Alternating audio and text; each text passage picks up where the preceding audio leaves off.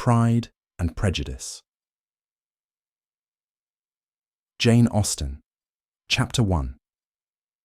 It is a truth universally acknowledged that a single man in possession of a good fortune must be in want of a wife. However little known the feelings or views of such a man may be on his first entering a neighbourhood, this truth is so well fixed in the minds of the surrounding families that he is considered as the rightful property of some one or other of their daughters. "My dear Mr. Bennet," said his lady to him one day, "have you heard that Netherfield Park is let at last?" Mr. Bennet replied that he had not. "But it is," returned she, "for Mrs. Long has just been here, and she told me all about it." Mr. Bennet made no answer. "Do not you want to know who has taken it?" cried his wife impatiently. "You want to tell me, and I have no objection to hearing it." This was invitation enough. "Why, my dear, you must know, Mrs. Long says that Netherfield is taken by a young man of large fortune from the north of England, that he came down on Monday in a chaise and 4 to see the place, and was so much delighted with it that he agreed with Mr. Morris immediately, that he is to take possession before Michaelmas, and some of his servants are to be in the house by the end of next week. What is his name? Bingley. Is he married or single? Oh, single, my dear, to be sure. A single man of large fortune, 4,000 or 5,000 a year. What a fine thing for our girls. How so? How can it affect them? My dear Mr. Bennet, replied his wife, how can you be so tiresome? You must know that I am thinking of his marrying one of them. Is that his design in settling here? Design? Nonsense, how can you talk so? But it is very likely that he may fall in love with one of them, and therefore you must visit him as soon as he comes. I see no occasion for that. You and the girls may go, or you may send them by themselves, which perhaps will be still better, for as you are as handsome as any of them, Mr. Bingley might like you the best of the party. My dear, you flatter me. I certainly have had my share of beauty, but I do not pretend to be anything extraordinary now. When a woman has 5 grown-up daughters, she ought to give over thinking of her own beauty. In such cases, a woman has not often much beauty to think of. But, my dear, you must indeed go and see Mr. Bingley when he comes into the neighbourhood. It is more than I engage for, I assure you. But consider your daughters. Only think what an establishment it would be for one of them. Sir William and Lady Lucas are determined to go, merely on that account, for in general, you know, they visit no newcomers. Indeed, you must go, for it will be impossible for us to visit him if you do not. You are over-scrupulous, surely. I dare say Mr. Bingley will be very glad to see you, and I will send a few lines by you to assure him of my hearty consent to his marrying whichever he chooses of the girls, though I must throw in a good word for my little Lizzie. I desire you will do no such thing. Lizzie is not a bit better than the others, and I am sure she is not half so handsome as Jane, nor half so good-humoured as Lydia, but you are always giving her the preference. They have none of them much to recommend them, replied he. They are all silly and ignorant like other girls, but Lizzie has something more of quickness than her sisters. Mr. Bennet, how can you abuse your own children in such a way? You take delight in vexing me. You have no compassion of my poor nerves. You mistake me, my dear. I have a high respect for your nerves. They are my old friends. I have heard you mention them with consideration these 20 years at least. Ah, you do not know what I suffer. But I hope you will get over it, and live to see many young men of 4,000 a year come into the neighbourhood. It will be no use to us if 20 such should come, since you will not visit them. Depend upon it, my dear, that when there are 20, I will visit them all. Mr. Bennet was so odd a mixture of quick parts, sarcastic humour, reserve and caprice, that the experience of 23 years had been insufficient to make his wife understand his character. Her mind was less difficult to develop. She was a woman of mean understanding, little information, and uncertain temper. When she was discontented, she fancied herself nervous. The business of her life was to get her daughters married. Its solace was visiting and news. Mr. Bennet was among the earliest of those who waited on Mr. Bingley. He had always intended to visit him, though to the last always assuring his wife that he should not go. Until the evening after the visit was paid, she had no knowledge of it. It was then disclosed in the following manner. Observing his second daughter employed in trimming a hat, he suddenly addressed her with, "I hope Mr. Bingley will like it, Lizzie." "We are not in a way to know what Mr. Bingley likes," said her mother resentfully, "since we are not to visit." "But you forget, mamma," said Elizabeth, "that we shall meet him at the assemblies, and that Mrs. Long has promised to introduce him." "I do not believe Mrs. Long will do any such thing. She has 2 nieces of her own. She is a selfish, hypocritical woman, and I have no opinion of her." "No more have I," said Mr. Bennet, "and I am glad to find that you do not depend on her serving you." Mrs. Bennet deigned not to make any reply, but, unable to contain herself, began scolding one of her daughters. "Don't keep coughing so, Kitty, for heaven's sake, have a little compassion on my nerves. You tear them to pieces." "Kitty has no discretion in her coughs," said her father. "She times them ill." "I do not cough for my own amusement," replied Kitty fretfully. "When is your next ball to be, Lizzie?" "Tomorrow fortnight." "Aye, so it is," cried her mother. "And Mrs. Long does not come back till the day before, so it will be impossible for her to introduce him, for she will not know him herself." "Then, my dear, you may have the advantage of your friend, and introduce Mr. Bingley to her."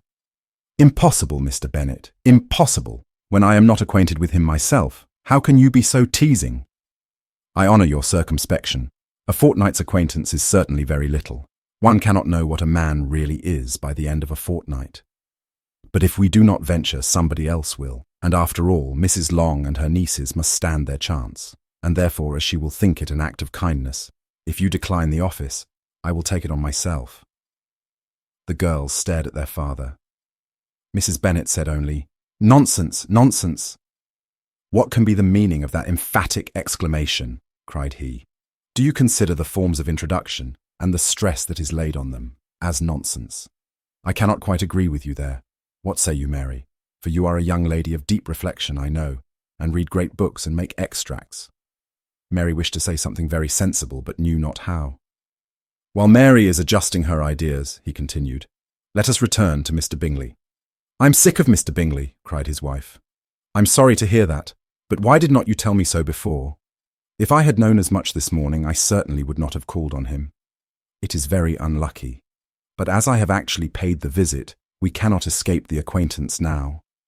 The astonishment of the ladies was just what he wished, that of Mrs. Bennet perhaps surpassing the rest, though when the first tumult of joy was over, she began to declare that it was what she had expected all the while. "How good it was in you, my dear Mr. Bennet! But I knew I should persuade you at last. I was sure you loved your girls too well to neglect such an acquaintance. Well, how pleased I am. And it is such a good joke, too, that you should have gone this morning and never said a word about it till now." "Now, Kitty, you may cough as much as you choose," said Mr. Bennet. And as he spoke, he left the room, fatigued with the raptures of his wife. "What an excellent father you have, girls," said she, when the door was shut.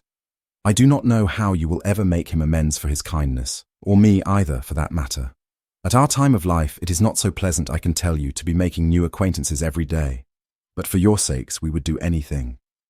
Lydia, my love, though you are the youngest, I dare say Mr. Bingley will dance with you at the next ball." "Oh," said Lydia stoutly, "I am not afraid. For though I am the youngest, I'm the tallest." The rest of the evening was spent in conjecturing how soon he would return Mr. Bennet's visit, and determining when they should ask him to dinner.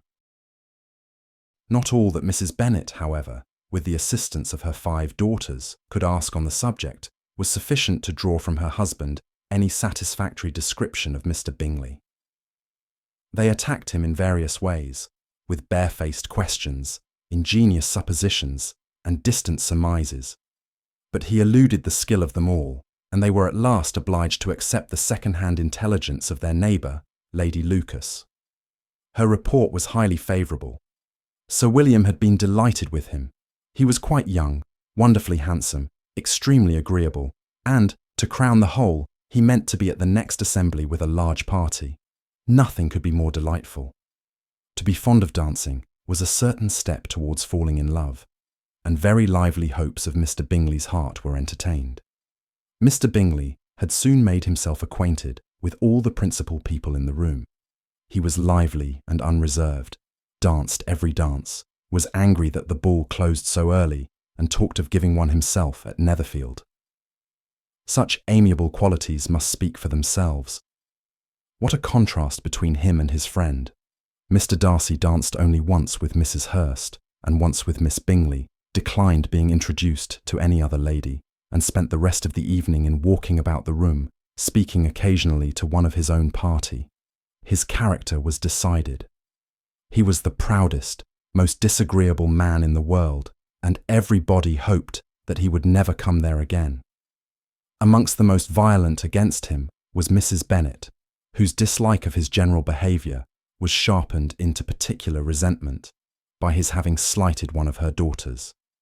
Elizabeth Bennet had been obliged, by the scarcity of gentlemen, to sit down for 2 dances, and during part of that time Mr. Darcy had been standing near enough for her to overhear a conversation between him and Mr. Bingley, who came from the dance for a few minutes, to press his friend to join it. "Come, Darcy," said he, "I must have you dance. I hate to see you standing about by yourself in this stupid manner. You had much better dance." "If I can but see one of my daughters happily settled at Netherfield," said Mrs. Bennet to her husband, "and all the others equally well married, I shall have nothing to wish for."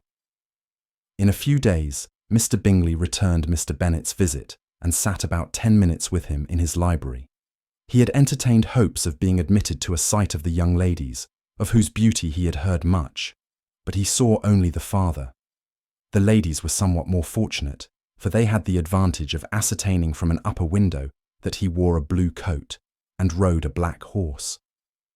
An invitation to dinner was soon afterwards dispatched, and already had Mrs. Bennet planned the courses that were to do credit to her housekeeping, when an answer arrived which deferred it all. Mr. Bingley was obliged to be in town the following day, and consequently unable to accept the honour of their invitation, etc. Mrs. Bennet was quite disconcerted. She could not imagine what business he could have in town so soon after his arrival in Hertfordshire, and she began to fear that he might be always flying about from one place to another, and never settled at Netherfield as he ought to be. Lady Lucas quieted her fears a little by starting the idea of his being gone to London, only to get a large party for the ball, and a report soon followed that Mr. Bingley was to bring 12 ladies and 7 gentlemen with him to the assembly. The girls grieved over such a number of ladies, but were comforted the day before the ball by hearing that instead of 12, he had brought only 6 with him from London, his 5 sisters and a cousin, and when the party entered the assembly room it consisted of only 5 altogether: Mr. Bingley, his 2 sisters, the husband of the eldest, and another young man. Mr. Bingley was good-looking and gentlemanlike. He had a pleasant countenance and easy, unaffected manners. His sisters were fine women with an air of decided fashion.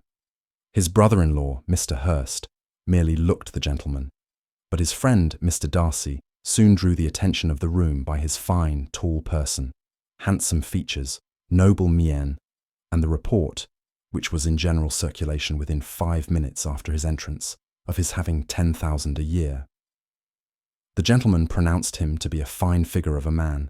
The ladies declared he was much handsomer than Mr. Bingley, and he was looked at with great admiration for about half the evening, till his manners gave a disgust which turned the tide of his popularity, for he was discovered to be proud, to be above his company, and above being pleased, and not all his large estate in Derbyshire could then save him from having a most forbidding, disagreeable countenance, and being unworthy to be compared with his friend. "I certainly shall not. You know how I detest it, unless I am particularly acquainted with my partner. At such an assembly as this it would be insupportable. Your sisters are engaged, and there is not another woman in the room whom it would not be a punishment to me to stand up with." "I would not be so fastidious as you are," cried Bingley, "for a kingdom. Upon my honour, I never met with so many pleasant girls in my life as I have this evening, and there are several of them you see uncommonly pretty." "You are dancing with the only handsome girl in the room," said Mr. Darcy, looking at the eldest Miss Bennet. "Oh, she is the most beautiful creature I ever beheld. But there is one of her sisters sitting down just behind you, who is very pretty, and I dare say very agreeable. Do let me ask my partner to introduce you." "Which do you mean?" And turning round, He looked for a moment at Elizabeth, till catching her eye, he withdrew his own and coldly said, "She is tolerable, but not handsome enough to tempt me, and I am in no humour at present to give consequence to young ladies who are slighted by other men. You had better return to your partner and enjoy her smiles, for you are wasting your time with me." Mr. Bingley followed his advice. Mr. Darcy walked off, and Elizabeth remained with no very cordial feelings towards him. She told the story, however, with great spirit among her friends, for she had a lively, playful disposition which delighted in anything ridiculous. The evening altogether passed off pleasantly to the whole family. Mrs. Bennet had seen her eldest daughter much admired by the Netherfield party.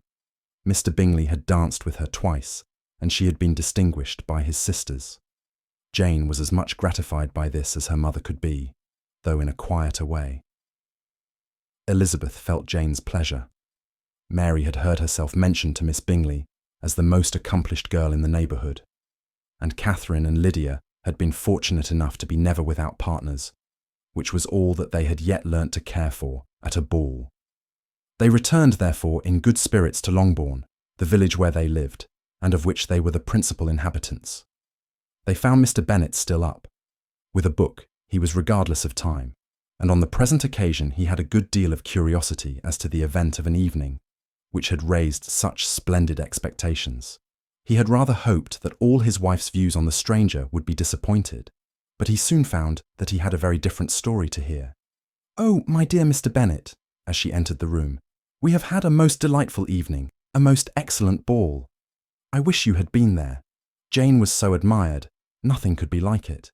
Everybody said how well she looked, and Mr. Bingley thought her quite beautiful and danced with her twice. Only think of that, my dear, he actually danced with her twice. And she was the only creature in the room that he asked a second time. First of all he asked Miss Lucas. I was so vexed to see him stand up with her. But however, he did not admire her at all. Indeed, nobody can, you know, and he seemed quite struck with Jane as she was going down the dance. So he inquired who she was, and got introduced, and asked her for the 2 next. Then the 2/3 he danced with Miss King, and the 2/4 with Maria Lucas, and the 2/5 with Jane again, and the 2/6 with Lizzie and the Boulanger. If he had had any compassion for me, cried her husband impatiently, he would not have danced half so much. For God's sake, say no more of his partners. Oh, that he had sprained his ankle in the first dance. Oh, my dear, continued Mrs. Bennet, I am quite delighted with him. He is so excessively handsome. And his sisters are charming women. I never in my life saw anything more elegant than their dresses. I dare say the lace upon Mrs. Hurst's gown. Here she was interrupted again. Mr. Bennet protested against any description of finery. She was therefore obliged to seek another branch of the subject, and related, with much bitterness of spirit and some exaggeration, the shocking rudeness of Mr. Darcy. But I can assure you, she added, that Lizzie does not lose much by not suiting his fancy, for he is a most disagreeable, horrid man, not at all worth pleasing. So high and so conceited that there was no enduring him. He walked here and walked there, fancying himself so very great. Not handsome enough to dance with. I wish you had been there, my dear, to have given him one of your set-downs. I quite detest the man. When Jane and Elizabeth were alone, the former, who had been cautious in her praise of Mr. Bingley before, expressed to her sister how very much she admired him. He is just what a young man ought to be, said she, sensible, good-humoured, lively, and I never saw such happy manners, so much ease, with such perfect good breeding. He is also handsome, said Elizabeth, which a young man ought likewise to be, if he possibly can. His character is thereby complete. I was very much flattered by his asking me to dance a second time. I did not expect such a compliment. Did not you? I did for you. But that is one great difference between us. Compliments always take you by surprise, and me never. What could be more natural than his asking you again? He could not help seeing that you were about 5 times as pretty as every other woman in the room. No thanks to his gallantry for that. Well, he certainly is very agreeable, and I give you leave to like him. You have liked many a stupider person. Dear Lizzie, oh, you are a great deal too apt, you know, to like people in general, You never see a fault in anybody. All the world are good and agreeable in your eyes. I never heard you speak ill of a human being in my life. I would wish not to be hasty in censuring anyone, but I always speak what I think. I know you do, and it is that which makes the wonder. With your good sense to be so honestly blind to the follies and nonsense of others. Affectation of candour is common enough. One meets it everywhere. But to be candid without ostentation or design, to take the good of everybody's character and make it still better and say nothing of the bad, belongs to you alone. And so you like this man's sisters too, do you? Their manners are not equal to his. Certainly not, at first. But they are very pleasing women when you converse with them. Miss Bingley is to live with her brother and keep his house, and I am much mistaken if we shall not find a very charming neighbour in her. Elizabeth listened in silence, but was not convinced. Their behaviour at the assembly had not been calculated to please in general, and with more quickness of observation and less pliancy of temper than her sister, and with a judgment too unassailed by any attention to herself, she was very little disposed to approve them. They were in fact very fine ladies, not deficient in good humour when they were pleased, nor in the power of being agreeable where they chose it, but proud and conceited. They were rather handsome, had been educated in one of the first private seminaries in town, had a fortune of £20,000, were in the habit of spending more than they ought, and of associating with people of rank, and were therefore in every respect entitled to think well of themselves and meanly of others. They were of a respectable family in the north of England, a circumstance more deeply impressed on their memories than that their brother's fortune and their own had been acquired by trade. Mr. Bingley inherited property to the amount of nearly £100,000 from his father, who had intended to purchase an estate, but did not live to do it. Mr. Bingley intended it likewise, and sometimes made choice of his county. But as he was now provided with a good house and the liberty of a manor, it was doubtful to many of those who best knew the easiness of his temper, whether he might not spend the remainder of his days at Netherfield and leave the next generation to purchase. His sisters were very anxious for his having an estate of his own, but, though he was now established only as a tenant, Miss Bingley was by no means unwilling to preside at his table. Nor was Mrs. Hurst, who had married a man of more fashion than fortune, less disposed to consider his house as her home when it suited her. Mr. Bingley had not been of age 2 years when he was tempted by an accidental recommendation to look at Netherfield House. He did look at it and into it for half an hour, was pleased with the situation and the principal rooms, satisfied with what the owner said in its praise, and took it immediately. Between him and Darcy there was a very steady friendship, in spite of a great opposition of character. Bingley was endeared to Darcy by the easiness, openness, and ductility of his temper, though no disposition could offer a greater contrast to his own, and though with his own, he never appeared dissatisfied. On the strength of Darcy's regard, Bingley had the firmest reliance, and of his judgment the highest opinion. In understanding, Darcy was the superior. Bingley was by no means deficient, but Darcy was clever. He was at the same time haughty, reserved, and fastidious, and his manners, though well-bred, were not inviting. In that respect, his friend had greatly the advantage. Bingley was sure of being liked wherever he appeared. Darcy was continually giving offence. The manner in which they spoke of the Meryton assembly was sufficiently characteristic. Bingley had never met with pleasanter people or prettier girls in his life. Everybody had been most kind and attentive to him. There had been no formality, no stiffness. He had soon felt acquainted with all the room, and as to Miss Bennet, he could not conceive an angel more beautiful. Darcy, on the contrary, had seen a collection of people in whom there was little beauty and no fashion, for none of whom he had felt the smallest interest, and from none received either attention or pleasure. Miss Bennet he acknowledged to be pretty, but she smiled too much. Mrs. Hurst and her sister allowed it to be so, but still they admired her and liked her, and pronounced her to be a sweet girl, and one whom they should not object to know more of. Miss Bennet was therefore established as a sweet girl, and their brother felt authorized by such commendation to think of her as he chose. Within a short walk of Longbourn lived a family with whom the Bennets were particularly intimate. Sir William Lucas had been formerly in trade in Meryton, where he had made a tolerable fortune and risen to the honour of knighthood by an address to the king during his mayoralty. The distinction had perhaps been felt too strongly. It had given him a disgust to his business and to his residence in a small market town. And quitting them both, he had removed with his family to an house about a mile from Meryton, denominated from that period Lucas Lodge, where he could think with pleasure of his own importance, and, unshackled by business, occupy himself solely in being civil to all the world. For though elated by his rank, it did not render him supercilious. On the contrary, he was all attention to everybody. By nature inoffensive, friendly and obliging, his presentation at St. James's had made him courteous. Lady Lucas was a very good kind of woman, not too clever to be a valuable neighbour to Mrs. Bennet. They had several children. The eldest of them, a sensible, intelligent young woman, about 27, was Elizabeth's intimate friend. That the Miss Lucases and the Miss Bennets should meet to talk over a ball was absolutely necessary, and the morning after the assembly brought the former to Longbourn to hear and to communicate. "You began the evening well, Charlotte," said Mrs. Bennet, with civil self-command to Miss Lucas. "You were Mr. Bingley's first choice."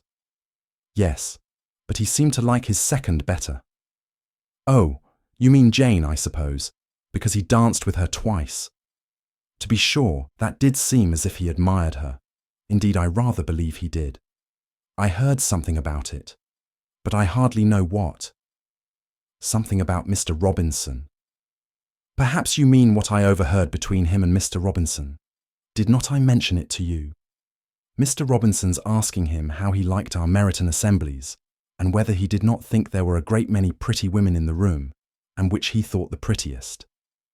And his answering immediately to the last question. Oh, the eldest Miss Bennet, beyond a doubt. There cannot be two opinions on that point." "Upon my word." "Well, that was very decided indeed. That does seem as if. But, however, it may all come to nothing, you know." "My overhearings were more to the purpose than yours, Eliza," said Charlotte. "Mr. Darcy is not so well worth listening to as his friend, is he? Poor Eliza, to be only just tolerable. I beg you would not put it into Lizzie's head to be vexed by his ill treatment, for he is such a disagreeable man, that it would be quite a misfortune to be liked by him. Mrs. Long told me last night that he sat close to her for half an hour without once opening his lips." "Are you quite sure, ma'am? Is not there a little mistake?" said Jane. "I certainly saw Mr. Darcy speaking to her. Aye, because she asked him at last how he liked Netherfield, and he could not help answering her. But she said he seemed very angry at being spoke to." "Miss Bingley told me," said Jane, "that he never speaks much, unless among his intimate acquaintance. With them, he is remarkably agreeable." "I do not believe a word of it, my dear. If he had been so very agreeable, he would have talked to Mrs. Long, but I can guess how it was. Everybody says that he is eat up with pride, and I dare say he had heard somehow that Mrs. Long does not keep a carriage, and had come to the ball in a hack chaise." "I do not mind his not talking to Mrs. Long," said Miss Lucas, "but I wish he had danced with Eliza." "Another time, Lizzie," said her mother. "I would not dance with him if I were you. I believe, ma'am, I may safely promise you never to dance with him." "His pride," said Miss Lucas, "does not offend me so much as pride often does, because there is an excuse for it. One cannot wonder that so very fine a young man, with family, fortune, everything in his favour, should think highly of himself. If I may so express it, he has a right to be proud." "That is very true," replied Elizabeth, "and I could easily forgive his pride if he had not mortified mine." "Pride," observed Mary, who piqued herself upon the solidity of her reflections, "is a very common failing, I believe. By all that I have ever read, I am convinced that it is very common indeed, that human nature is particularly prone to it, and that there are very few of us who do not cherish a feeling of self-complacency on the score of some quality or other, real or imaginary. Vanity and pride are different things, though the words are often used synonymously. A person may be proud without being vain. Pride relates more to our opinion of ourselves, vanity to what we would have others think of us. "If I were as rich as Mr. Darcy," cried a young Lucas, who came with his sisters, "I should not care how proud I was. I would keep a pack of foxhounds and drink a bottle of wine every day." "Then you would drink a great deal more than you ought," said Mrs. Bennet. "And if I were to see you at it, I should take away your bottle directly." The boy protested that she should not. She continued to declare that she would, and the argument ended only with the visit. The ladies of Longbourn soon waited on those of Netherfield. The visit was returned in due form. Miss Bennet's pleasing manners grew on the goodwill of Mrs. Hurst and Miss Bingley, and though the mother was found to be intolerable, and the younger sisters not worth speaking to, a wish of being better acquainted with them was expressed towards the two eldest. By Jane, this attention was received with the greatest pleasure, but Elizabeth still saw superciliousness in their treatment of everybody, hardly excepting even her sister, and could not like them, though their kindness to Jane, such as it was, had a value as arising in all probability from the influence of their brother's admiration. It was generally evident whenever they met that he did admire her, and to her it was equally evident that Jane was yielding to the preference which she had begun to entertain for him from the first, and was in a way to be very much in love. But she considered with pleasure that it was not likely to be discovered by the world in general, since Jane united, with great strength of feeling, a composure of temper, and a uniform cheerfulness of manner, which would guard her from the suspicions of the impertinent. She mentioned this to her friend, Miss Lucas. "It may perhaps be pleasant," replied Charlotte, "to be able to impose on the public in such a case, but it is sometimes a disadvantage to be so very guarded. If a woman conceals her affection with the same skill from the object of it, she may lose the opportunity of fixing him, and it will then be but poor consolation to believe the world equally in the dark. There is so much of gratitude or vanity in almost every attachment that it is not safe to leave any to itself. We can all begin freely, a slight preference is natural enough, but there are very few of us who have heart enough to be really in love without encouragement. In 9 cases out of 10, a woman had better show more affection than she feels. Bingley likes your sister undoubtedly, but he may never do more than like her if she does not help him on. But she does help him on, as much as her nature will allow. If I can perceive her regard for him, he must be a simpleton, indeed, not to discover it too. Remember, Eliza, that he does not know Jane's disposition as you do. But if a woman is partial to a man, and does not endeavour to conceal it, he must find it out. Perhaps he must, if he sees enough of her. But though Bingley and Jane meet tolerably often, it is never for many hours together, and as they always see each other in large mixed parties, it is impossible that every moment should be employed in conversing together. Jane should therefore make the most of every half hour in which she can command his attention. When she is secure of him, there will be leisure for falling in love as much as she chooses. "Your plan is a good one," replied Elizabeth, "where nothing is in question but the desire of being well married, and if I were determined to get a rich husband, or any husband, I dare say I should adopt it. But these are not Jane's feelings. She is not acting by design. As yet, she cannot even be certain of the degree of her own regard, nor of its reasonableness. She has known him only a fortnight. She danced 4 dances with him at Meryton. She saw him one morning at his own house, and has since dined in company with him 4 times. This is not quite enough to make her understand his character, not as you represent it. Had she merely dined with him, she might only have discovered whether he had a good appetite. But you must remember that 4 evenings have been also spent together, and 4 evenings may do a great deal. Yes, these 4 evenings have enabled them to ascertain that they both like Vingt better than commerce. But with respect to any other leading characteristic, I do not imagine that much has been unfolded. "Well," said Charlotte, "I wish Jane success with all my heart, and if she were married to him tomorrow, I should think she had as good a chance of happiness as if she were to be studying his character for a 12-month. Happiness in marriage is entirely a matter of chance. If the dispositions of the parties are ever so well known to each other, or ever so similar beforehand, it does not advance their felicity in the least. They always continue to grow sufficiently unlike afterwards to have their share of vexation, and it is better to know as little as possible of the defects of the person with whom you are to pass your life. You make me laugh, Charlotte, but it is not sound. You know it is not sound, and that you would never act in this way yourself. Occupied in observing Mr. Bingley's attentions to her sister, Elizabeth was far from suspecting that she was herself becoming an object of some interest in the eyes of his friend. Mr. Darcy had at first scarcely allowed her to be pretty. He had looked at her without admiration at the ball, and when they next met, he looked at her only to criticise.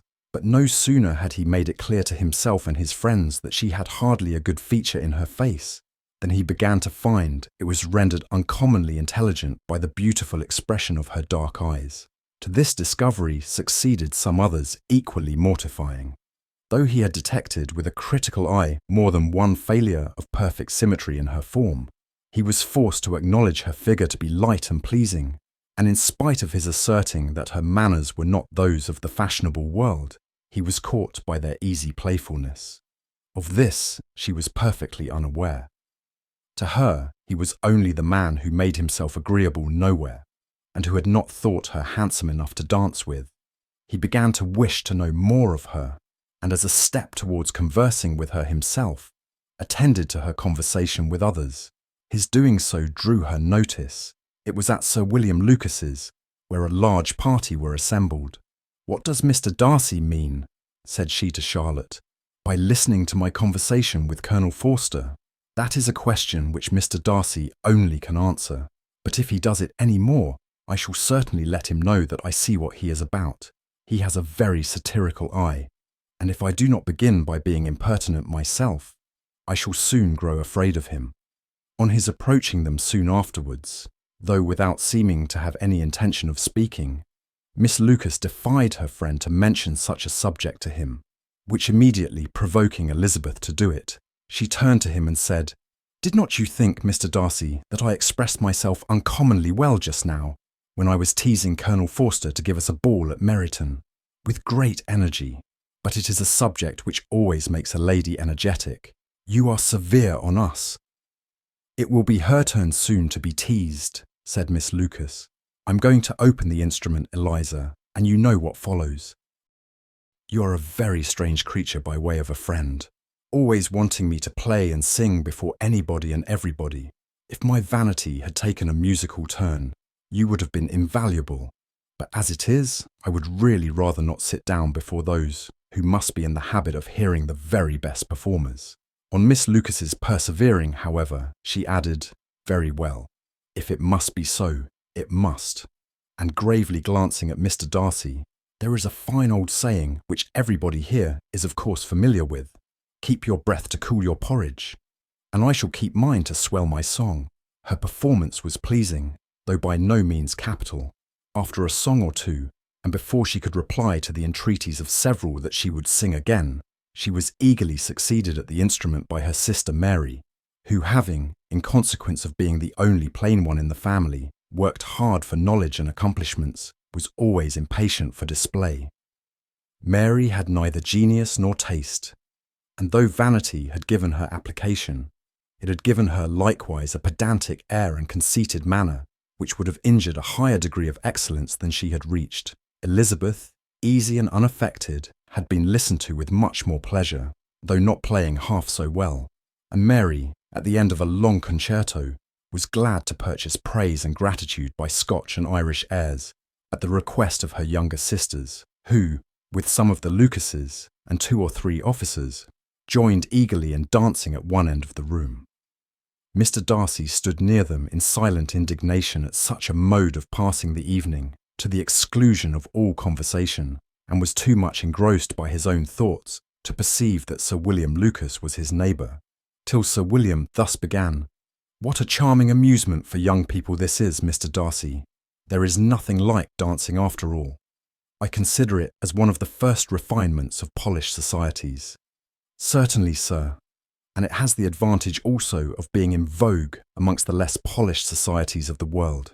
every savage can dance. Sir William only smiled.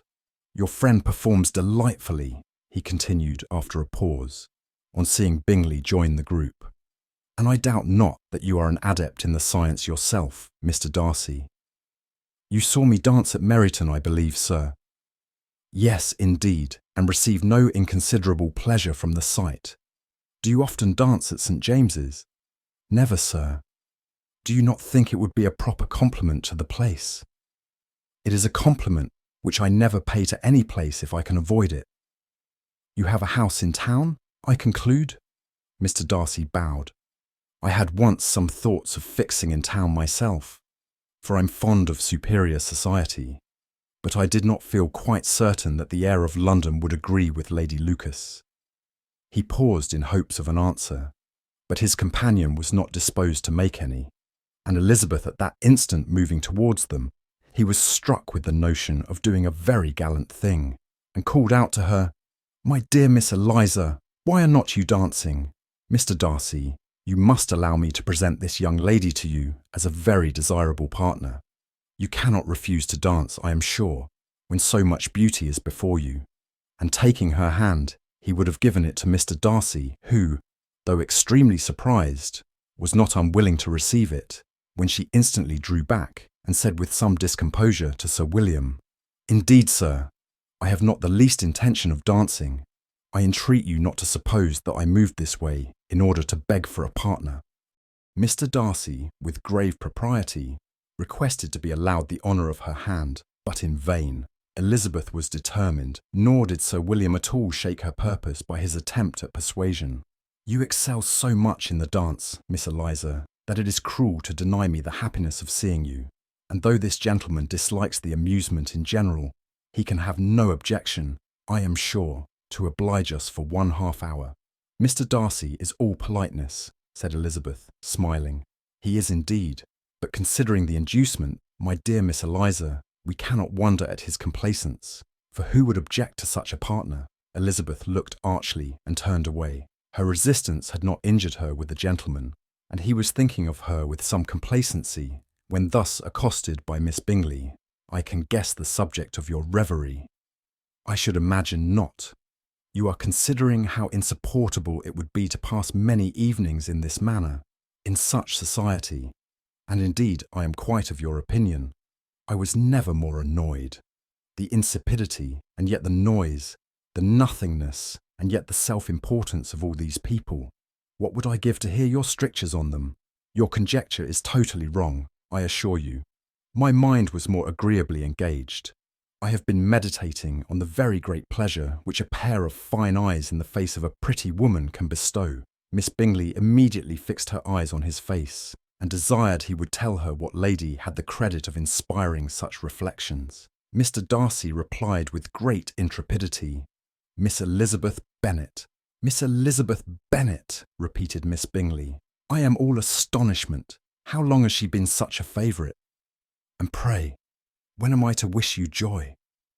That is exactly the question which I expected you to ask. A lady's imagination is very rapid. It jumps from admiration to love, from love to matrimony, in a moment. I knew you would be wishing me joy. Nay, if you are so serious about it, I shall consider the matter as absolutely settled. You will have a charming mother-in-law indeed, and of course, she will be always at Pemberley with you. He listened to her with perfect indifference while she chose to entertain herself in this manner, and as his composure convinced her that all was safe, her wit flowed long.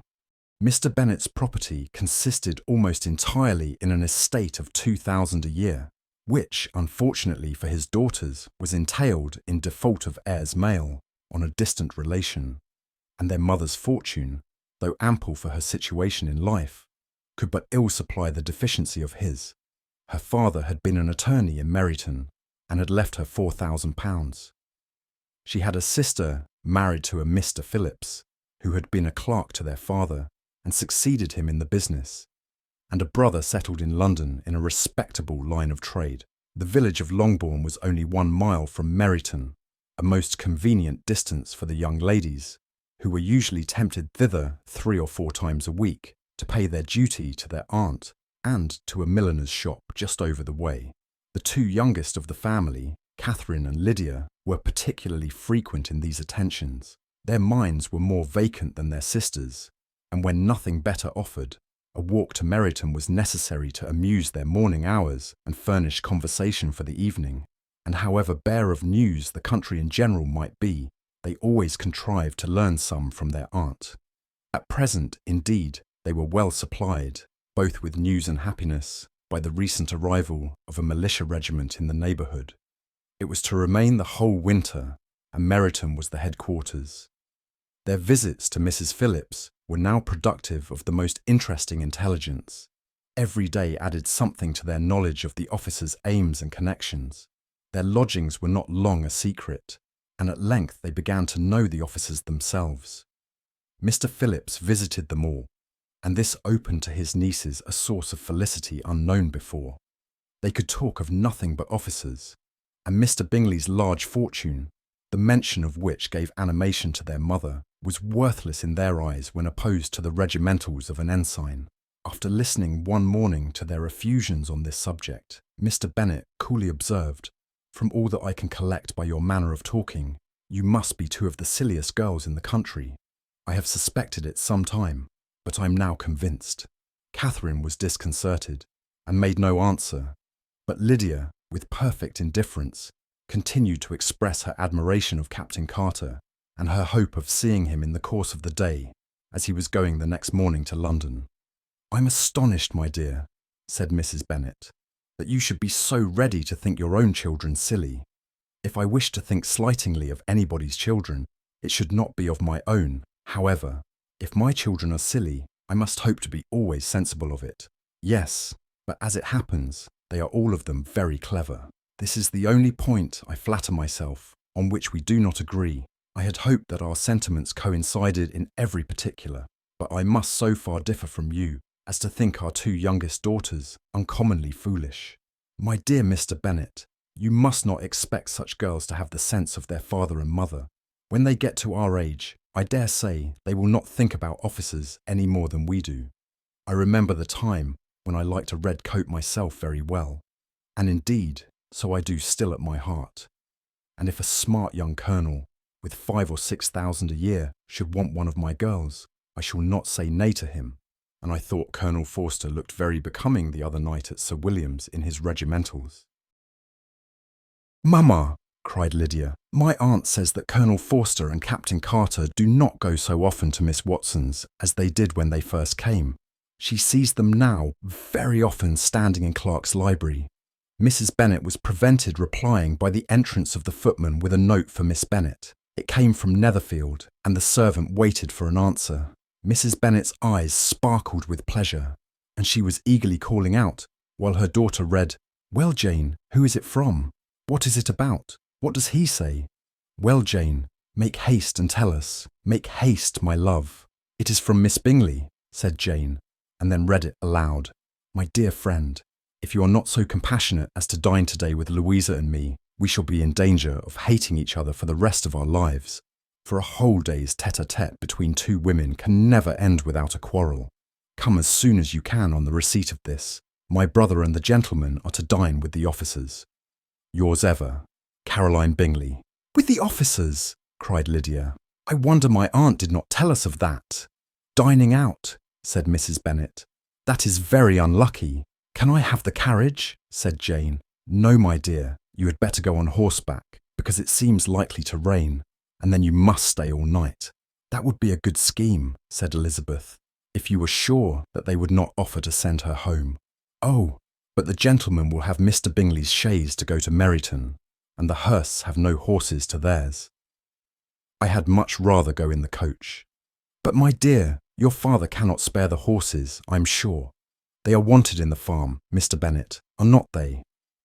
"They are wanted in the farm much oftener than I can get them." "But if you have got them today," said Elizabeth, "my mother's purpose will be answered." She did at last extort from her father an acknowledgment that the horses were engaged. Jane was therefore obliged to go on horseback, and her mother attended her to the door with many cheerful prognostics of a bad day. Her hopes were answered. Jane had not been gone long before it rained hard. Her sisters were uneasy for her, but her mother was delighted. The rain continued the whole evening without intermission. Jane certainly could not come back. "This was a lucky idea of mine, indeed," said Mrs. Bennet more than once, as if the credit of making it rain were all her own. Till the next morning, however, she was not aware of all the felicity of her contrivance. Breakfast was scarcely over when a servant from Netherfield brought the following note for Elizabeth. "My dearest Lizzie, I find myself very unwell this morning, which, I suppose, is to be imputed to my getting wet through yesterday. My kind friends will not hear of my returning home till I am better. They insist also on my seeing Mr. Jones. Therefore, do not be alarmed if you should hear of his having been to me. And, excepting a sore throat and headache, there is not much the matter with me. Yours, etc." "Well, my dear," said Mr. Bennet, when Elizabeth had read the note aloud, "if your daughter should have a dangerous fit of illness, if she should die, it would be a comfort to know that it was all in pursuit of Mr. Bingley and under your orders." "Oh, I am not at all afraid of her dying. People do not die of little trifling colds. She will be taken good care of. As long as she stays there, it is all very well. I would go and see her if I could have the carriage." Elizabeth, feeling really anxious, was determined to go to her, though the carriage was not to be had, and as she was no horsewoman, walking was her only alternative. She declared her resolution. "How can you be so silly," cried her mother, "as to think of such a thing? In all this dirt, you will not be fit to be seen when you get there. I shall be very fit to see Jane, which is all I want." "Is this a hint to me, Lizzie," said her father, "to send for the horses?" "No, indeed. I do not wish to avoid the walk. The distance is nothing when one has a motive, only 3 miles. I shall be back by dinner." "I admire the activity of your benevolence," observed Mary. "But every impulse of feeling should be guided by reason, and in my opinion, exertion should always be in proportion to what is required." "We will go as far as Meryton with you," said Catherine and Lydia. Elizabeth accepted their company, and the 3 young ladies set off together. "If we make haste," said Lydia as they walked along, "perhaps we may see something of Captain Carter before he goes." In Meryton they parted. The 2 youngest repaired to the lodgings of one of the officers' wives, and Elizabeth continued her walk alone, crossing field after field at a quick pace, jumping over stiles and springing over puddles with impatient activity, and finding herself at last within view of the house, with weary ankles, dirty stockings, and a face glowing with the warmth of exercise. She was shown into the breakfast parlour, where all but Jane were assembled, and where her appearance created a great deal of surprise. That she should have walked 3 miles so early in the day, in such dirty weather, and by herself, was almost incredible to Mrs. Hurst and Miss Bingley, and Elizabeth was convinced that they held her in contempt for it. She was received, however, very politely by them, and in their brother's manners there was something better than politeness. There was good humour and kindness. Mr. Darcy said very little, and Mr. Hurst nothing at all. The former was divided between admiration of the brilliancy which exercise had given to her complexion, and doubt as to the occasions justifying her coming so far alone. The latter was thinking only of his breakfast. Her inquiries after her sister were not very favourably answered. Miss Bennet had slept ill, and though up, was very feverish, and not well enough to leave her room. Elizabeth was glad to be taken to her immediately, and Jane, who had only been withheld by the fear of giving alarm or inconvenience from expressing in her note how much she longed for such a visit, was delighted at her entrance. She was not equal, however, to much conversation, and when Miss Bingley left them together, could attempt little beside expressions of gratitude for the extraordinary kindness she was treated with. Elizabeth silently attended her. When breakfast was over, they were joined by the sisters, and Elizabeth began to like them herself when she saw how much affection and solicitude they showed for Jane. The apothecary came, and having examined his patient, said, as might be supposed, that she had caught a violent cold, and that they must endeavour to get the better of it, advised her to return to bed, and promised her some draughts. The advice was followed readily, for the feverish symptoms increased, and her head ached acutely. Elizabeth did not quit her room for a moment, nor were the other ladies often absent. The gentlemen being out, they had in fact nothing to do elsewhere. When the clock struck 3, Elizabeth felt that she must go, and very unwillingly said so. Miss Bingley offered her the carriage, and she only wanted a little pressing to accept it, when Jane testified such concern in parting with her, that Miss Bingley was obliged to convert the offer of the chaise into an invitation to remain at Netherfield for the present. Elizabeth most thankfully consented, and a servant was dispatched to Longbourn to acquaint the family with her stay and bring back a supply of clothes. At 5 o'clock the two ladies retired to dress, and at 6:30 Elizabeth was summoned to dinner. To the civil inquiries which then poured in, and amongst which she had the pleasure of distinguishing the much superior solicitude of Mr. Bingley, she could not make a very favourable answer. Jane was by no means better.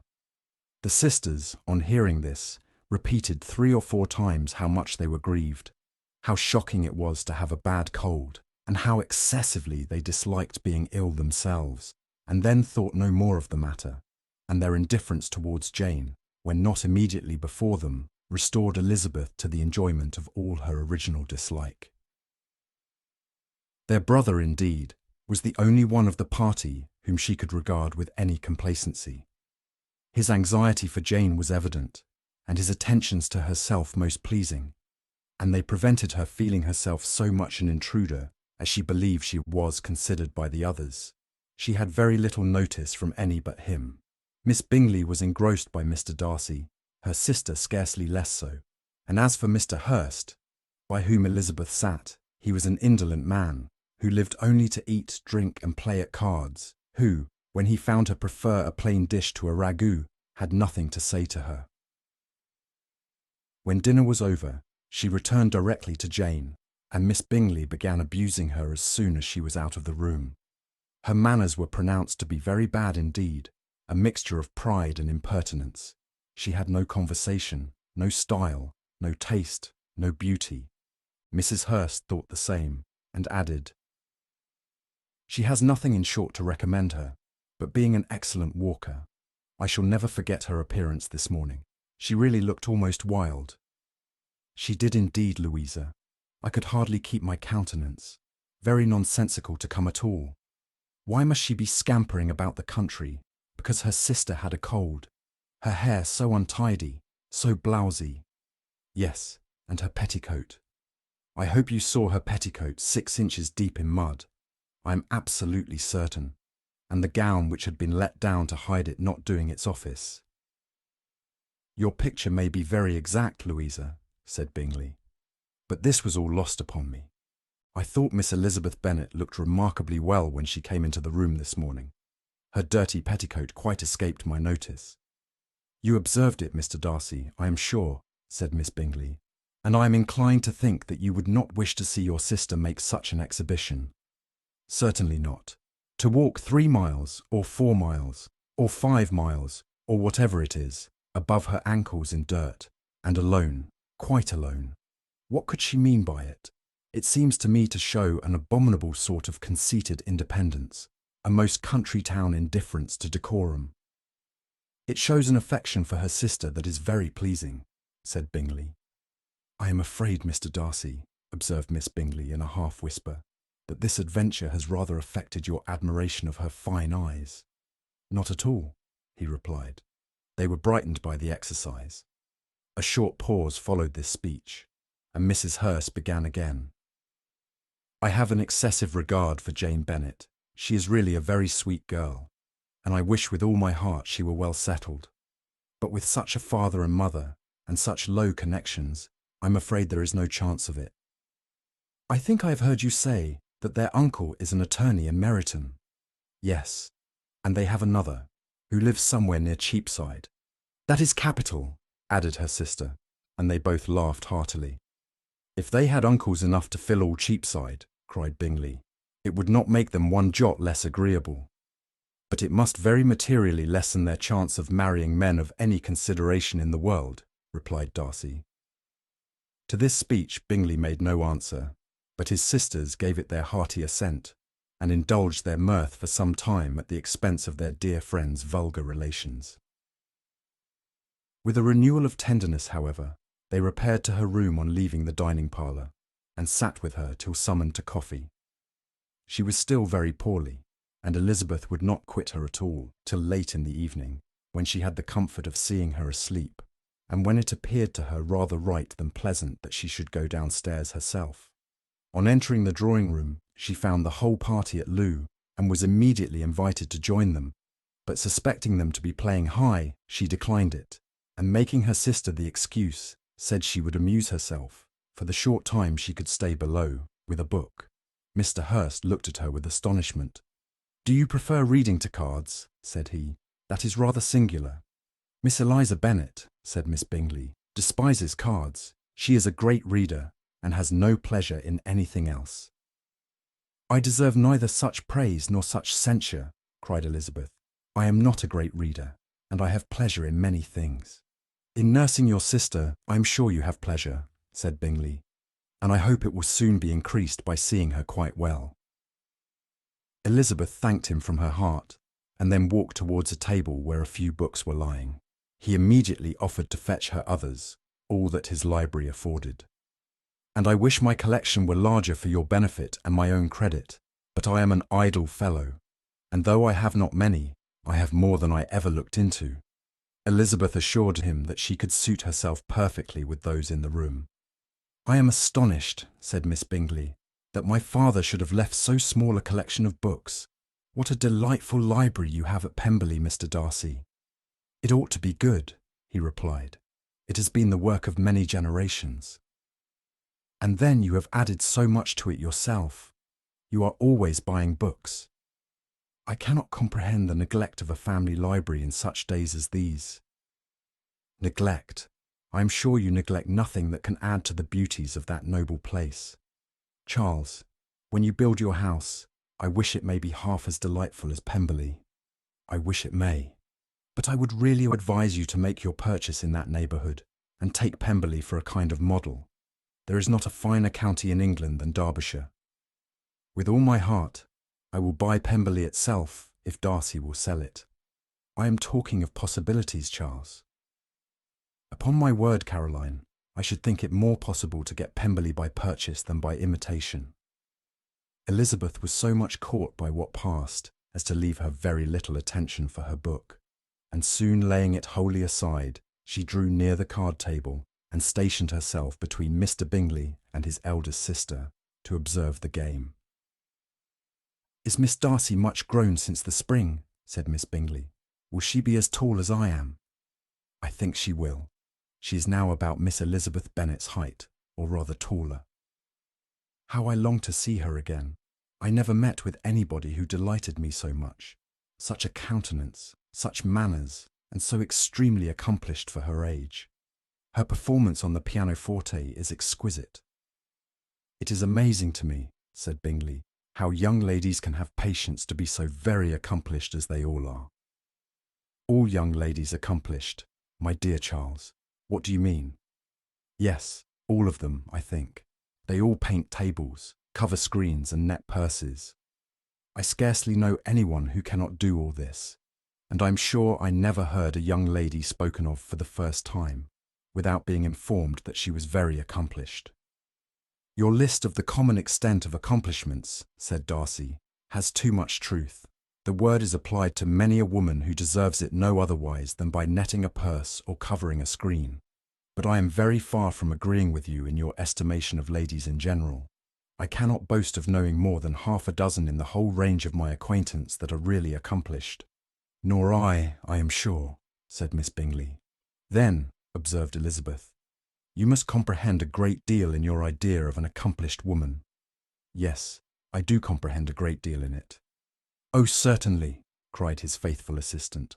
"No one can be really esteemed accomplished who does not greatly surpass what is usually met with.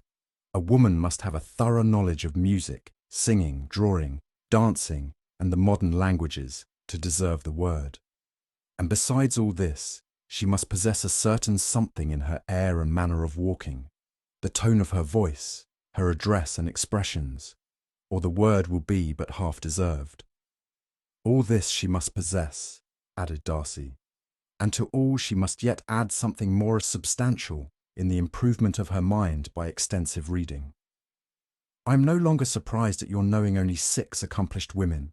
I rather wonder now at your knowing any. Are you so severe upon your own sex as to doubt the possibility of all this? I never saw such a woman. I never saw such capacity and taste and application and elegance as you describe, united. Mrs. Hurst and Miss Bingley both cried out against the injustice of her implied doubt, and were both protesting that they knew many women who answered this description, when Mr. Hurst called them to order, with bitter complaints of their inattention to what was going forward. As all conversation was thereby at an end, Elizabeth soon afterwards left the room. Eliza Bennet, said Miss Bingley, when the door was closed on her, is one of those young ladies who seek to recommend themselves to the other sex by undervaluing their own, and with many men, I dare say, it succeeds. But in my opinion, it is a paltry device, a very mean art. Undoubtedly, replied Darcy, to whom this remark was chiefly addressed, there is meanness in all the arts which ladies sometimes condescend to employ for captivation. Whatever bears affinity to cunning is despicable. Miss Bingley was not so entirely satisfied with this reply as to continue the subject. Elizabeth joined them again, only to say that her sister was worse, and that she could not leave her. Bingley urged Mr. Jones's being sent for immediately, while his sisters, convinced that no country advice could be of any service, recommended an express to town for one of the most eminent physicians. This she would not hear of, but she was not so unwilling to comply with their brother's proposal, and it was settled that Mr. Jones should be sent for early in the morning, if Miss Bennet were not decidedly better. Bingley was quite uncomfortable. His sisters declared that they were miserable. They solaced their wretchedness, however, by duets after supper, while he could find no better relief to his feelings than by giving his housekeeper directions that every possible attention might be paid to the sick lady and her sister. Chapter 9. Elizabeth passed the chief of the night in her sister's room, and in the morning had the pleasure of being able to send a tolerable answer to the inquiries which she very early received from Mr. Bingley by a housemaid, and some time afterwards from the 2 elegant ladies who waited on his sisters. In spite of this amendment, however, she requested to have a note sent to Longbourn, desiring her mother to visit Jane and form her own judgment of her situation. The note was immediately dispatched, and its contents as quickly complied with. Mrs. Bennet, accompanied by her 2 youngest girls, reached Netherfield soon after the family breakfast. Had she found Jane in any apparent danger, Mrs. Bennet would have been very miserable, but being satisfied on seeing her that her illness was not alarming, she had no wish of her recovering immediately, as her restoration to health would probably remove her from Netherfield. She would not listen, therefore, to her daughter's proposal of being carried home, neither did the apothecary, who arrived about the same time, think it at all advisable. After sitting a little while with Jane, on Miss Bingley's appearance and invitation, the mother and 3 daughters all attended her into the breakfast parlour. Bingley met them with hopes that Mrs. Bennet had not found Miss Bennet worse than she expected. "Indeed I have, sir," was her answer. "She is a great deal too ill to be moved. Mr. Jones says we must not think of moving her. We must trespass a little longer on your kindness." "Removed!" cried Bingley. "It must not be thought of. My sister, I am sure, will not hear of her removal." "You may depend upon it, madam," said Miss Bingley with cold civility, "that Miss Bennet shall receive every possible attention while she remains with us." Mrs. Bennet was profuse in her acknowledgments. "I am sure," she added, "if it was not for such good friends, I do not know what would become of her, for she is very ill indeed, and suffers a vast deal, though with the greatest patience in the world, which is always the way with her, for she has, without exception, the sweetest temper I ever met with. I often tell my other girls they are nothing to her. You have a sweet room here, Mr. Bingley, and a charming prospect over that gravel walk. I do not know a place in the country that is equal to Netherfield. You will not think of quitting it in a hurry, I hope, though you have but a short lease." Whatever I do is done in a hurry, replied he, and therefore, if I should resolve to quit Netherfield, I should probably be off in 5 minutes. At present, however, I consider myself as quite fixed here. That is exactly what I should have supposed of you, said Elizabeth. You begin to comprehend me, do you? Cried he, turning towards her. Oh yes, I understand you perfectly. I wish I might take this for a compliment, but to be so easily seen through, I am afraid, is pitiful. That is as it happens. It does not necessarily follow that a deep, intricate character is more or less estimable than such a one as yours. Lizzie, cried her mother, remember where you are, and do not run on in the wild manner that you are suffered to do at home. I did not know before, continued Bingley immediately, that you were a studier of character. It must be an amusing study. Yes, but intricate characters are the most amusing. They have at least that advantage. The country, said Darcy, can in general supply but few subjects for such a study. In a country neighbourhood, you move in a very confined and unvarying society. But people themselves alter so much that there is something new to be observed in them forever. Yes, indeed, cried Mrs. Bennet, offended by his manner of mentioning a country neighbourhood. I assure you there is quite as much of that going on in the country as in town. Everybody was surprised, and Darcy, after looking at her for a moment, turned silently away. Mrs. Bennet, who fancied she had gained a complete victory over him, continued her triumph. I cannot see that London has any great advantage over the country, for my part, except the shops and public places. The country is a vast deal pleasanter, is not it, Mr. Bingley? When I am in the country, he replied, I never wish to leave it, and when I am in town, it is pretty much the same. They have each their advantages, and I can be equally happy in either. Aye, that is because you have the right disposition. But that gentleman, looking at Darcy, seemed to think the country was nothing at all. Indeed, mamma, you are mistaken, said Elizabeth, blushing for her mother. You quite mistook Mr. Darcy. He only meant that there was not such a variety of people to be met with in the country as in town, which you must acknowledge to be true. Certainly, my dear, nobody said there were, but as to not meeting with many people in this neighbourhood, I believe there are few neighbourhoods larger. I know we dine with 24 families. Nothing but concern for Elizabeth could enable Bingley to keep his countenance. His sister was less delicate, and directed her eye towards Mr. Darcy with a very expressive smile. Elizabeth, for the sake of saying something that might turn her mother's thoughts, now asked her if Charlotte Lucas had been at Longbourn since her coming away. Yes, she called yesterday with her father. What an agreeable man Sir William is, Mr. Bingley, is not he? So much the man of fashion, so genteel and so easy. He has always something to say to everybody. That is my idea of good breeding, and those persons who fancy themselves very important and never open their mouths quite mistake the matter. Did Charlotte dine with you? No, she would go home. I fancy she was wanted about the mince pies. For my part, Mr. Bingley, I always keep servants that can do their own work.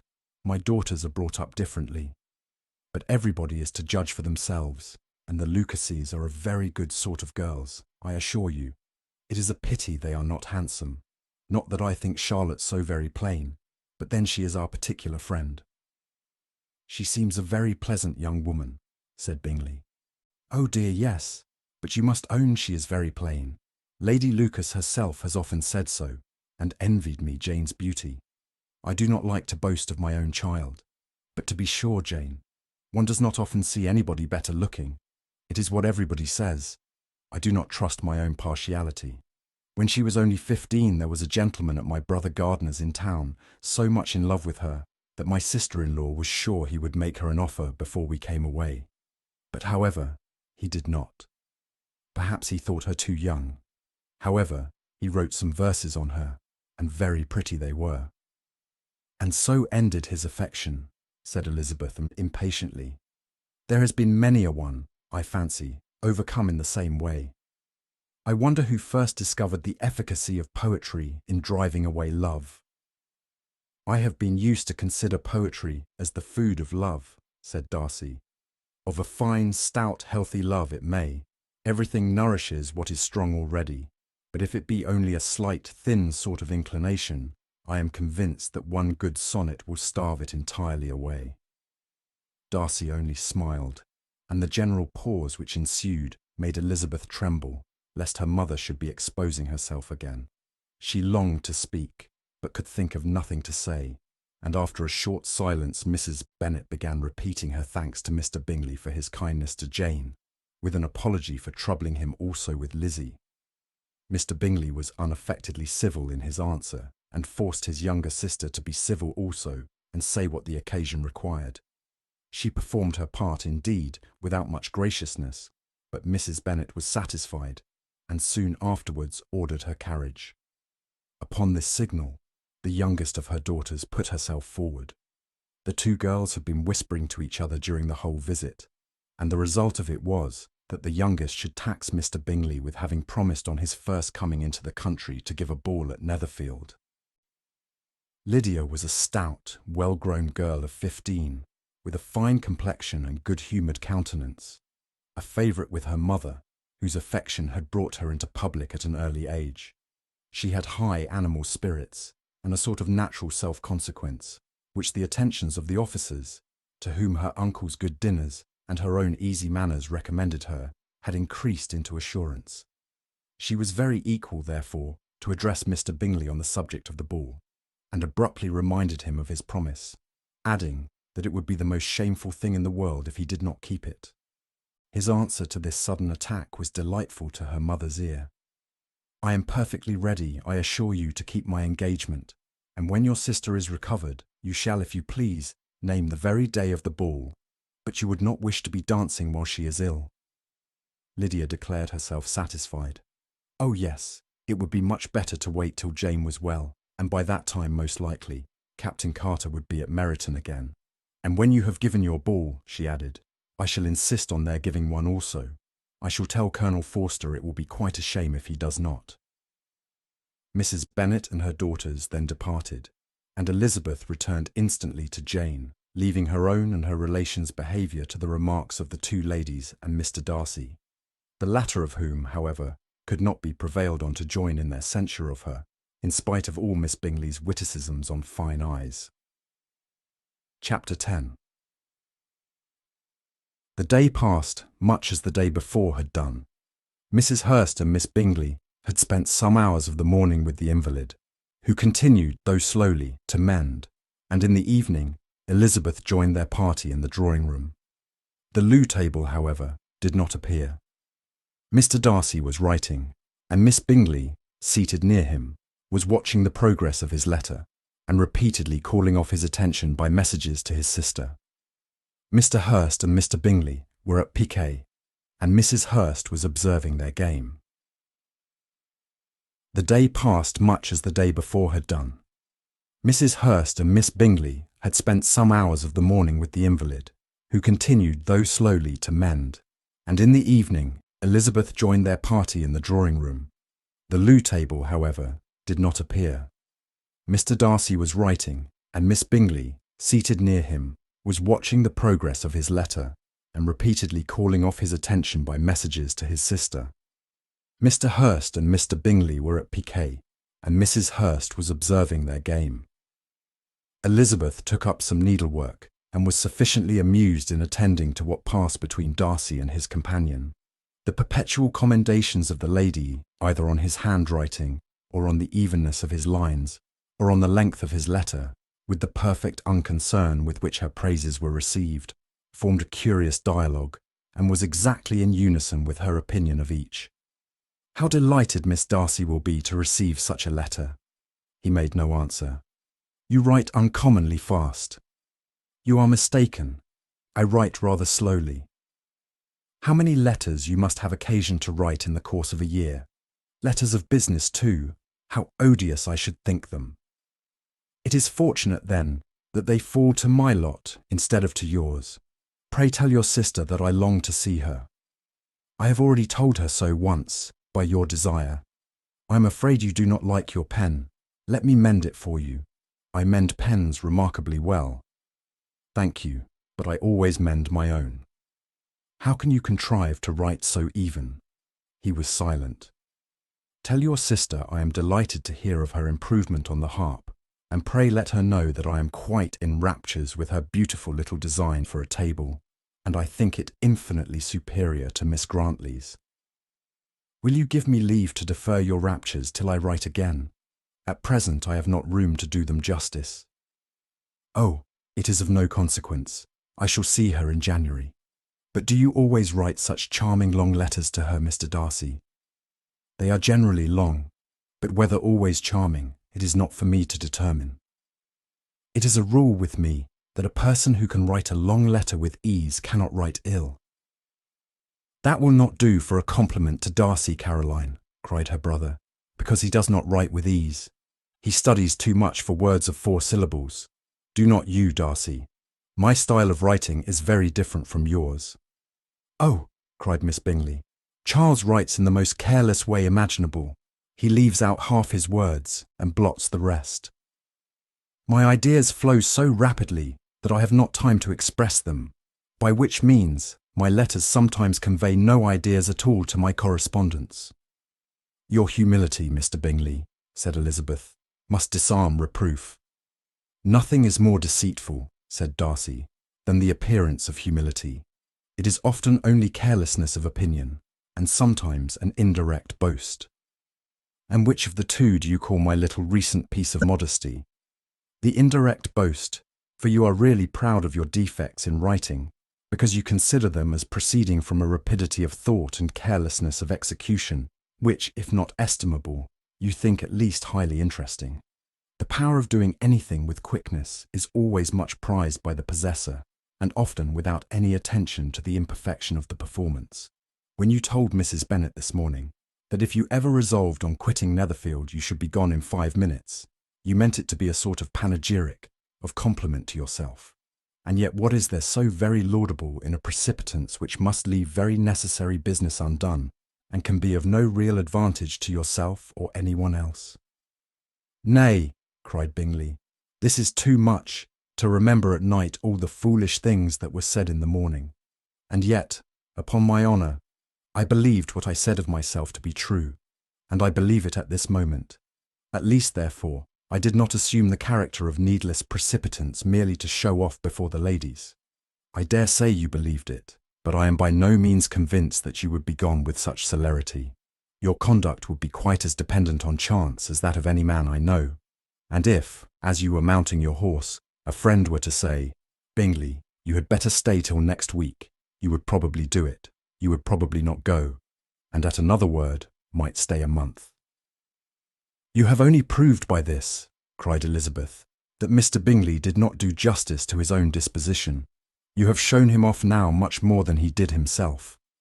"I am exceedingly gratified," said Bingley, "by your converting what my friend says into a compliment on the sweetness of my temper. But I am afraid you are giving it a turn, which that gentleman did by no means intend, for he would certainly think the better of me if, under such a circumstance, I were to give a flat denial and ride off as fast as I could." "Would Mr. Darcy then consider the rashness of your original intention as atoned for by your obstinacy in adhering to it?" "Upon my word, I cannot exactly explain the matter. Darcy must speak for himself. You expect me to account for opinions which you choose to call mine, but which I have never acknowledged. Allowing the case, however, to stand according to your representation, you must remember, Miss Bennet, that the friend who is supposed to desire his return to the house, and the delay of his plan, has merely desired it, asked it without offering one argument in favour of its propriety. To yield readily, easily, to the persuasion of a friend is no merit with you. To yield without conviction is no compliment to the understanding of either. You appear to me, Mr. Darcy, to allow nothing for the influence of friendship and affection.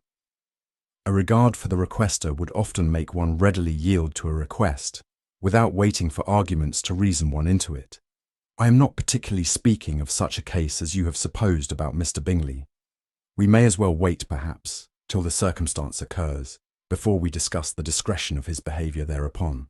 But in general and ordinary cases, between friend and friend, where one of them is desired by the other to change a resolution of no very great moment, Should you think ill of that person for complying with the desire without waiting to be argued into it?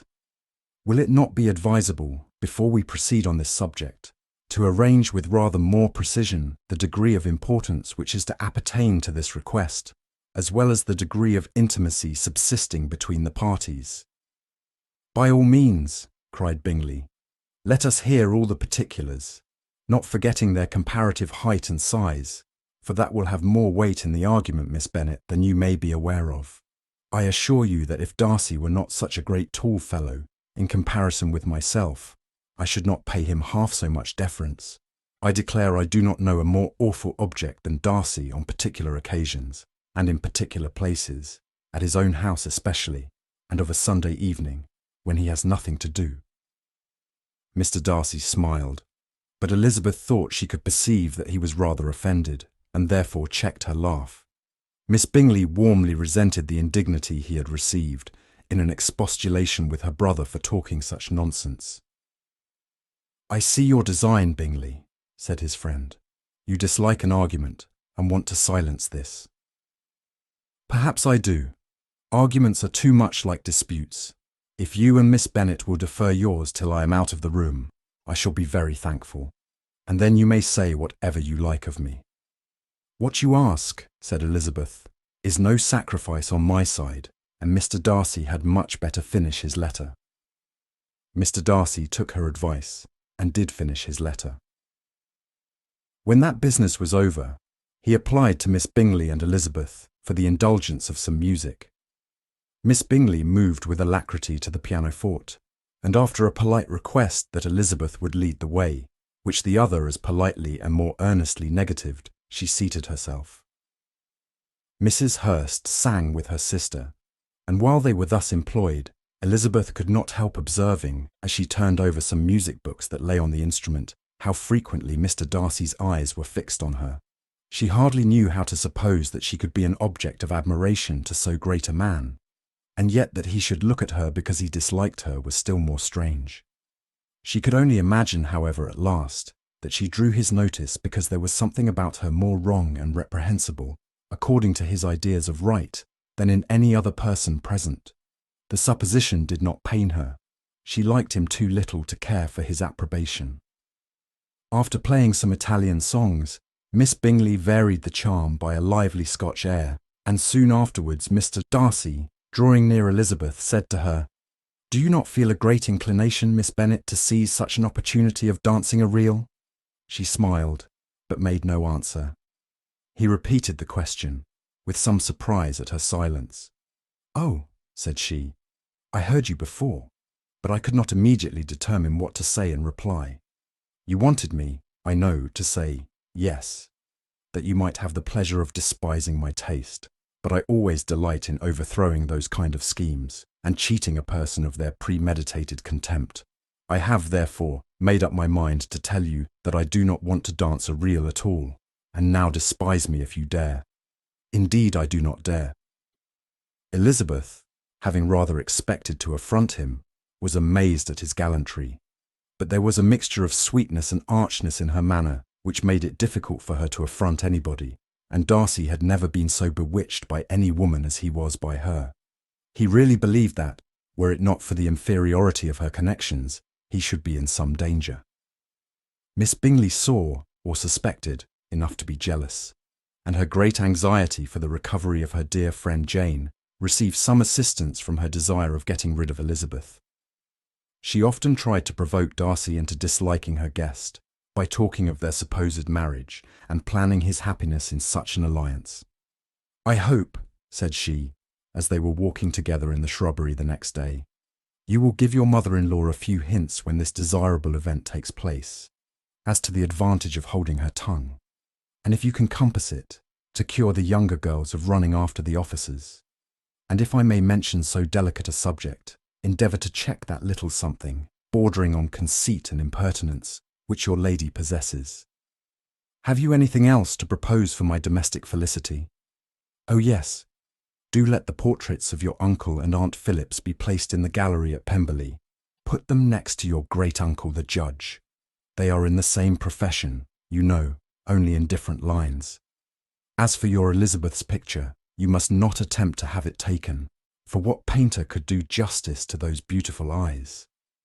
It would not be easy, indeed, to catch their expression, but their colour and shape, and the eyelashes, so remarkably fine, might be copied.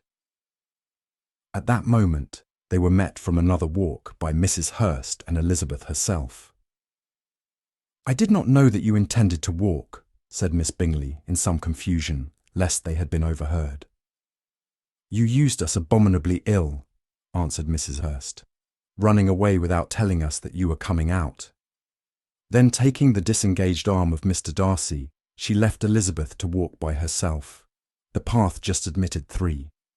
Mr. Darcy felt their rudeness, and immediately said, "This walk is not wide enough for our party. We had better go into the avenue." But Elizabeth, who had not the least inclination to remain with them, laughingly answered, "No, no, stay where you are. You are charmingly grouped, and appear to uncommon advantage. The picturesque would be spoilt by admitting a 4th. Goodbye." She then ran gaily off, rejoicing, as she rambled about, in the hope of being at home again in a day or 2. Jane was already so much recovered as to intend leaving her room for a couple of hours that evening. Chapter 11.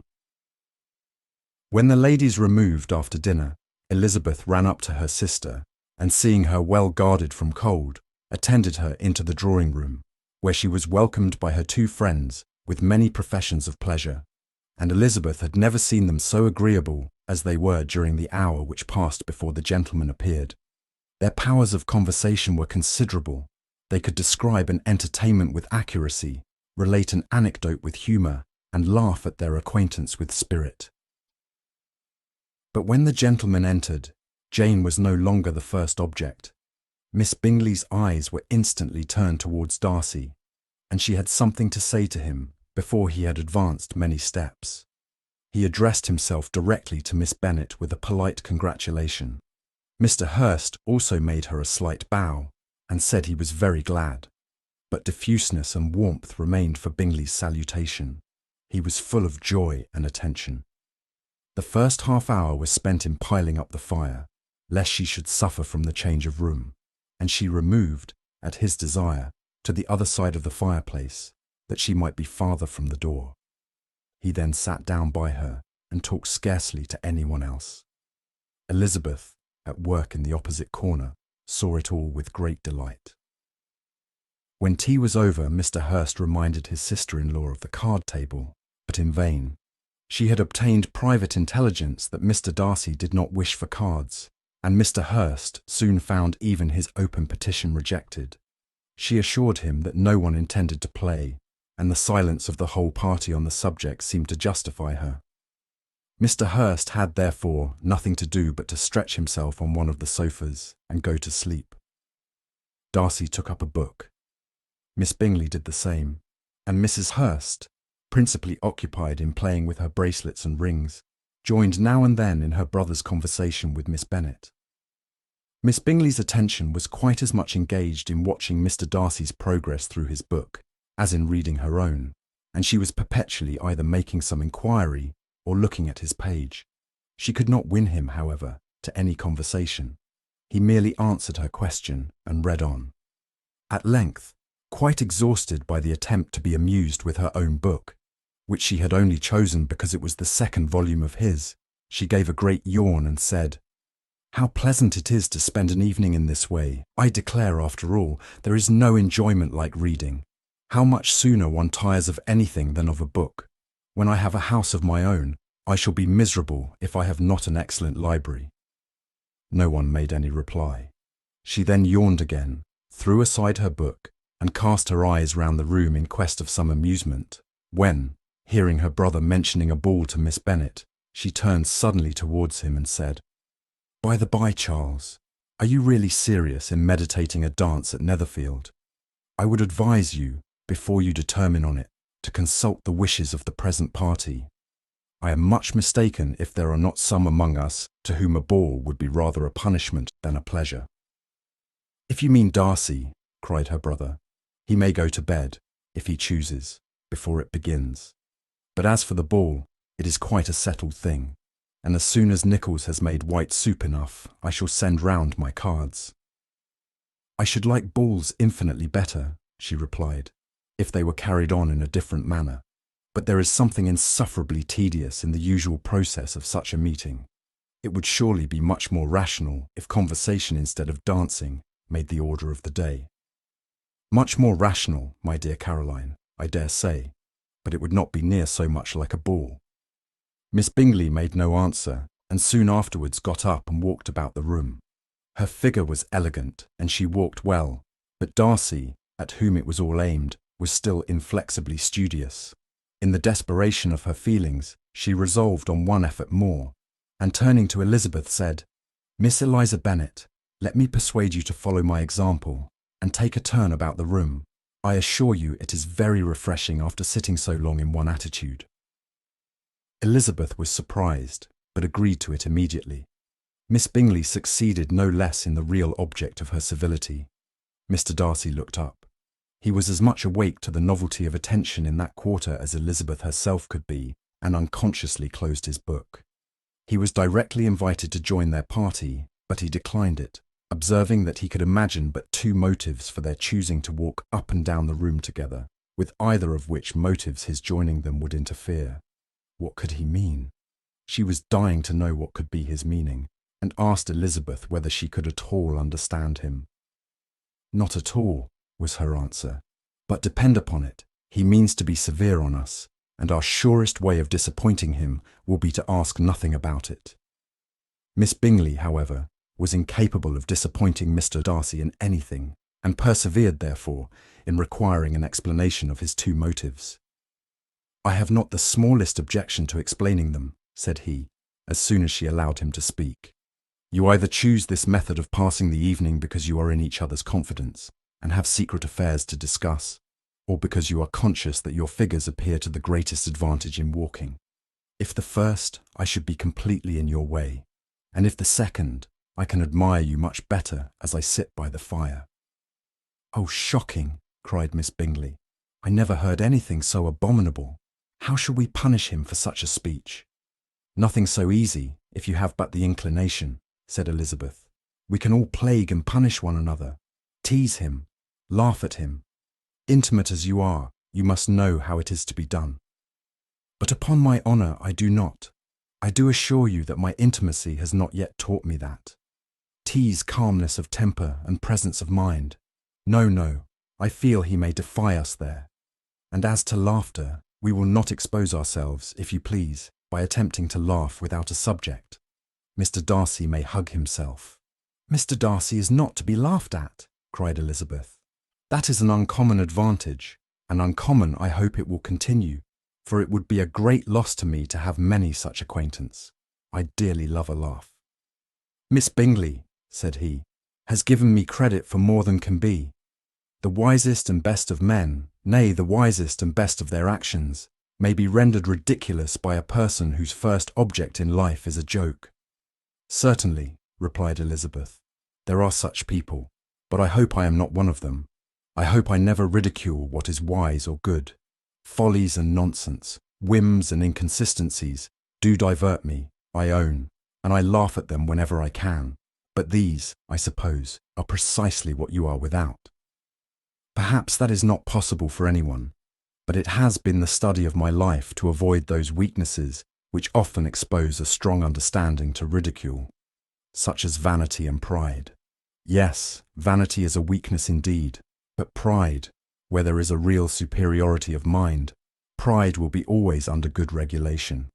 Elizabeth turned away to hide a smile. "Your examination of Mr. Darcy is over, I presume," said Miss Bingley, "and pray what is the result?" "I am perfectly convinced by it that Mr. Darcy has no defect. He owns it himself, without disguise." "No," said Darcy, "I have made no such pretension. I have faults enough, but they are not, I hope, of understanding. My temper I dare not vouch for. It is, I believe, too little yielding, certainly too little for the convenience of the world. I cannot forget the follies and vices of others so soon as I ought, nor their offences against myself. My feelings are not puffed about with every attempt to move them. My temper would perhaps be called resentful. My good opinion once lost is lost forever." "That is a failing indeed," cried Elizabeth. "Implacable resentment is a shade in a character. But you have chosen your fault well. I really cannot laugh at it. You are safe from me. There is, I believe, in every disposition a tendency to some particular evil, a natural defect, which not even the best education can overcome. And your defect is a propensity to hate everybody. And yours," he replied with a smile, "is wilfully to misunderstand them." "Do let us have a little music," cried Miss Bingley, tired of a conversation in which she had no share. "Louisa, you will not mind my waking Mr. Hurst?" Her sister made not the smallest objection, and the pianoforte was opened, and Darcy, after a few moments' recollection, was not sorry for it. He began to feel the danger of paying Elizabeth too much attention. Chapter 12. In consequence of an agreement between the sisters, Elizabeth wrote the next morning to her mother to beg that the carriage might be sent for them in the course of the day. But Mrs. Bennet, who had calculated on her daughters remaining at Netherfield till the following Tuesday, which would exactly finish Jane's week, could not bring herself to receive them with pleasure before. Her answer, therefore, was not propitious, at least not to Elizabeth's wishes, for she was impatient to get home. Mrs. Bennet sent them word that they could not possibly have the carriage before Tuesday, and in her postscript it was added that if Mr. Bingley and his sister pressed them to stay longer, she could spare them very well. Against staying longer, however, Elizabeth was positively resolved, nor did she much expect it would be asked, and fearful, on the contrary, of being considered as intruding themselves needlessly long, she urged Jane to borrow Mr. Bingley's carriage immediately, and at length it was settled that their original design of leaving Netherfield that morning should be mentioned, and the request made. The communication excited many professions of concern, and enough was said of wishing them to stay, at least till the following day, to work on Jane, and till the morrow their going was deferred. Miss Bingley was then sorry that she had proposed the delay, for her jealousy and dislike of one sister much exceeded her affection for the other. The master of the house heard with real sorrow that they were to go so soon, and repeatedly tried to persuade Miss Bennet that it would not be safe for her, that she was not enough recovered, but Jane was firm where she felt herself to be right. To Mr. Darcy it was welcome intelligence. Elizabeth had been at Netherfield long enough. She attracted him more than he liked, and Miss Bingley was uncivil to her and more teasing than usual to himself. He wisely resolved to be particularly careful that no sign of admiration should now escape him, nothing that could elevate her with the hope of influencing his felicity, sensible that, if such an idea had been suggested, his behaviour during the last day must have material weight in confirming or crushing it. Steady to his purpose, he scarcely spoke 10 words to her through the whole of Saturday, and though they were at one time left by themselves for half an hour, he adhered most conscientiously to his book and would not even look at her. On Sunday, after morning service, the separation, so agreeable to almost all, took place. Miss Bingley's civility to Elizabeth increased at last very rapidly, as well as her affection for Jane, and when they parted, after assuring the latter of the pleasure it would always give her to see her either at Longbourn or Netherfield, and embracing her most tenderly, she even shook hands with the former. Elizabeth took leave of the whole party in the liveliest spirits. They were not welcomed home very cordially by their mother. Mrs. Bennet wondered at their coming, and thought them very wrong to give so much trouble, and was sure Jane would have caught cold again. But their father, though very laconic in his expressions of pleasure, was really glad to see them. He had felt their importance in the family circle. The evening conversation, when they were all assembled, had lost much of its animation, and almost all its sense, by the absence of Jane and Elizabeth.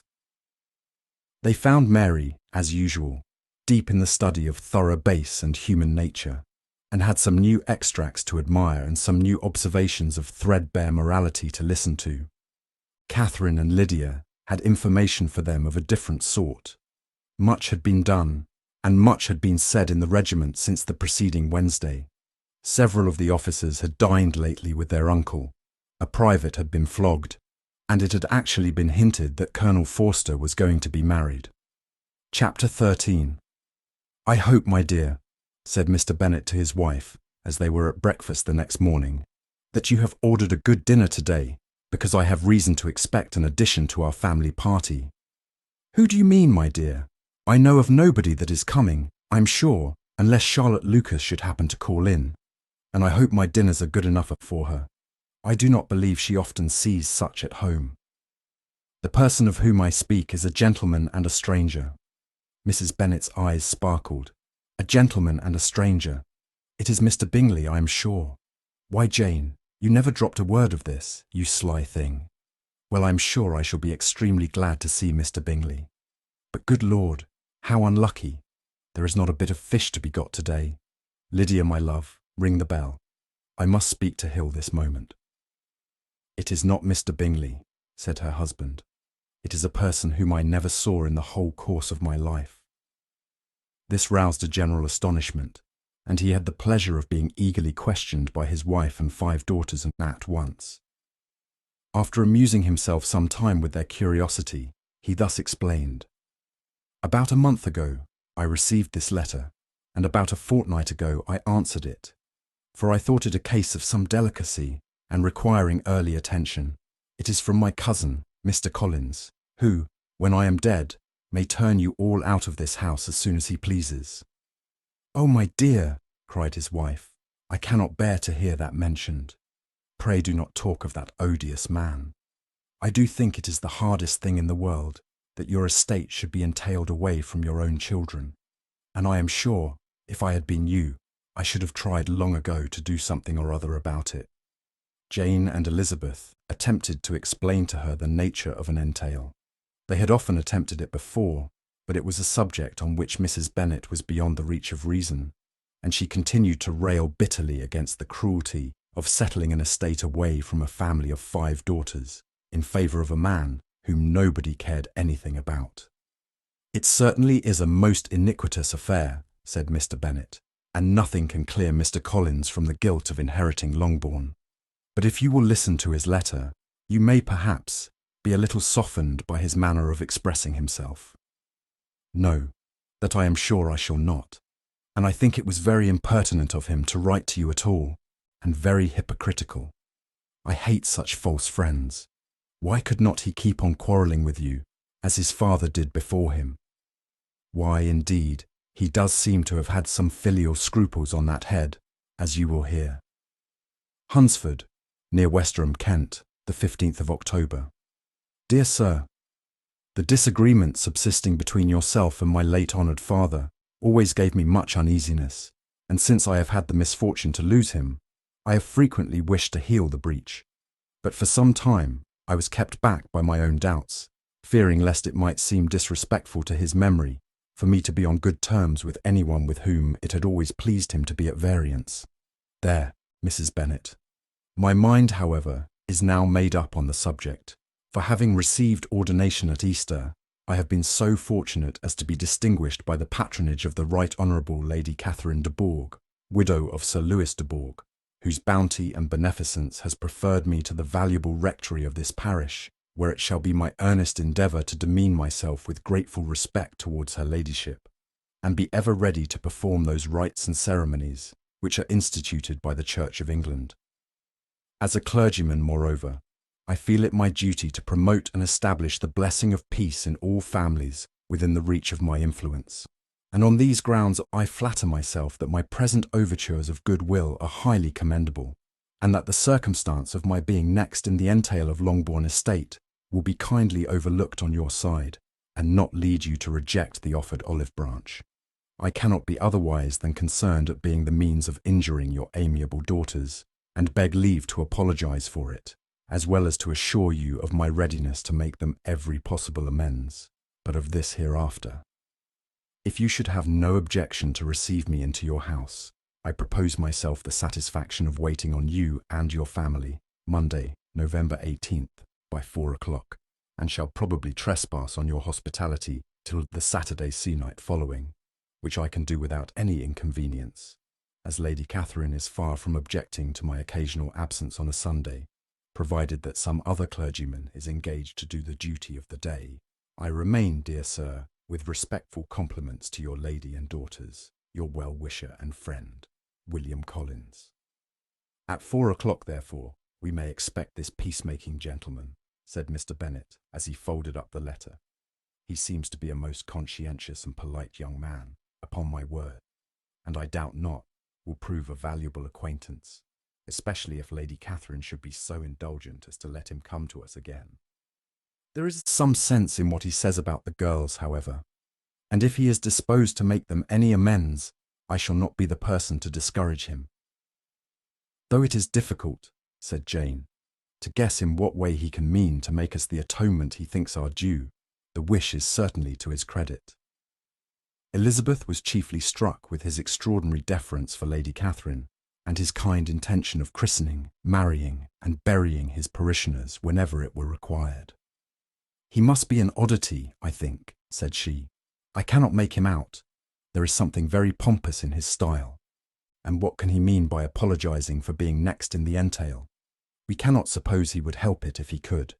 Can he be a sensible man, sir? No, my dear, I think not. I have great hopes of finding him quite the reverse. There is a mixture of civility and self-importance in his letter which promises well. I am impatient to see him. In point of composition, said Mary, his letter does not seem defective. The idea of the olive branch perhaps is not wholly new, yet I think it is well expressed. To Catherine and Lydia, neither the letter nor its writer were in any degree interesting. It was next to impossible that their cousin should come in a scarlet coat, and it was now some weeks since they had received pleasure from the society of a man in any other colour. As for their mother, Mr. Collins's letter had done away much of her ill will, and she was preparing to see him with a degree of composure which astonished her husband and daughters. Mr. Collins was punctual to his time, and was received with great politeness by the whole family. Mr. Bennet indeed said little, but the ladies were ready enough to talk, and Mr. Collins seemed neither in need of encouragement, nor inclined to be silent himself. He was a tall, heavy-looking young man of 25. His air was grave and stately, and his manners were very formal. He had not been long seated before he complimented Mrs. Bennet on having so fine a family of daughters, said he had heard much of their beauty, but that, in this instance, fame had fallen short of the truth, and added that he did not doubt her seeing them all in due time well disposed of in marriage.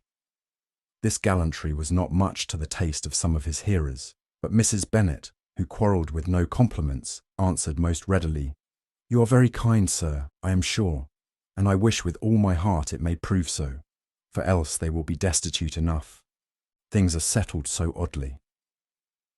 "You allude, perhaps, to the entail of this estate." "Ah, sir, I do indeed. It is a grievous affair to my poor girls, you must confess.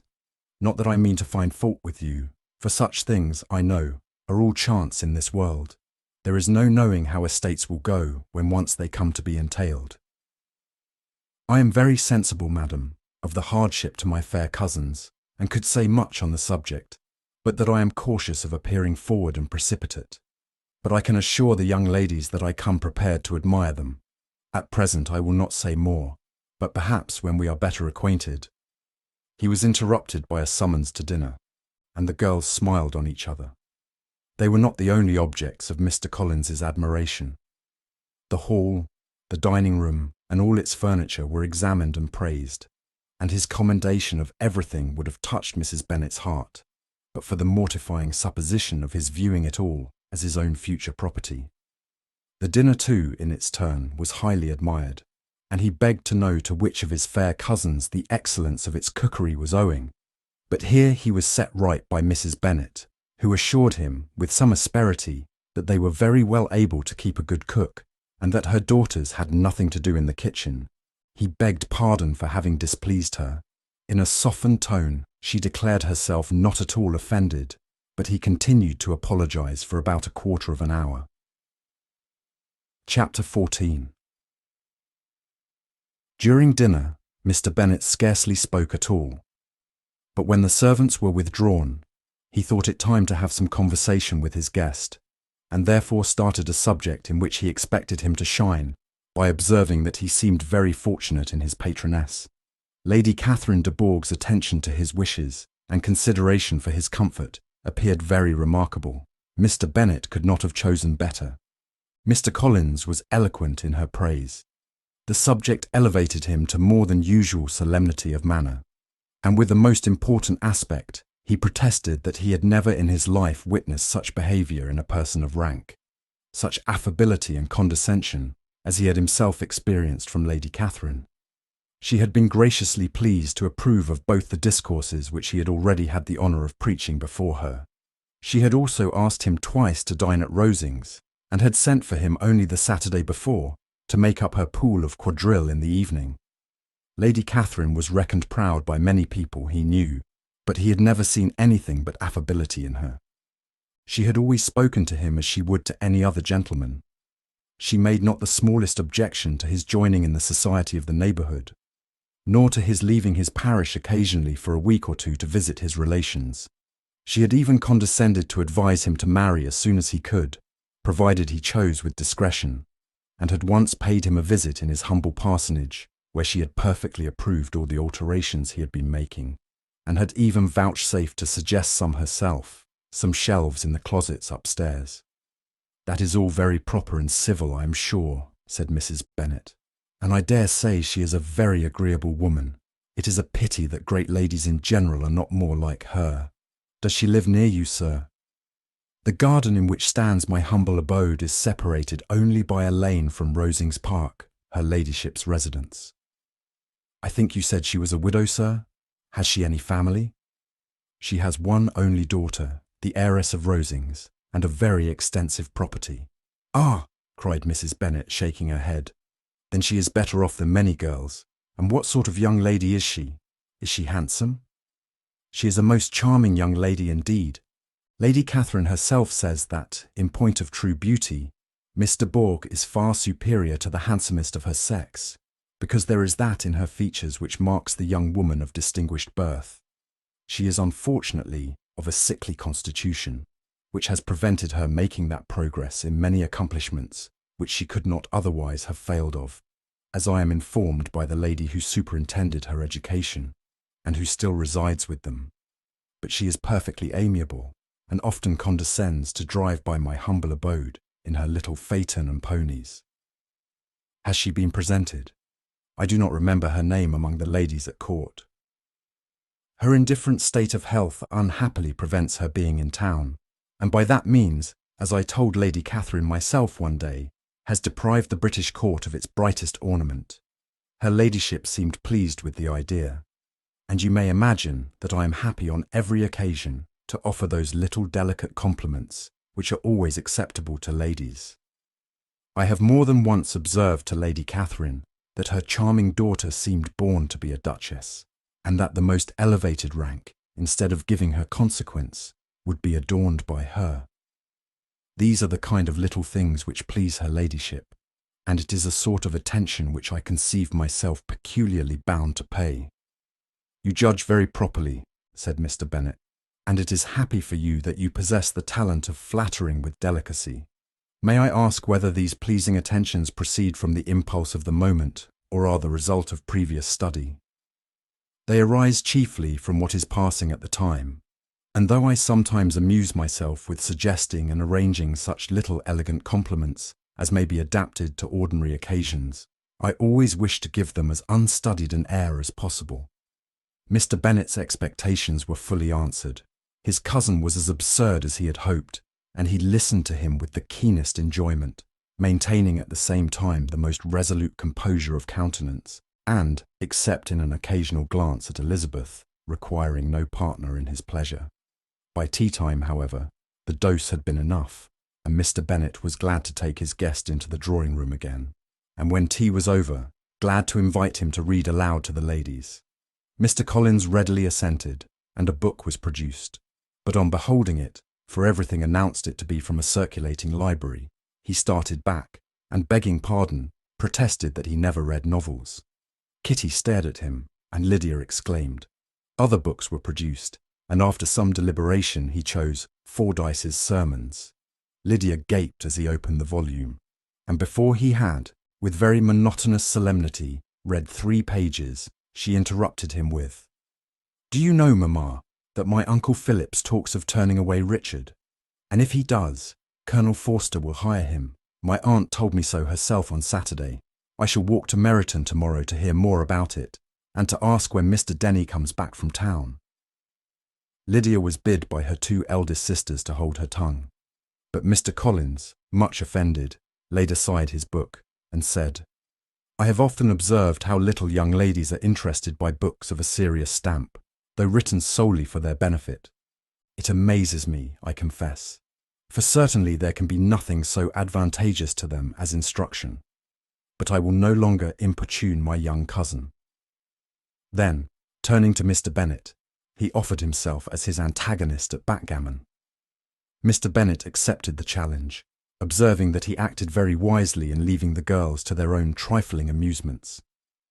Mrs. Bennet and her daughters apologised most civilly for Lydia's interruption, and promised that it should not occur again if he would resume his book, but Mr. Collins, after assuring them that he bore his young cousin no ill will, and should never resent her behaviour as any affront, seated himself at another table with Mr. Bennet, and prepared for backgammon.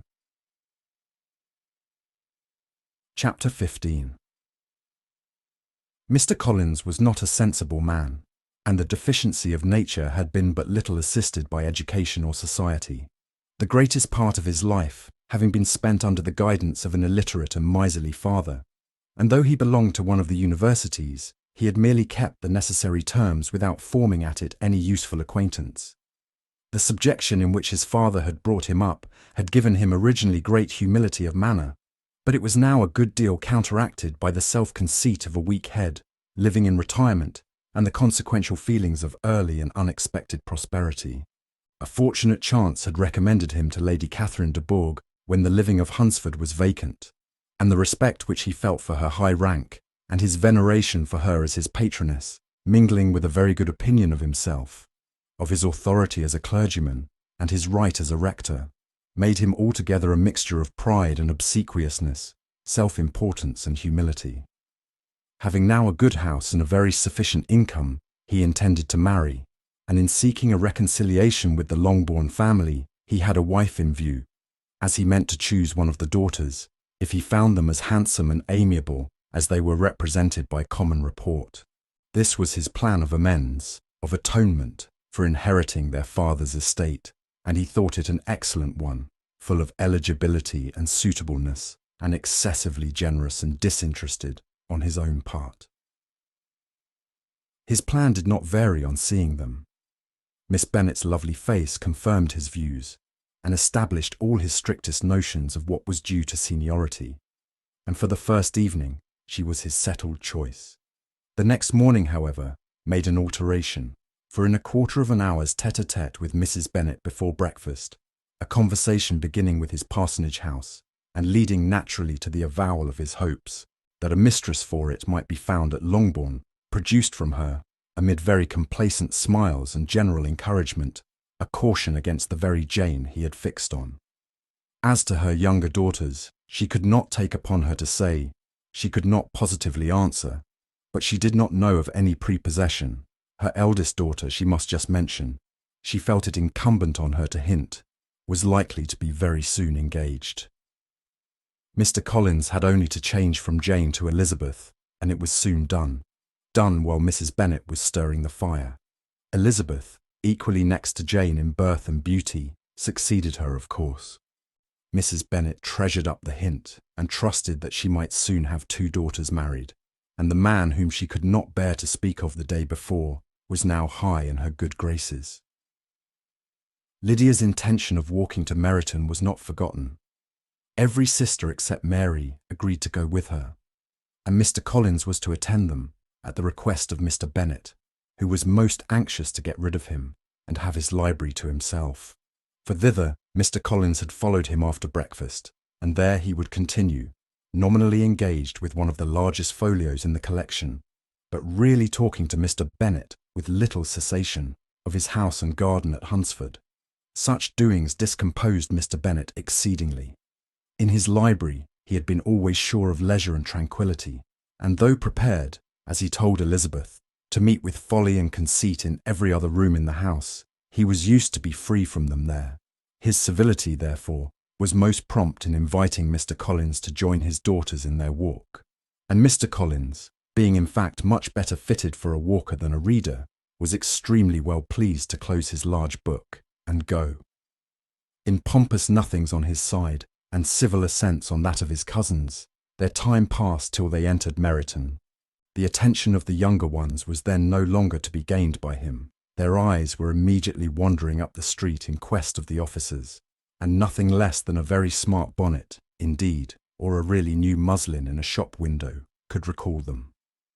But the attention of every lady was soon caught by a young man, whom they had never seen before, of most gentlemanlike appearance, walking with an officer on the other side of the way. The officer was the very Mr. Denny, concerning whose return from London Lydia came to inquire, and he bowed as they passed. All were struck with the stranger's air, all wondered who he could be, and Kitty and Lydia, determined if possible to find out, led the way across the street, under pretence of wanting something in an opposite shop, and fortunately had just gained the pavement, when the two gentlemen, turning back, had reached the same spot. Mr. Denny addressed them directly, and entreated permission to introduce his friend, Mr. Wickham, who had returned with him the day before from town, and, he was happy to say, had accepted a commission in their corps. This was exactly as it should be, for the young man wanted only regimentals to make him completely charming. His appearance was greatly in his favour. He had all the best parts of beauty, a fine countenance, a good figure, and very pleasing address. The introduction was followed up on his side by a happy readiness of conversation, a readiness at the same time perfectly correct and unassuming, and the whole party were still standing and talking together very agreeably, when the sound of horses drew their notice, and Darcy and Bingley were seen riding down the street.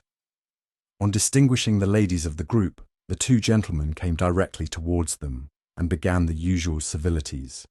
Bingley was the principal spokesman, and Miss Bennet the principal object. He was then, he said, on his way to Longbourn on purpose to inquire after her. Mr. Darcy corroborated it with a bow, and was beginning to determine not to fix his eyes on Elizabeth, when they were suddenly arrested by the sight of the stranger, and Elizabeth, happening to see the countenance of both as they looked at each other, was all astonishment at the effect of the meeting. Both changed colour, one looked white, the other red. Mr. Wickham, after a few moments, touched his hat, a salutation which Mr. Darcy just deigned to return. What could be the meaning of it? It was impossible to imagine. It was impossible not to long to know. In another minute, Mr. Bingley, but without seeming to have noticed what passed, took leave and rode on with his friend. Mr. Denny and Mr. Wickham walked with the young ladies to the door of Mr. Phillips's house, and then made their bows, in spite of Miss Lydia's pressing entreaties that they would come in, and even in spite of Mrs. Phillips's throwing up the parlour window and loudly seconding the invitation. Mrs. Phillips was always glad to see her nieces, and the two eldest, from their recent absence, were particularly welcome, and she was eagerly expressing her surprise at their sudden return home, which, as their own carriage had not fetched them, she should have known nothing about if she had not happened to see Mr. Jones's shop-boy in the street, who had told her that they were not to send any more drafts to Netherfield, because the Miss Bennets were come away, when her civility was claimed towards Mr. Collins by Jane's introduction of him. She received him with her very best politeness, which he returned with as much more, apologizing for his intrusion without any previous acquaintance with her, which he could not help flattering himself, however, might be justified by his relationship to the young ladies who introduced him to her notice. Mrs. Phillips was quite awed by such an excess of good breeding, but her contemplation of one stranger was soon put an end to by exclamations and inquiries about the other, of whom, however, she could only tell her nieces what they already knew, that Mr. Denny had brought him from London, and that he was to have a lieutenant's commission in the Hampshire. She had been watching him the last hour, she said, as he walked up and down the street, and had Mr. Wickham appeared, Kitty and Lydia would certainly have continued the occupation, but unluckily no one passed the windows now, except a few of the officers, who, in comparison with the stranger, were become stupid, disagreeable fellows. Some of them were to dine with the Phillipses the next day, and their aunt promised to make her husband call on Mr. Wickham and give him an invitation also, if the family from Longbourn would come in the evening. This was agreed to, and Mrs. Phillips protested that they would have a nice, comfortable, noisy game of lottery tickets and a little bit of hot supper afterwards. The prospect of such delights was very cheering, and they parted in mutual good spirits. Mr. Collins repeated his apologies in quitting the room, and was assured, with unwearying civility, that they were perfectly needless.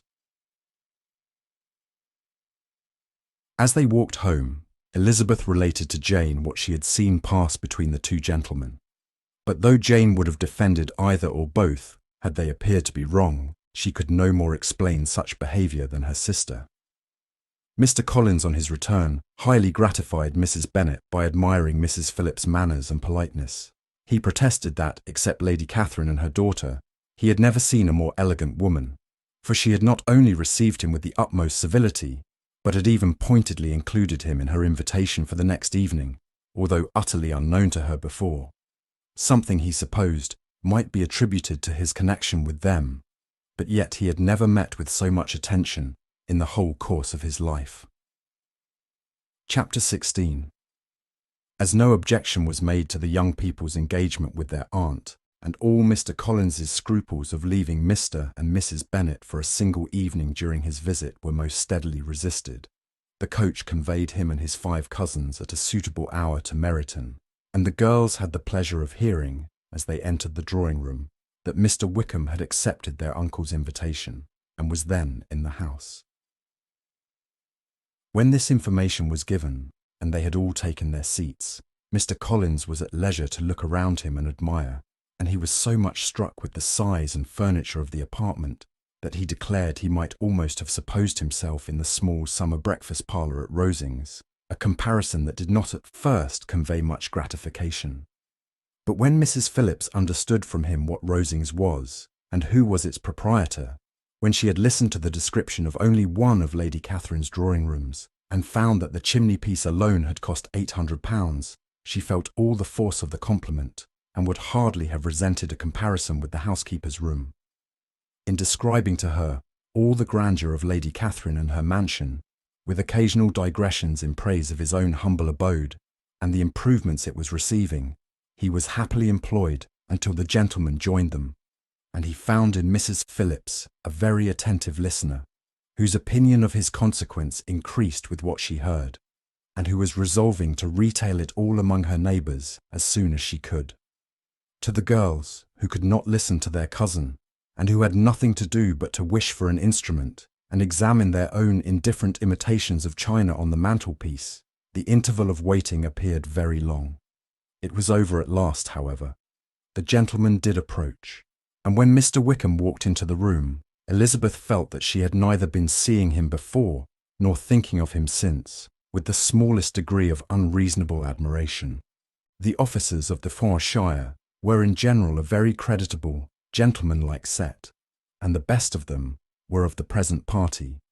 But Mr. Wickham was as far beyond them all in person, countenance, air, and walk, as they were superior to the broad-faced, stuffy Uncle Phillips, breathing port wine, who followed them into the room. Mr. Wickham was the happy man towards whom almost every female eye was turned, and Elizabeth was the happy woman by whom he finally seated himself, and the agreeable manner in which he immediately fell into conversation, though it was only on its being a wet night and on the probability of a rainy season, made her feel that the commonest, dullest, most threadbare topic might be rendered interesting by the skill of the speaker. With such rivals for the notice of the fair as Mr. Wickham and the officers, Mr. Collins seemed to sink into insignificance. To the young ladies he certainly was nothing, but he had still at intervals a kind listener in Mrs. Phillips, and was, by her watchfulness, most abundantly supplied with coffee and muffin. When the card tables were placed, he had an opportunity of obliging her, in return, by sitting down to whist. "I know little of the game at present," said he, "but I shall be glad to improve myself, for in my situation of life Mrs. Phillips was very thankful for his compliance, but could not wait for his reason. Mr. Wickham did not play at whist, and with ready delight was he received at the other table between Elizabeth and Lydia. At first there seemed danger of Lydia's engrossing him entirely, for she was a most determined talker, but being likewise extremely fond of lottery tickets, she soon grew too much interested in the game, too eager in making bets and exclaiming after prizes, to have attention for anyone in particular. Allowing for the common demands of the game, Mr. Wickham was therefore at leisure to talk to Elizabeth, and she was very willing to hear him, though what she chiefly wished to hear she could not hope to be told, the history of his acquaintance with Mr. Darcy. She dared not even mention that gentleman. Her curiosity, however, was unexpectedly relieved. Mr. Wickham began the subject himself. He inquired how far Netherfield was from Meryton, and after receiving her answer, asked in a hesitating manner how long Mr. Darcy had been staying there. "About a month," said Elizabeth, and then, unwilling to let the subject drop, added, "He is a man of very large property in Derbyshire, I understand." "Yes," replied Wickham. "His estate there is a noble one, a clear 10,000 per annum. You could not have met with a person more capable of giving you certain information on that head than myself, for I have been connected with his family, in a particular manner, from my infancy." Elizabeth could not but look surprised. "You may well be surprised, Miss Bennet, at such an assertion, after seeing, as you probably might, the very cold manner of our meeting yesterday. Are you much acquainted with Mr. Darcy?" "As much as I ever wished to be," cried Elizabeth warmly. "I have spent 4 days in the same house with him, and I think him very disagreeable." "I have no right to give my opinion," said Wickham, "as to his being agreeable or otherwise. I am not qualified to form one. I have known him too long and too well to be a fair judge. It is impossible for me to be impartial. But I believe your opinion of him would in general astonish, and perhaps you would not express it quite so strongly anywhere else. Here you are, in your own family. Upon my word, I say no more here than I might say in any house in the neighbourhood, except Netherfield.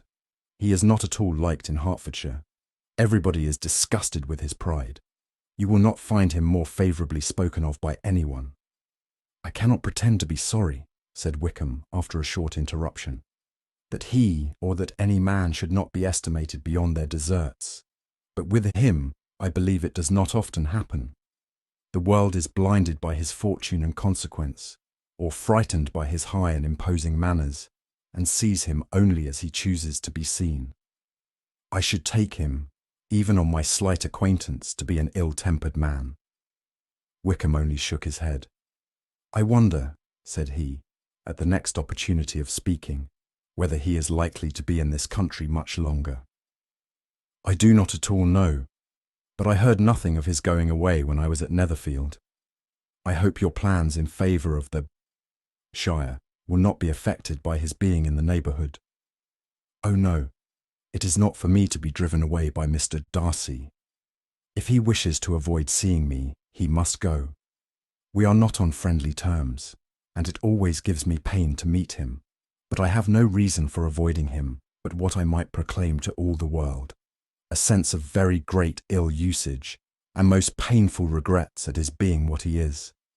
His father, Miss Bennet, the late Mr. Darcy, was one of the best men that ever breathed, and the truest friend I ever had, and I can never be in company with this Mr. Darcy without being grieved to the soul by 1,000 tender recollections. His behaviour to myself has been scandalous, but I verily believe I could forgive him anything and everything, rather than his disappointing the hopes and disgracing the memories of his father." Elizabeth found the interest of the subject increase, and listened with all her heart, but the delicacy of it prevented further inquiry. Mr. Wickham began to speak on more general topics, Meryton, the neighbourhood, the society, appearing highly pleased with all that he had yet seen, and speaking of the latter, especially, with gentle but very intelligible gallantry. "It was the prospect of constant society, and good society," he added, "which was my chief inducement to enter the shire. I know it to be a most respectable, agreeable corps, and my friend Denny tempted me further by his account of their present quarters. and the very great attentions and excellent acquaintance Meryton had procured them.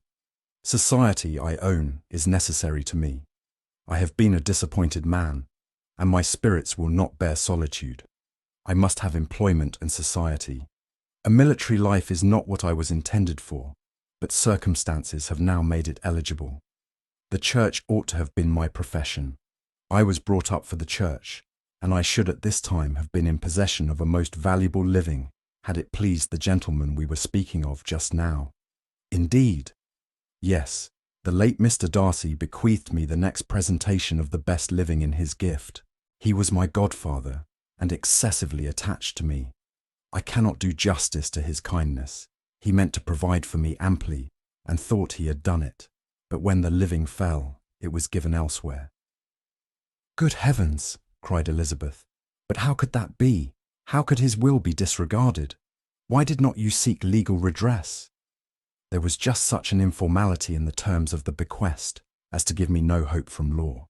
A man of honour could not have doubted the intention, but Mr. Darcy chose to doubt it, or to treat it as a merely conditional recommendation, and to assert that I had forfeited all claim to it by extravagance, imprudence, in short, anything or nothing. Certain it is that the living became vacant 2 years ago, exactly as I was of an age to hold it, and that it was given to another man, and no less certain is it that I cannot accuse myself of having really done anything to deserve to lose it. I have a warm, unguarded temper, and I may perhaps have sometimes spoken my opinion of him, and to him too freely. I can recall nothing worse. But the fact is that we are very different sort of men, and that he hates me. This is quite shocking. He deserves to be publicly disgraced. Some time or other he will be, but it shall not be by me. Till I can forget his father, I can never defy or expose him. Elizabeth honoured him for such feelings, and thought him handsomer than ever as he expressed them. "But what," said she after a pause, "can have been his motive? What can have induced him to behave so cruelly?" "A thorough, determined dislike of me, a dislike which I cannot but attribute in some measure to jealousy. Had the late Mr. Darcy liked me less, his son might have borne with me better, but his father's uncommon attachment to me irritated him, I believe, very early in life. He had not a temper to bear the sort of competition in which we stood, the sort of preference which was often given me. I had not thought Mr. Darcy so bad as this, though I have never liked him. I had not thought so very ill of him. I had supposed him to be despising his fellow creatures in general, but did not suspect him of descending to such malicious revenge, such injustice, such inhumanity as this. After a few minutes' reflection, however, she continued, "I do remember his boasting one day, at Netherfield, of the implacability of his resentments, of his having an unforgiving temper. His disposition must be dreadful." "I will not trust myself on the subject," replied Wickham. "I can hardly be just to him." Elizabeth was again deep in thought, and after a time exclaimed, "To treat in such a manner the godson, the friend, the favourite of his father." She could have added, "A young man too, like you, whose very countenance may vouch for your being amiable," but she contented herself with, "And one too, who had probably been his own companion from childhood, connected together, as I think you said, in the closest manner. We were born in the same parish, within the same park. The greatest part of our youth was passed together, inmates of the same house, sharing the same amusements, objects of the same parental care. My father began life in the profession which your uncle, Mr. Phillips, appears to do so much credit to, but he gave up everything to be of use to the late Mr. Darcy, and devoted all his time to the care of the Pemberley property. He was most highly esteemed by Mr. Darcy, a most intimate, confidential friend. Mr. Darcy often acknowledged himself to be under the greatest obligations to my father's active superintendence, and when, immediately before my father's death, Mr. Darcy gave him a voluntary promise of providing for me, I am convinced that he felt it to be as much a debt of gratitude to him as of affection to myself." "How strange!" cried Elizabeth. "How abominable! I wonder that the very pride of this Mr. Darcy has not made him just to you, if from no better motive, that he should not have been too proud to be dishonest, for dishonesty I must call it. It is wonderful, replied Wickham, for almost all his actions may be traced to pride, and pride has often been his best friend. It has connected him nearer with virtue than any other feeling. But we are none of us consistent, and in his behaviour to me there were stronger impulses even than pride. Can such abominable pride as his have ever done him good? Yes, it has often led him to be liberal and generous, to give his money freely, to display hospitality, to assist his tenants and relieve the poor. Family pride and filial pride, for he is very proud of what his father was, have done this. Not to appear to disgrace his family, to degenerate from the popular qualities, or lose the influence of the Pemberley house, is a powerful motive. He has also brotherly pride, which with some brotherly affection makes him a very kind and careful guardian of his sister, and you will hear him generally cried up as the most attentive and best of brothers. What sort of a girl is Miss Darcy? He shook his head. I wish I could call her amiable. It gives me pain to speak ill of a Darcy, but she is too much like her brother, very, very proud. As a child she was affectionate and pleasing, and extremely fond of me, and I have devoted hours and hours to her amusement. But she is nothing to me now. She is a handsome girl, about 15 or 16, and I understand, highly accomplished. Since her father's death, her home has been London, where a lady lives with her, and superintends her education. After many pauses, and many trials of other subjects, Elizabeth could not help reverting once more to the first, and saying, I am astonished at his intimacy with Mr. Bingley. How can Mr. Bingley, who seems good humour itself, and is, I really believe, truly amiable, be in friendship with such a man? How can they suit each other? Do you know Mr. Bingley? Not at all. He is a sweet-tempered, amiable, charming man. He cannot know what Mr. Darcy is. Probably not, but Mr. Darcy can please where he chooses. He does not want abilities. He can be a conversable companion if he thinks it worth his while. Among those who are at all his equals in consequence, he is a very different man from what he is to the less prosperous. His pride never deserts him, but with the rich he is liberal-minded, just, sincere, rational, honourable, and perhaps agreeable, allowing something for fortune and figure. The whist party soon afterwards breaking up, the players gathered round the other table, and Mr. Collins took his station between his cousin Elizabeth and Mrs. Phillips. The usual inquiries as to his success were made by the latter. It had not been very great. He had lost every point. But when Mrs. Phillips began to express her concern thereupon, he assured her, with much earnest gravity, that it was not of the least importance, that he considered the money as a mere trifle, and begged she would not make herself uneasy. I know very well, madam, said he, that when persons sit down to a card-table, they must take their chance of these things, and happily I am not in such circumstances as to make 5 shillings any object. There are undoubtedly many who could not say the same, but thanks to Lady Catherine de Bourgh, I am removed far beyond the necessity of regarding little matters. Mr. Wickham's attention was caught, and after observing Mr. Collins for a few moments, he asked Elizabeth in a low voice whether her relations were very intimately acquainted with the family of de Bourgh. Lady Catherine de Bourgh, she replied, has very lately given him a living. I hardly know how Mr. Collins was first introduced to her notice, but he certainly has not known her long. You know, of course, that Lady Catherine de Bourgh and Lady Anne Darcy were sisters, consequently that she is aunt to the present Mr. Darcy. No, indeed, I did not. I knew nothing at all of Lady Catherine's connections. I never heard of her existence till the day before yesterday. Her daughter, Miss de Bourgh, will have a very large fortune, and it is believed that she and her cousin will unite the 2 estates. This information made Elizabeth smile, as she thought of poor Miss Bingley. Vain indeed must be all her attentions, vain and useless her affection for his sister, and her praise of himself, if he were already self-destined to another. Mr. Collins, said she, speaks highly both of Lady Catherine and her daughter, but from some particulars that he has related of her ladyship, I suspect his gratitude misleads him, and that, in spite of her being his patroness, She is an arrogant, conceited woman." "I believe her to be both in a great degree," replied Wickham. "I have not seen her for many years, but I very well remember that I never liked her, and that her manners were dictatorial and insolent.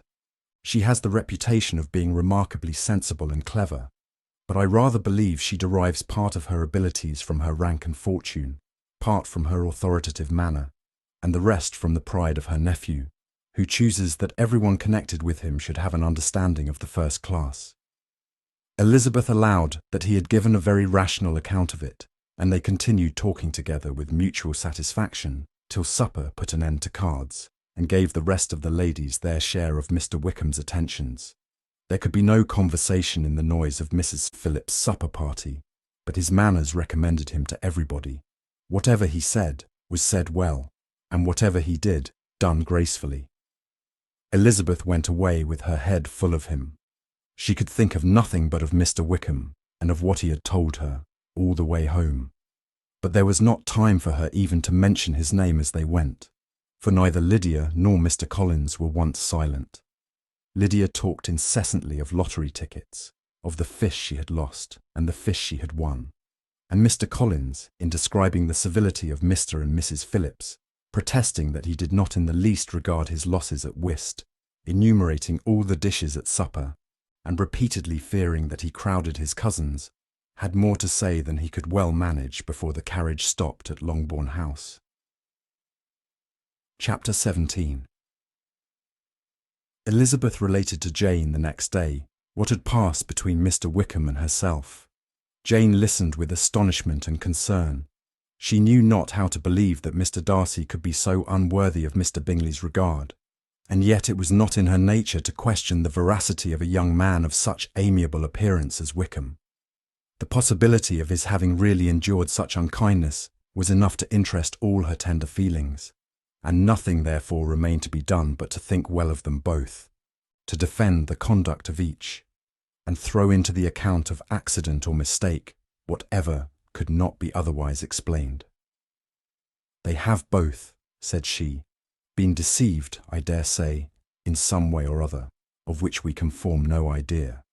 Interested people have perhaps misrepresented each to the other. It is, in short, impossible for us to conjecture the causes or circumstances which may have alienated them, without actual blame on either side." "Very true indeed. And now, my dear Jane, what have you got to say in behalf of the interested people who have probably been concerned in the business? Do clear them too, or we shall be obliged to think ill of somebody." "Laugh as much as you choose, but you will not laugh me out of my opinion. My dearest Lizzie, do but consider in what a disgraceful light it places Mr. Darcy to be treating his father's favourite in such a manner, one whom his father had promised to provide for. It is impossible. No man of common humanity, no man who had any value for his character, could be capable of it. Can his most intimate friends be so excessively deceived in him? Oh no. I can much more easily believe Mr. Bingley's being imposed on than that Mr. Wickham should invent such a history of himself as he gave me last night. Names, facts, everything mentioned without ceremony. If it be not so, let Mr. Darcy contradict it. Besides, there was truth in his looks.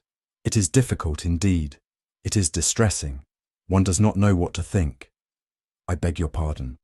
One knows exactly what to think. But Jane could think with certainty on only one point, that Mr. Bingley, if he had been imposed on, would have much to suffer when the affair became public. The two young ladies were summoned from the shrubbery, where this conversation passed, by the arrival of some of the very persons of whom they had been speaking. Mr. Bingley and his sisters came to give their personal invitation for the long-expected ball at Netherfield, which was fixed for the following Tuesday.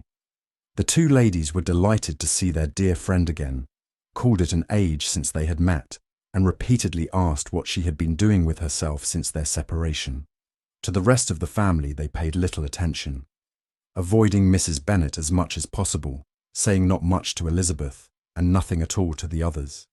They were soon gone again, rising from their seats with an activity which took their brother by surprise, and hurrying off as if eager to escape from Mrs. Bennet's civilities. The prospect of the Netherfield ball was extremely agreeable to every female of the family. Mrs. Bennet chose to consider it as given in compliment to her eldest daughter, and was particularly flattered by receiving the invitation from Mr. Bingley himself, instead of a ceremonious card. Jane pictured to herself a happy evening in the society of her two friends and the attentions of their brother, and Elizabeth thought with pleasure of dancing a great deal with Mr. Wickham, and of seeing a confirmation of everything in Mr. Darcy's look and behaviour. The happiness anticipated by Catherine and Lydia depended less on any single event or any particular person, for though they each, like Elizabeth, meant to dance half the evening with Mr. Wickham, he was by no means the only partner who could satisfy them, and a ball was, at any rate, a ball. And even Mary could assure her family that she had no disinclination for it. "While I can have my mornings to myself," said she, "it is enough. I think it is no sacrifice to join occasionally in evening engagements. Society has claims on us all, and I profess myself one of those who consider intervals of recreation and amusement as desirable for everybody."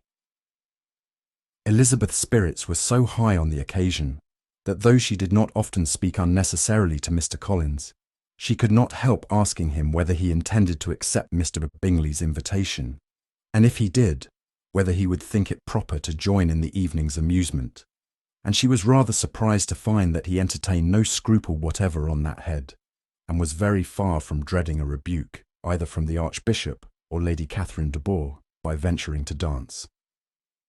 "I am by no means of opinion, I assure you," said he, "that a ball of this kind, given by a young man of character to respectable people, can have any evil tendency, and I am so far from objecting to dancing myself that I shall hope to be honoured with the hands of all my fair cousins in the course of the evening, and I take this opportunity of soliciting yours and Miss Elizabeth for the two first dances especially, a preference which I trust my cousin Jane will attribute to the right cause, and not to any disrespect for her." Elizabeth felt herself completely taken in. She had fully proposed being engaged by Wickham for those very dances, and to have Mr. Collins instead. Her liveliness had been never worse timed. There was no help for it, however. Mr. Wickham's happiness and her own was perforce delayed a little longer, and Mr. Collins's proposal accepted with as good a grace as she could. She was not the better pleased with his gallantry, from the idea it suggested of something more. It now first struck her that she was selected from among her sisters as worthy of being the mistress of Hunsford parsonage, and of assisting to form a quadrille table at Rosings, in the absence of more eligible visitors. The idea soon reached to conviction, as she observed his increasing civilities towards herself, and heard his frequent attempt at a compliment on her wit and vivacity. And though more astonished than gratified herself by this effect of her charms, it was not long before her mother gave her to understand that the probability of their marriage was exceedingly agreeable to her. Elizabeth, however, did not choose to take the hint, being well aware that a serious dispute must be the consequence of any reply. Mr. Collins might never make the offer, and till he did, it was useless to quarrel about him. If there had not been a Netherfield ball to prepare for and talk of, the younger Miss Bennets would have been in a pitiable state at this time, for from the day of the invitation to the day of the ball, there was such a succession of rain as prevented their walking to Meryton once. No aunt, no officers, no news could be sought after. The very shoe roses for Netherfield were got by proxy. Even Elizabeth might have found some trial of her patience in weather which totally suspended the improvement of her acquaintance with Mr. Wickham, and nothing less than a dance on Tuesday could have made such a Friday, Saturday, Sunday, and Monday endurable to Kitty and Lydia. Chapter 18.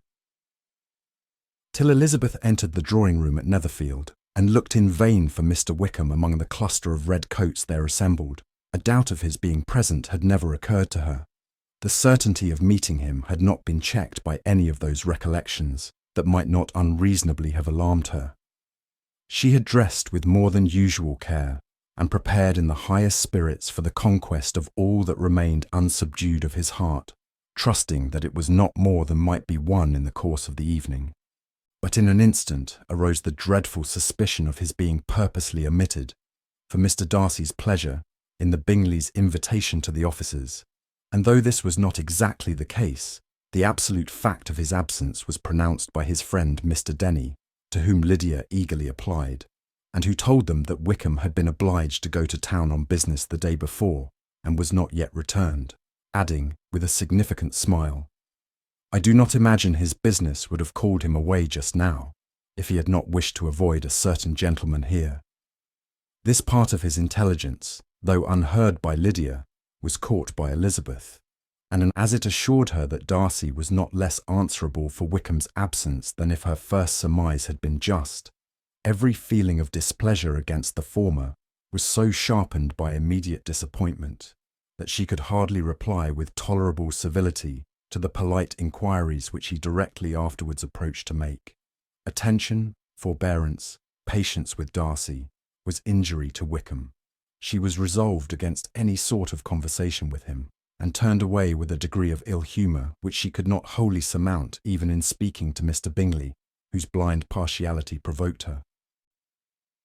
But Elizabeth was not formed for ill humour, and though every prospect of her own was destroyed for the evening, it could not dwell long on her spirits, and having told all her griefs to Charlotte Lucas, whom she had not seen for a week, she was soon able to make a voluntary transition to the oddities of her cousin, and to point him out to her particular notice. The 2 first dances, however, brought a return of distress. They were dances of mortification. Mr. Collins, awkward and solemn, apologising instead of attending, and often moving wrong without being aware of it, gave her all the shame and misery which a disagreeable partner for a couple of dances can give. The moment of her release from him was ecstasy. She danced next with an officer, and had the refreshment of talking of Wickham, and of hearing that he was universally liked. When those dances were over, she returned to Charlotte Lucas, and was in conversation with her, when she found herself suddenly addressed by Mr. Darcy, who took her so much by surprise in his application for her hand, that without knowing what she did, she accepted him. He walked away again immediately, and she was left to fret over her own want of presence of mind. Charlotte tried to console her. "I dare say you will find him very agreeable." "Heaven forbid! That would be the greatest misfortune of all, to find a man agreeable whom one is determined to hate. Do not wish me such an evil." When the dancing recommenced, however, and Darcy approached to claim her hand, Charlotte could not help cautioning her, in a whisper, not to be a simpleton, and allow her fancy for Wickham to make her appear unpleasant in the eyes of a man oftentimes his consequence. Elizabeth made no answer, and took her place in the set, amazed at the dignity to which she was arrived in being allowed to stand opposite to Mr. Darcy, and reading in her neighbours' looks their equal amazement in beholding it. They stood for some time without speaking a word, and she began to imagine that their silence was to last through the 2 dances, and at first was resolved not to break it, till suddenly fancying that it would be the greater punishment to her partner to oblige him to talk, she made some slight observation on the dance. He replied, and was again silent. After a pause of some minutes, she addressed him a second time with, "It is your turn to say something now, Mr. Darcy. I talked about the dance, and you ought to make some kind of remark on the size of the room, or the number of couples." He smiled, and assured her that whatever she wished him to say should be said. "Very well, that reply will do for the present. Perhaps by and by I may observe that private balls are much pleasanter than public ones, but now we may be silent. Do you talk by rule, then, while you are dancing?" "Sometimes. One must speak a little, you know. It would look odd to be entirely silent for half an hour together, and yet, for the advantage of some, conversation ought to be so arranged as that they may have the trouble of saying as little as possible." "Are you consulting your own feelings in the present case, or do you imagine that you are gratifying mine?" "Both," replied Elizabeth archly, "for I have always seen a great similarity in the turn of our minds. We are each of an unsocial, taciturn disposition, unwilling to speak, unless we expect to say something that will amaze the whole room, and be handed down to posterity with all the éclat of a proverb." "This is no very striking resemblance of your own character, I am sure," said he. "How near it may be to mine, I cannot pretend to say. You think it a faithful portrait, undoubtedly. I must not decide on my own performance." He made no answer, and they were again silent till they had gone down the dance, when he asked her if she and her sisters did not very often walk to Meryton. She answered in the affirmative, and unable to resist the temptation, added, "When you met us there the other day, we had just been forming a new acquaintance." The effect was immediate. A deeper shade of hauteur overspread his features, but he said not a word, and Elizabeth, though blaming herself for her own weakness, could not go on. At length Darcy spoke, and in a constrained manner said, "Mr. Wickham is blessed with such happy manners as may ensure his making friends. Whether he may be equally capable of retaining them is less certain." "He has been so unlucky as to lose your friendship," replied Elizabeth, with emphasis, "and in a manner which he is likely to suffer from all his life." Darcy made no answer, and seemed desirous of changing the subject. At that moment, Sir William Lucas appeared close to them, meaning to pass through the set to the other side of the room, but on perceiving Mr. Darcy, he stopped, with a bow of superior courtesy, to compliment him on his dancing and his partner. "I have been most highly gratified indeed, my dear sir. Such very superior dancing is not often seen. It is evident that you belong to the first circles. Allow me to say, however, that your fair partner does not disgrace you, and that I must hope to have this pleasure often repeated, especially when a certain desirable event, my dear Miss Eliza," glancing at her sister and Bingley, "shall take place. What congratulations will then flow in! I appeal to Mr. Darcy, but let me not interrupt you, sir. You will not thank me for detaining you from the bewitching converse of that young lady, whose bright eyes are also upbraiding me." The latter part of this address was scarcely heard by Darcy, but Sir William's allusion to his friend seemed to strike him forcibly, and his eyes were directed with a very serious expression towards Bingley and Jane, who were dancing together. Recovering himself, however, shortly, he turned to his partner and said, "Sir William's interruption has made me forget what we were talking of.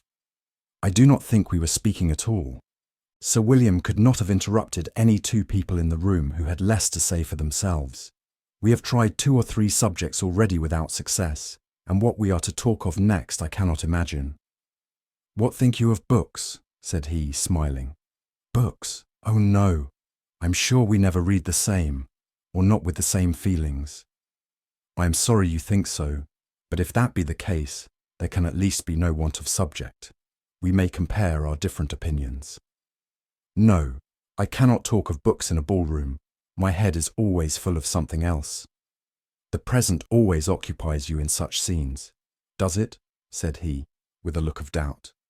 "Yes, always," she replied, without knowing what she said, for her thoughts had wandered far from the subject, as soon afterwards appeared by her suddenly exclaiming, "I remember hearing you once say, Mr. Darcy, that you hardly ever forgave, that your resentment, once created, was unappeasable.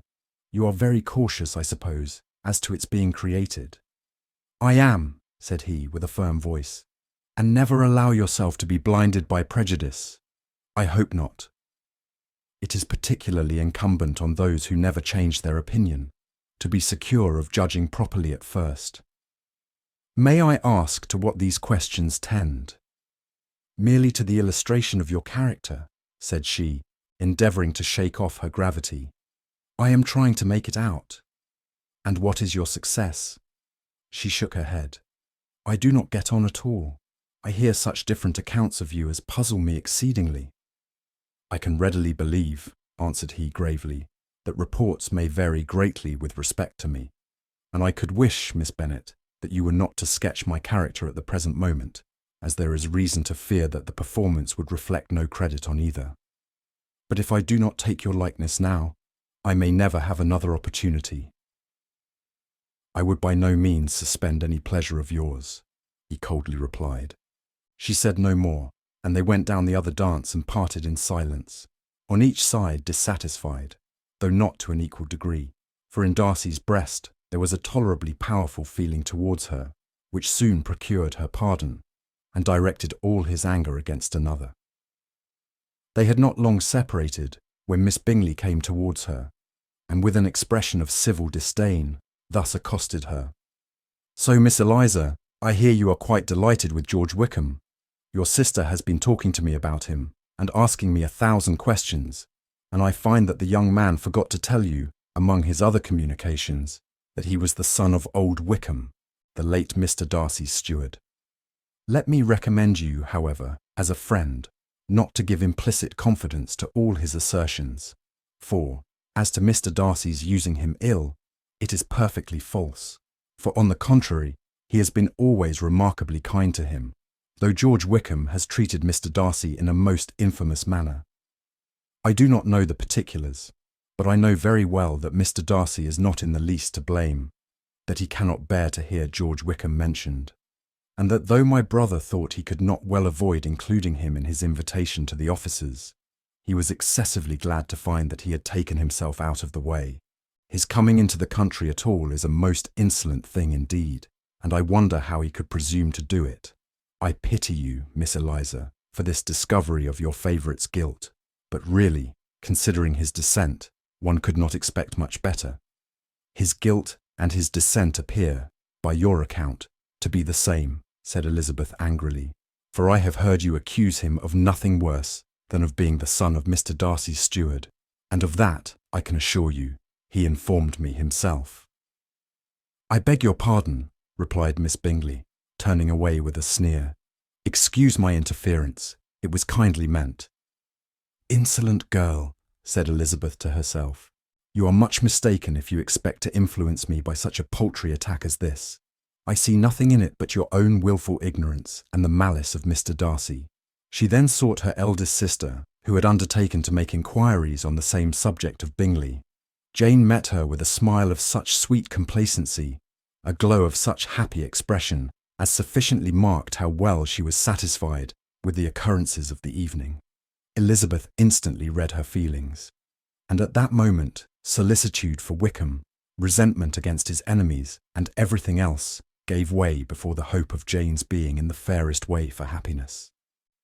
"I want to know," said she, with a countenance no less smiling than her sister's, "what you have learnt about Mr. Wickham. But perhaps you have been too pleasantly engaged to think of any third person, in which case you may be sure of my pardon." "No," replied Jane, "I have not forgotten him, but I have nothing satisfactory to tell you. Mr. Bingley does not know the whole of his history, and is quite ignorant of the circumstances which have principally offended Mr. Darcy.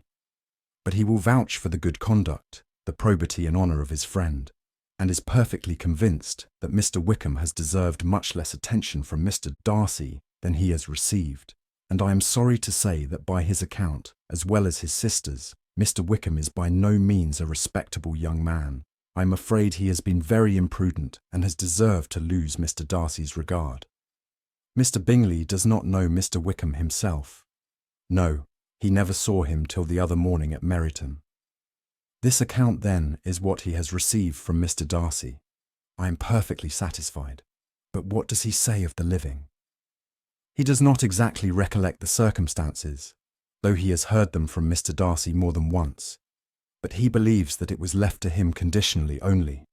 "I have not a doubt of Mr. Bingley's sincerity," said Elizabeth warmly, "but you must excuse my not being convinced by assurances only.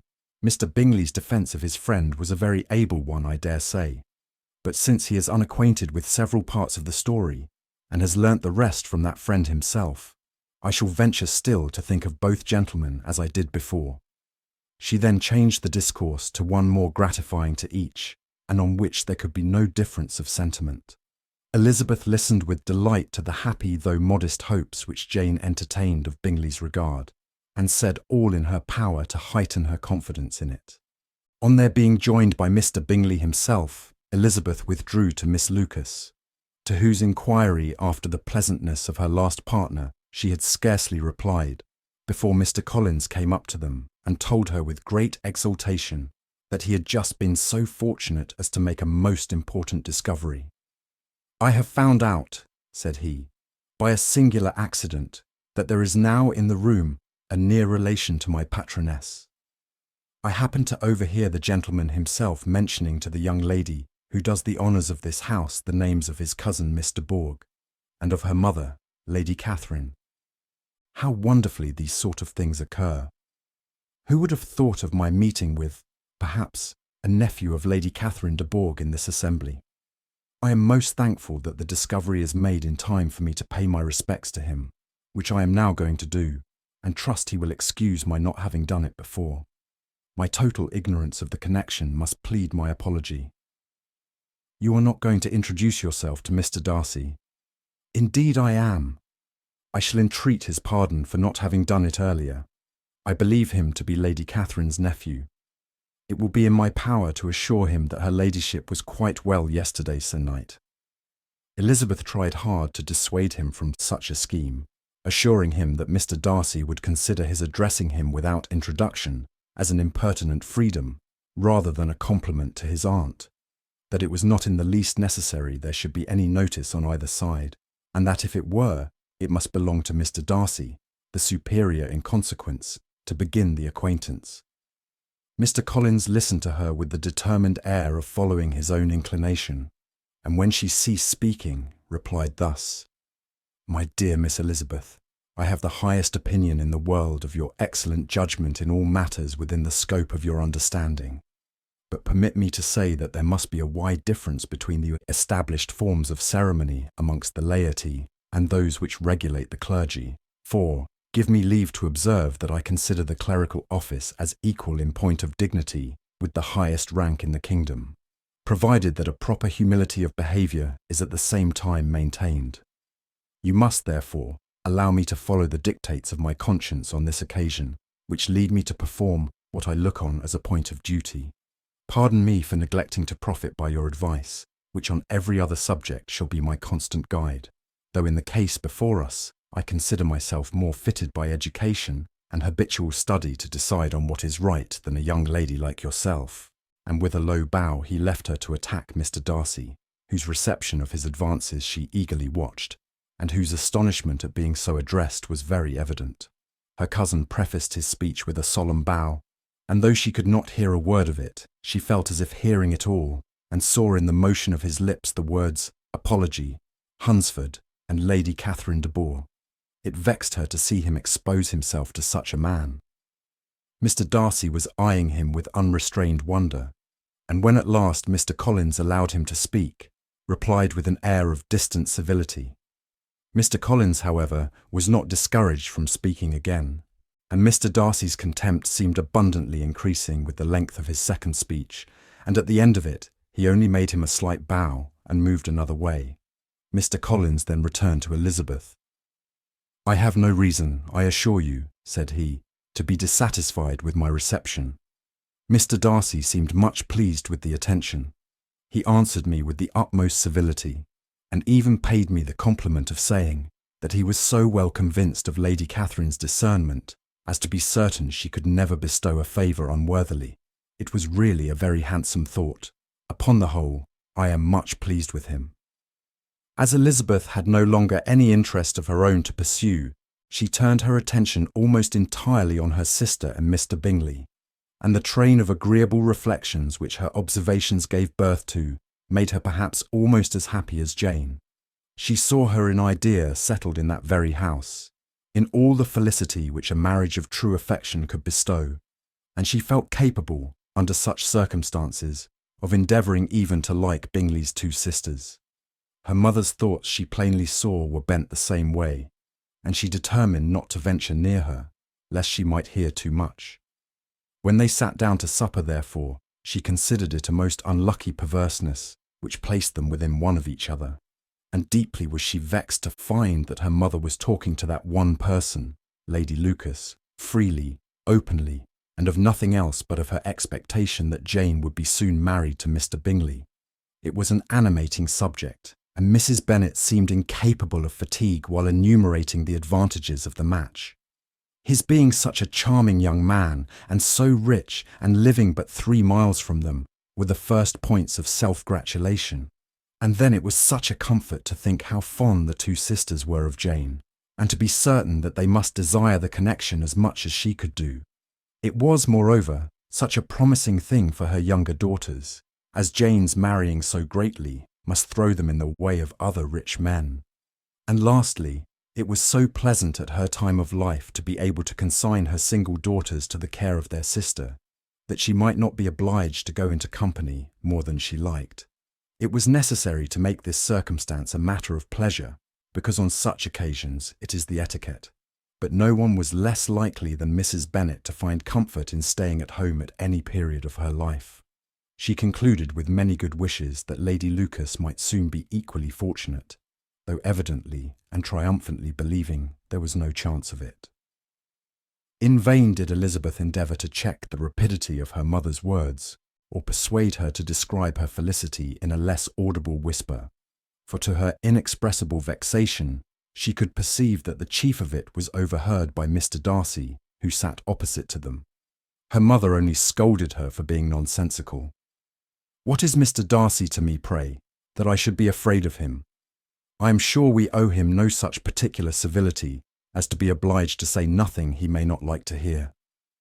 For heaven's sake, madam, speak lower. What advantage can it be to you to offend Mr. Darcy? You will never recommend yourself to his friend by so doing." Nothing that she could say, however, had any influence. Her mother would talk of her views in the same intelligible tone. Elizabeth blushed and blushed again with shame and vexation. She could not help frequently glancing her eye at Mr. Darcy, though every glance convinced her of what she dreaded. For though he was not always looking at her mother, she was convinced that his attention was invariably fixed by her.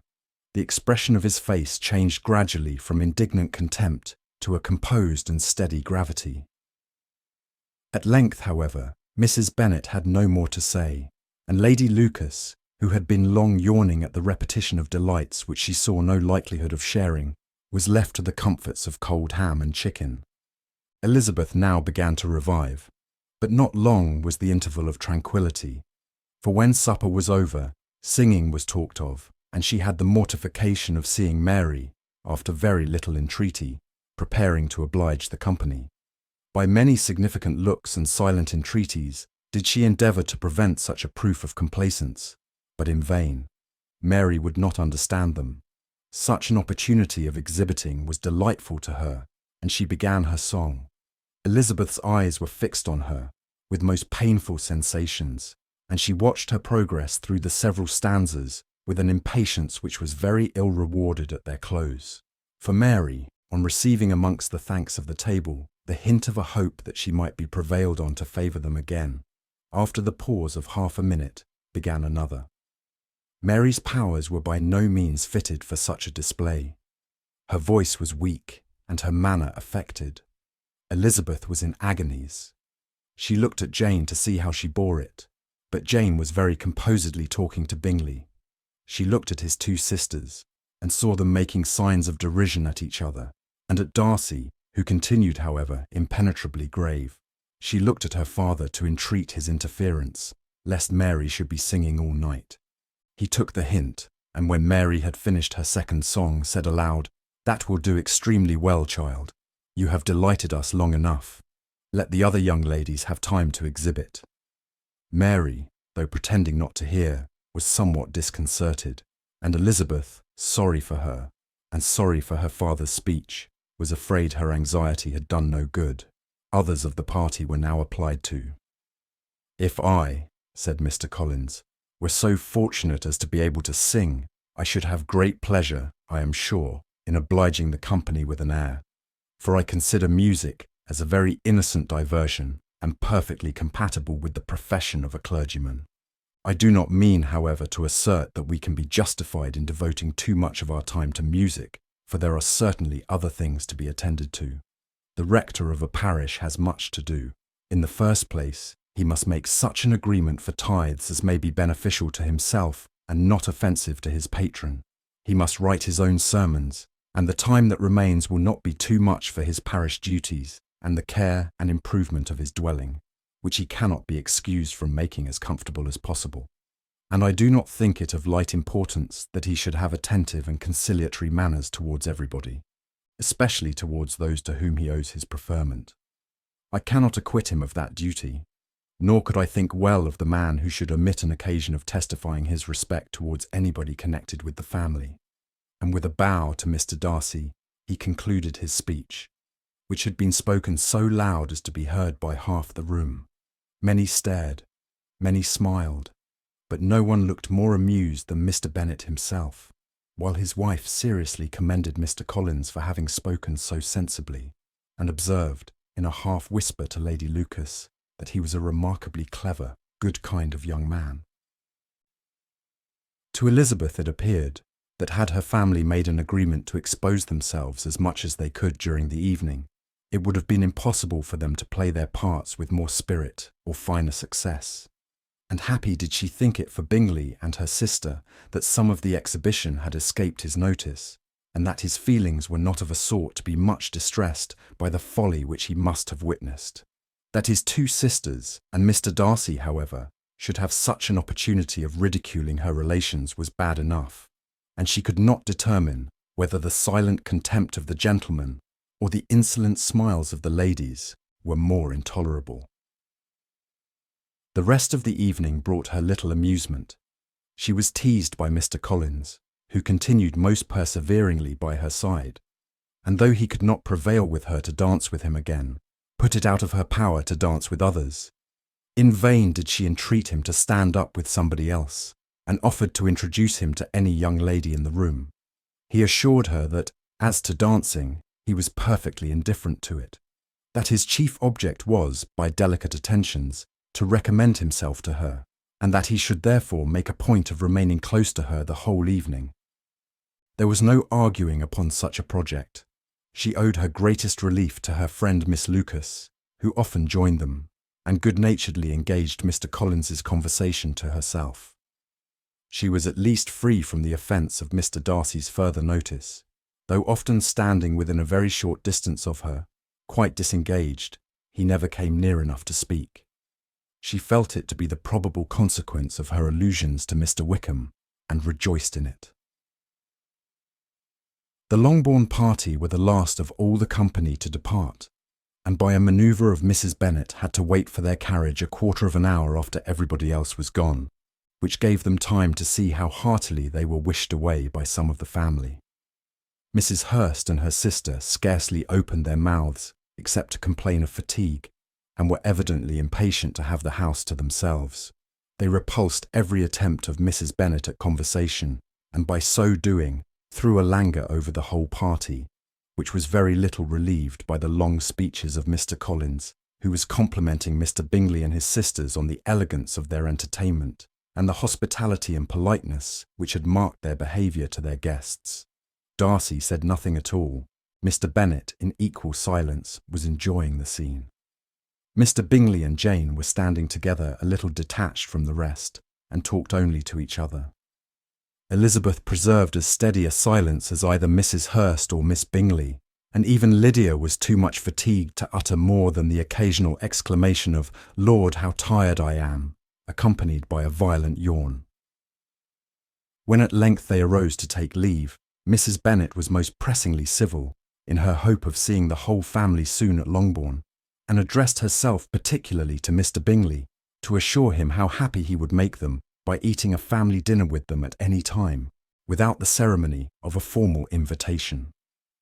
Bingley was all grateful pleasure, and he readily engaged for taking the earliest opportunity of waiting on her after his return from London, whither he was obliged to go the next day for a short time.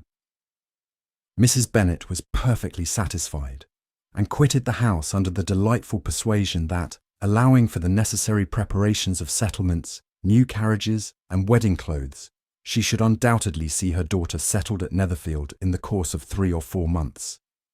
Of having another daughter married to Mr. Collins, she thought with equal certainty, and with considerable, though not equal, pleasure. Elizabeth was the least dear to her of all her children, and though the man and the match were quite good enough for her, the worth of each was eclipsed by Mr. Bingley and Netherfield. Chapter 19. The next day opened a new scene at Longbourn. Mr. Collins made his declaration in form, having resolved to do it without loss of time, as his leave of absence extended only to the following Saturday, and having no feelings of diffidence to make it distressing to himself even at the moment, he set about it in a very orderly manner, with all the observances which he supposed a regular part of the business. On finding Mrs. Bennet, Elizabeth, and one of the younger girls together, soon after breakfast, he addressed the mother in these words: "May I hope, madam, for your interest with your fair daughter Elizabeth, when I solicit for the honour of a private audience with her in the course of this morning?" Before Elizabeth had time for anything but a blush of surprise, Mrs. Bennet instantly answered, "Oh dear, yes, certainly. I am sure Lizzie will be very happy. I am sure she can have no objection. Come, Kitty, I want you upstairs." And gathering her work together, she was hastening away, when Elizabeth called out, "Dear ma'am, do not go. I beg you will not go. Mr. Collins must excuse me. He can have nothing to say to me that anybody need not hear. I am going away myself." "No, no, nonsense, Lizzie. I desire you will stay where you are." And upon Elizabeth seeming really, with vexed and embarrassed looks, about to escape, she added, "Lizzie, I insist upon your staying and hearing Mr. Collins." Elizabeth would not oppose such an injunction, and a moment's consideration making her also sensible that it would be wisest to get it over as soon and as quietly as possible, she sat down again, and tried to conceal, by incessant employment, the feelings which were divided between distress and diversion. Mrs. Bennet and Kitty walked off, and as soon as they were gone, Mr. Collins began. "Believe me, my dear Miss Elizabeth, that your modesty, so far from doing you any disservice, rather adds to your other perfections. You would have been less amiable in my eyes, had there not been this little unwillingness. But allow me to assure you that I have your respected mother's permission for this address. You can hardly doubt the purport of my discourse, however your natural delicacy may lead you to dissemble. My attentions have been too marked to be mistaken. Almost as soon as I entered the house, I singled you out as the companion of my future life. But before I am run away with by my feelings on this subject, perhaps it will be advisable for me to state my reasons for marrying, and moreover, for coming into Hertfordshire with the design of selecting a wife, as I certainly did." The idea of Mr. Collins, with all his solemn composure, being run away with by his feelings, made Elizabeth so near laughing that she could not use the short pause he allowed in any attempt to stop him farther, and he continued, "My reasons for marrying are, first, that I think it a right thing for every clergyman in easy circumstances, like myself, to set the example of matrimony in his parish. Secondly, that I am convinced it will add very greatly to my happiness. And thirdly, which perhaps I ought to have mentioned earlier, that it is the particular advice and recommendation of the very noble lady whom I have the honour of calling patroness. Twice has she condescended to give me her opinion, unasked too, on this subject, and it was but the very Saturday night before I left Hunsford, between our pools at quadrille, while Mrs. Jenkinson was arranging Mr. Borg's footstool, that she said, 'Mr. Collins, you must marry. A clergyman like you must marry. Choose properly. Choose a gentlewoman for my sake and for your own. Let her be an active, useful sort of person, not brought up high, but able to make a small income go a good way. This is my advice. Find such a woman as soon as you can. Bring her to Hunsford, and I will visit her. Allow me, by the way, to observe, my fair cousin, that I do not reckon the notice and kindness of Lady Catherine de Bourgh as among the least of the advantages in my power to offer. You will find her manners beyond anything I can describe, and your wit and vivacity, I think, must be acceptable to her, especially when tempered with the silence and respect which her rank will inevitably excite. Thus much for my general intention in favour of matrimony. It remains to be told why my views were directed to Longbourn instead of my own neighbourhood, where I assure you there are many amiable young women. But the fact is that being, as I am, to inherit this estate after the death of your honoured father, who, however, may live many years longer, I could not satisfy myself without resolving to choose a wife from among his daughters, that the loss to them might be as little as possible when the melancholy event takes place, which, however, as I have already said, may not be for several years. This has been my motive, my fair cousin, and I flatter myself it will not sink me in your esteem. And now nothing remains for me but to assure you, in the most animated language, of the violence of my affection. To fortune I am perfectly indifferent, and shall make no demand of that nature on your father, since I am well aware that it could not be complied with, and that £1,000 in the 4%, which will not be yours till after your mother's decease, is all that you may ever be entitled to. On that head, therefore, I shall be uniformly silent, and you may assure yourself that no ungenerous reproach shall ever pass my lips when we are married." It was absolutely necessary to interrupt him now. "You are too hasty, sir," she cried. "You forget that I have made no answer. Let me do it without further loss of time. Accept my thanks for the compliment you are paying me. I am very sensible of the honour of your proposals, but it is impossible for me to do otherwise than decline them."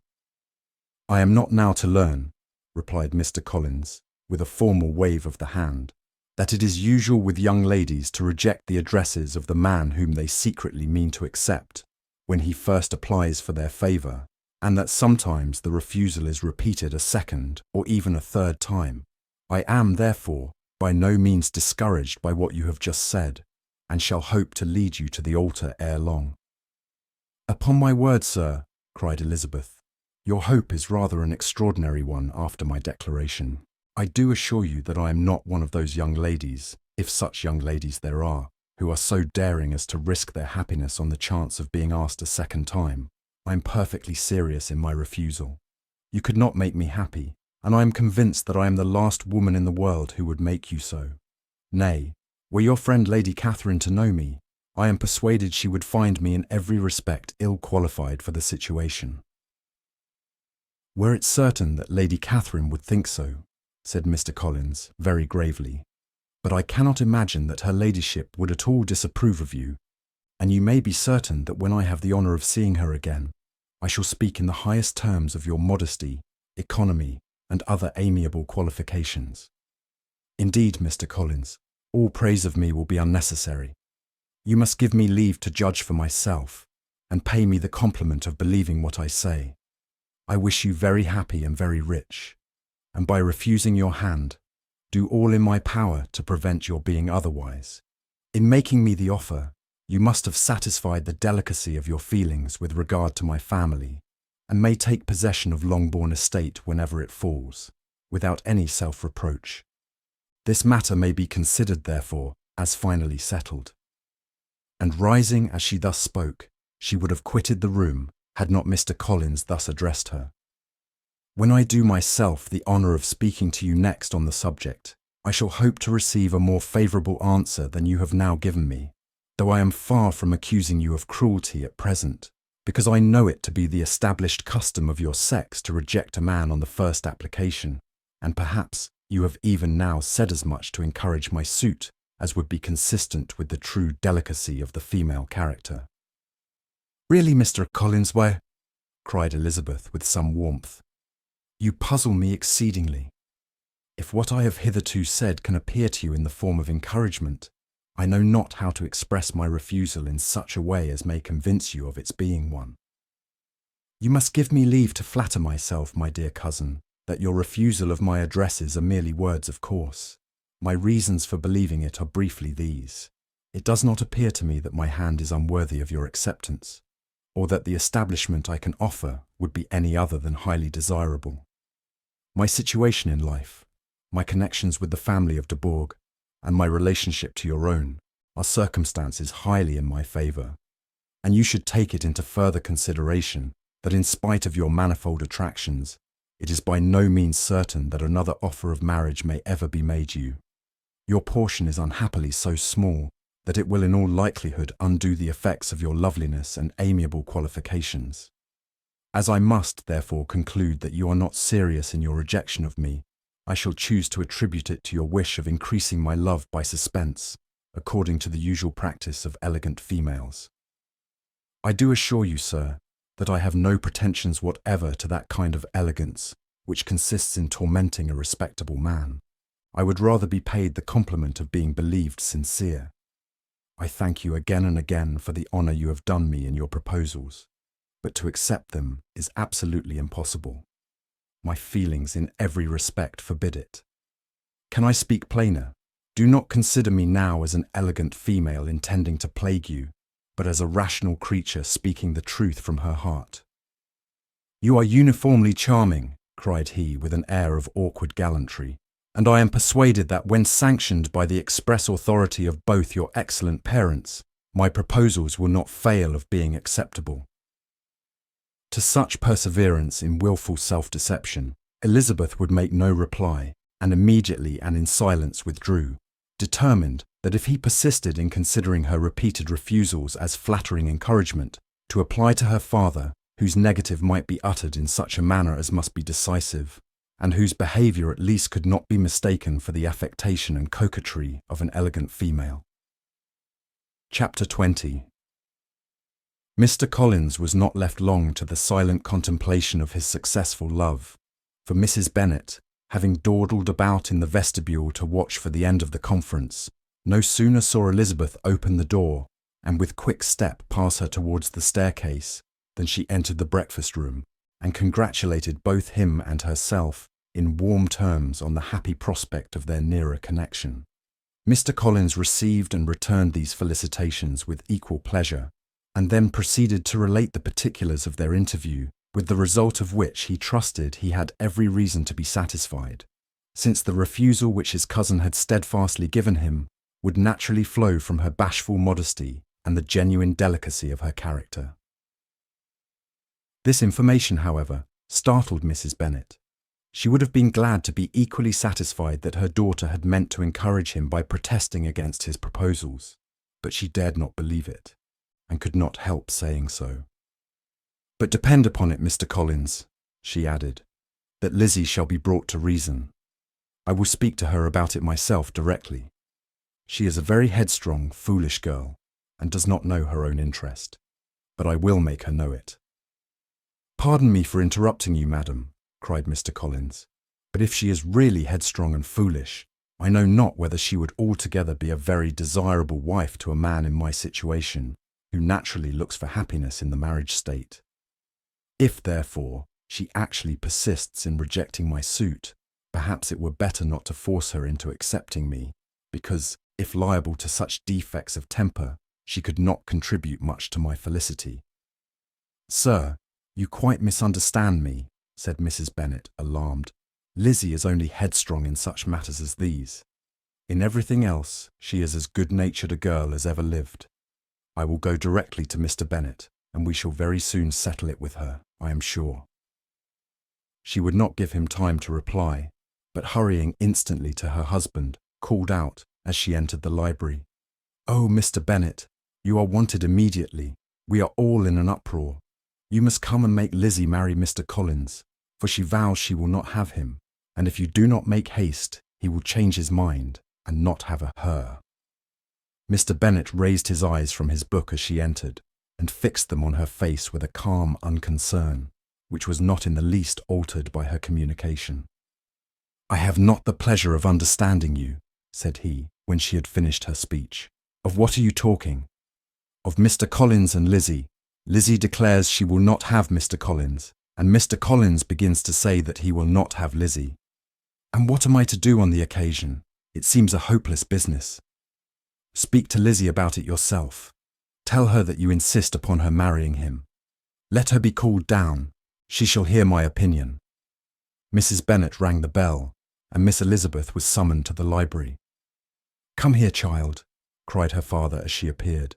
"I have sent for you on an affair of importance. I understand that Mr. Collins has made you an offer of marriage. Is it true?" Elizabeth replied that it was. "Very well. And this offer of marriage you have refused?" "I have, sir." "Very well. We now come to the point. Your mother insists upon your accepting it. Is it not so, Mrs. Bennet?" "Yes, or I will never see her again." "An unhappy alternative is before you, Elizabeth. From this day, you must be a stranger to one of your parents. Your mother will never see you again if you do not marry Mr. Collins, and I will never see you again if you do." Elizabeth could not but smile at such a conclusion of such a beginning, but Mrs. Bennet, who had persuaded herself that her husband regarded the affair as she wished, was excessively disappointed. "What do you mean, Mr. Bennet, by talking in this way? You promised me to insist upon her marrying him." "My dear," replied her husband, "I have two small favours to request. First, that you will allow me the free use of my understanding on the present occasion, and secondly, of my room. I shall be glad to have the library to myself as soon as may be." Not yet, however, in spite of her disappointment in her husband, did Mrs. Bennet give up the point. She talked to Elizabeth again and again, coaxed and threatened her by turns. She endeavoured to secure Jane in her interest, but Jane, with all possible mildness, declined interfering. And Elizabeth, sometimes with real earnestness, and sometimes with playful gaiety, replied to her attacks. Though her manner varied, however, her determination never did. Mr. Collins, meanwhile, was meditating in solitude on what had passed. He thought too well of himself to comprehend on what motive his cousin could refuse him, and though his pride was hurt, he suffered in no other way. His regard for her was quite imaginary, and the possibility of her deserving her mother's reproach prevented his feeling any regret. While the family were in this confusion, Charlotte Lucas came to spend the day with them. She was met in the vestibule by Lydia, who, flying to her, cried in a half-whisper, "I am glad you are come, for there is such fun here. What do you think has happened this morning? Mr. Collins has made an offer to Lizzie, and she will not have him." They entered the breakfast room. Charlotte had hardly time to answer before they were joined by Kitty, who came to tell the same news. And no sooner had they entered the breakfast room, where Mrs. Bennet was alone, than she likewise began on the subject, calling on Miss Lucas for her compassion, and entreating her to persuade her friend Lizzie to comply with the wishes of her family. "Pray do, my dear Miss Lucas," she added in a melancholy tone, "for nobody is on my side. Nobody takes part with me. I am cruelly used. Nobody feels for my poor nerves." Charlotte's reply was spared by the entrance of Jane and Elizabeth. "Aye, there she comes," continued Mrs. Bennet, "looking as unconcerned as may be, and caring no more for us than if we were at York, provided she can have her own way.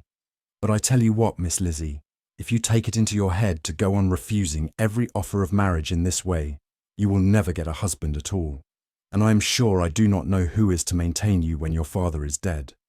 I shall not be able to keep you, and so I warn you. I have done with you from this very day. I told you in the library, you know, that I should never speak to you again, and you will find me as good as my word. I have no pleasure in talking to undutiful children. Not that I have much pleasure, indeed, in talking to anybody. People who suffer as I do from nervous complaints can have no great inclination for talking. Nobody can tell what I suffer, but it is always so. Those who do not complain are never pitied." Her daughters listened in silence to this effusion, sensible that any attempt to reason with or soothe her would only increase the irritation. She talked on, therefore, without interruption from any of them, till they were joined by Mr. Collins, who entered with an air more stately than usual, and on perceiving whom, she said to the girls, "Now I do insist upon it that you, all of you, hold your tongues, and let Mr. Collins and me have a little conversation together." Elizabeth passed quietly out of the room. Jane and Kitty followed, but Lydia stood her ground, determined to hear all she could, and Charlotte, detained first by the civility of Mr. Collins, whose inquiries after herself and all her family were very minute, and then by a little curiosity, satisfied herself with walking to the window and pretending not to hear. In a doleful voice, Mrs. Bennet thus began the projected conversation. "Oh, Mr. Collins!" "My dear madam," replied he, "let us be for ever silent on this point. Far be it from me," he presently continued, in a voice that marked his displeasure, "to resent the behaviour of your daughter. Resignation to inevitable evils is the duty of us all, the peculiar duty of a young man who has been so fortunate as I have been, in early preferment, and, I trust, I am resigned. Perhaps not the less so from feeling a doubt of my positive happiness, had my fair cousin honoured me with her hand, for I have often observed that resignation is never so perfect as when the blessing denied begins to lose somewhat of its value in our estimation. You will not, I hope, consider me as showing any disrespect to your family, my dear madam, by thus withdrawing my pretensions to your daughter's favour, without having paid yourself and Mr. Bennet the compliment of requesting you to interpose your authority in my behalf. My conduct may, I fear, be objectionable in having accepted my dismission from your daughter's lips instead of your own, but we are all liable to error. I have certainly meant well through the whole affair. My object has been to secure an amiable companion for myself, with due consideration for the advantage of all your family, and if my manner has been at all reprehensible, I here beg leave to apologise. Chapter 21. The discussion of Mr. Collins's offer was now nearly at an end, and Elizabeth had only to suffer from the uncomfortable feelings necessarily attending it, and occasionally from some peevish allusion of her mother. As for the gentleman himself, his feelings were chiefly expressed, not by embarrassment or dejection, or by trying to avoid her, but by stiffness of manner and resentful silence. He scarcely ever spoke to her, and the assiduous attentions which he had been so sensible of himself were transferred for the rest of the day to Miss Lucas, whose civility in listening to him was a seasonable relief to them all, and especially to her friend. The morrow produced no abatement of Mrs. Bennet's ill humour or ill health. Mr. Collins was also in the same state of angry pride. Elizabeth had hoped that his resentment might shorten his visit, but his plan did not appear in the least affected by it. He was always to have gone on Saturday, and to Saturday he still meant to stay. After breakfast, the girls walked to Meryton to inquire if Mr. Wickham were returned, and to lament over his absence from the Netherfield ball. He joined them on their entering the town, and attended them to their aunt's, where his regret and vexation and the concern of everybody were well talked over. To Elizabeth, however, he voluntarily acknowledged that the necessity of his absence had been self-imposed. "I found," said he, as the time drew near, "that I had better not meet Mr. Darcy. That to be in the same room, the same party with him for so many hours together, might be more than I could bear, and that scenes might arise unpleasant to more than myself." She highly approved his forbearance, and they had leisure for a full discussion of it, and for all the commendations which they civilly bestowed on each other, as Wickham and another officer walked back with them to Longbourn, and during the walk he particularly attended to her. His accompanying them was a double advantage. She felt all the compliment it offered to herself, and it was most acceptable as an occasion of introducing him to her father and mother. Soon after their return, a letter was delivered to Miss Bennet. It came from Netherfield, and was opened immediately. The envelope contained a sheet of elegant little hot-pressed paper, well covered with a lady's fair flowing hand, and Elizabeth saw her sister's countenance change as she read it, and saw her dwelling intently on some particular passages. Jane recollected herself soon, and putting the letter away, tried to join, with her usual cheerfulness, in the general conversation. But Elizabeth felt an anxiety on the subject, which drew off her attention even from Wickham, and no sooner had he and his companion taken leave, than a glance from Jane invited her to follow her upstairs. When they had gained their own room, Jane, taking out her letter, said, "This is from Caroline Bingley. What it contains has surprised me a good deal. The whole party have left Netherfield by this time, and are on their way to town, and without any intention of coming back again. You shall hear what she says."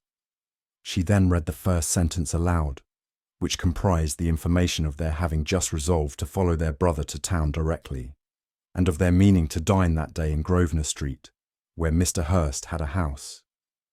The next was in these words: "I do not pretend to regret anything I shall leave in Hertfordshire except your society, my dearest friend, but we will hope, at some future period, to enjoy many returns of that delightful intercourse we have known, and in the meanwhile may lessen the pain of separation by a very frequent and most unreserved correspondence. I depend on you for that." To these high-flown expressions, Elizabeth listened with all the insensibility of distrust, and though the suddenness of their removal surprised her, she saw nothing in it really to lament, It was not to be supposed that their absence from Netherfield would prevent Mr. Bingley's being there, and as to the loss of their society, she was persuaded that Jane must soon cease to regard it in the enjoyment of his. "It is unlucky," said she after a short pause, "that you should not be able to see your friends before they leave the country.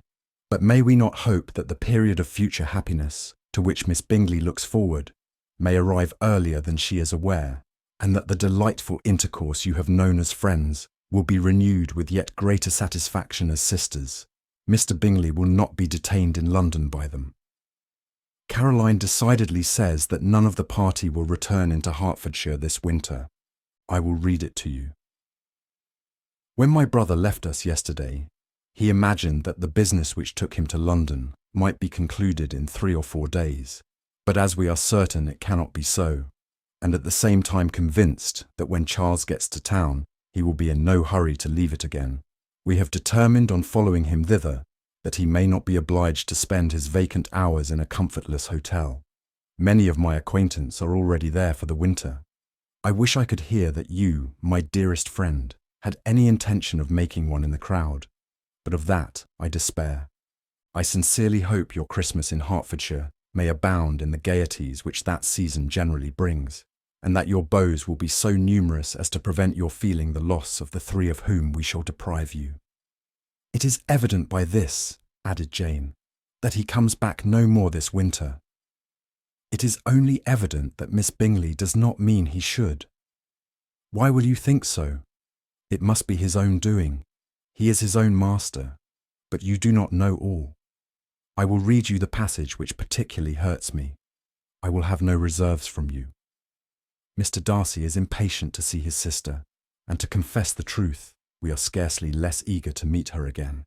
I really do not think Georgiana Darcy has her equal for beauty, elegance and accomplishments, and the affection she inspires in Louisa and myself is heightened into something still more interesting from the hope we dare to entertain of her being hereafter our sister.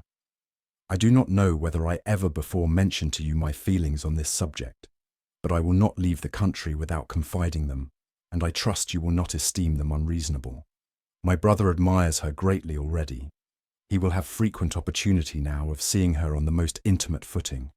Her relations all wish the connection as much as his own, and a sister's partiality is not misleading me, I think, when I call Charles most capable of engaging any woman's heart.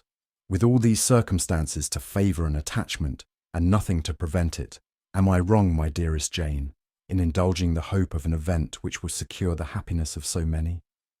What think you of this sentence, my dear Lizzie? Said Jane, as she finished it. Is it not clear enough? Does it not expressly declare that Caroline neither expects nor wishes me to be her sister? That she is perfectly convinced of her brother's indifference? And that if she suspects the nature of my feelings for him, she means, most kindly, to put me on my guard? Can there be any other opinion on the subject? Yes, there can, for mine is totally different. Will you hear it? Most willingly. You shall have it in a few words. Miss Bingley sees that her brother is in love with you and wants him to marry Miss Darcy. She follows him to town in the hope of keeping him there, and tries to persuade you that he does not care about you. Jane shook her head. Indeed, Jane, you ought to believe me. No one who has ever seen you together can doubt his affection. Miss Bingley, I am sure, cannot. She is not such a simpleton. Could she have seen half as much love in Mr. Darcy for herself, she would have ordered her wedding clothes. But the case is this.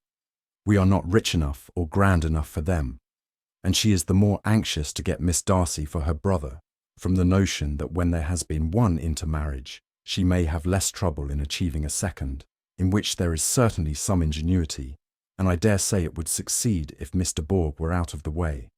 But my dearest Jane, you cannot seriously imagine that, because Miss Bingley tells you her brother greatly admires Miss Darcy, he is in the smallest degree less sensible of your merit than when he took leave of you on Tuesday, or that it will be in her power to persuade him that, instead of being in love with you, he is very much in love with her friend. If we thought alike of Miss Bingley, replied Jane, your representation of all this might make me quite easy, but I know the foundation is unjust. Caroline is incapable of wilfully deceiving anyone, and all that I can hope in this case is that she is deceived herself. That is right. You could not have started a more happy idea. Since you will not take comfort in mine, believe her to be deceived, by all means. You have now done your duty by her, and must fret no longer.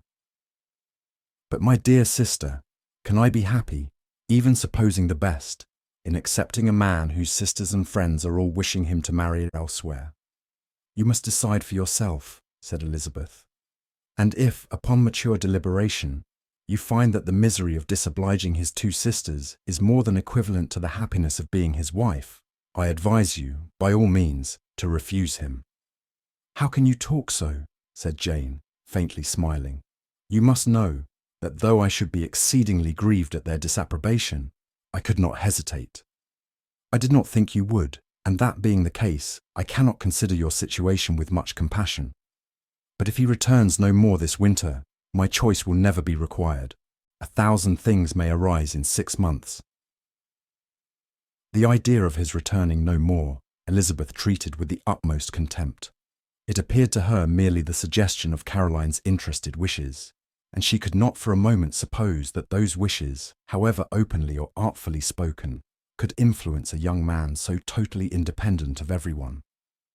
She represented to her sister, as forcibly as possible, what she felt on the subject, and had soon the pleasure of seeing its happy effect.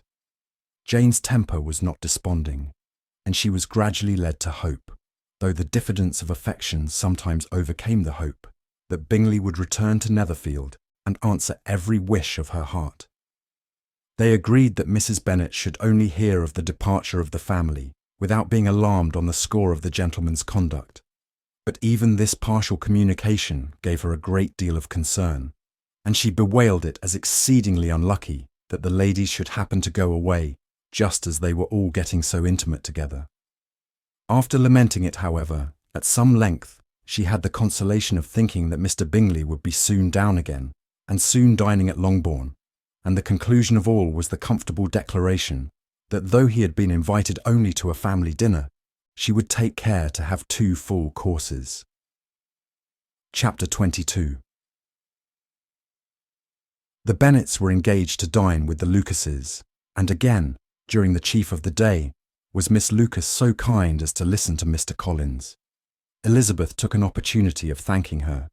"It keeps him in good humour," said she, "and I am more obliged to you than I can express." Charlotte assured her friend of her satisfaction in being useful, and that it amply repaid her for the little sacrifice of her time. This was very amiable, but Charlotte's kindness extended farther than Elizabeth had any conception of.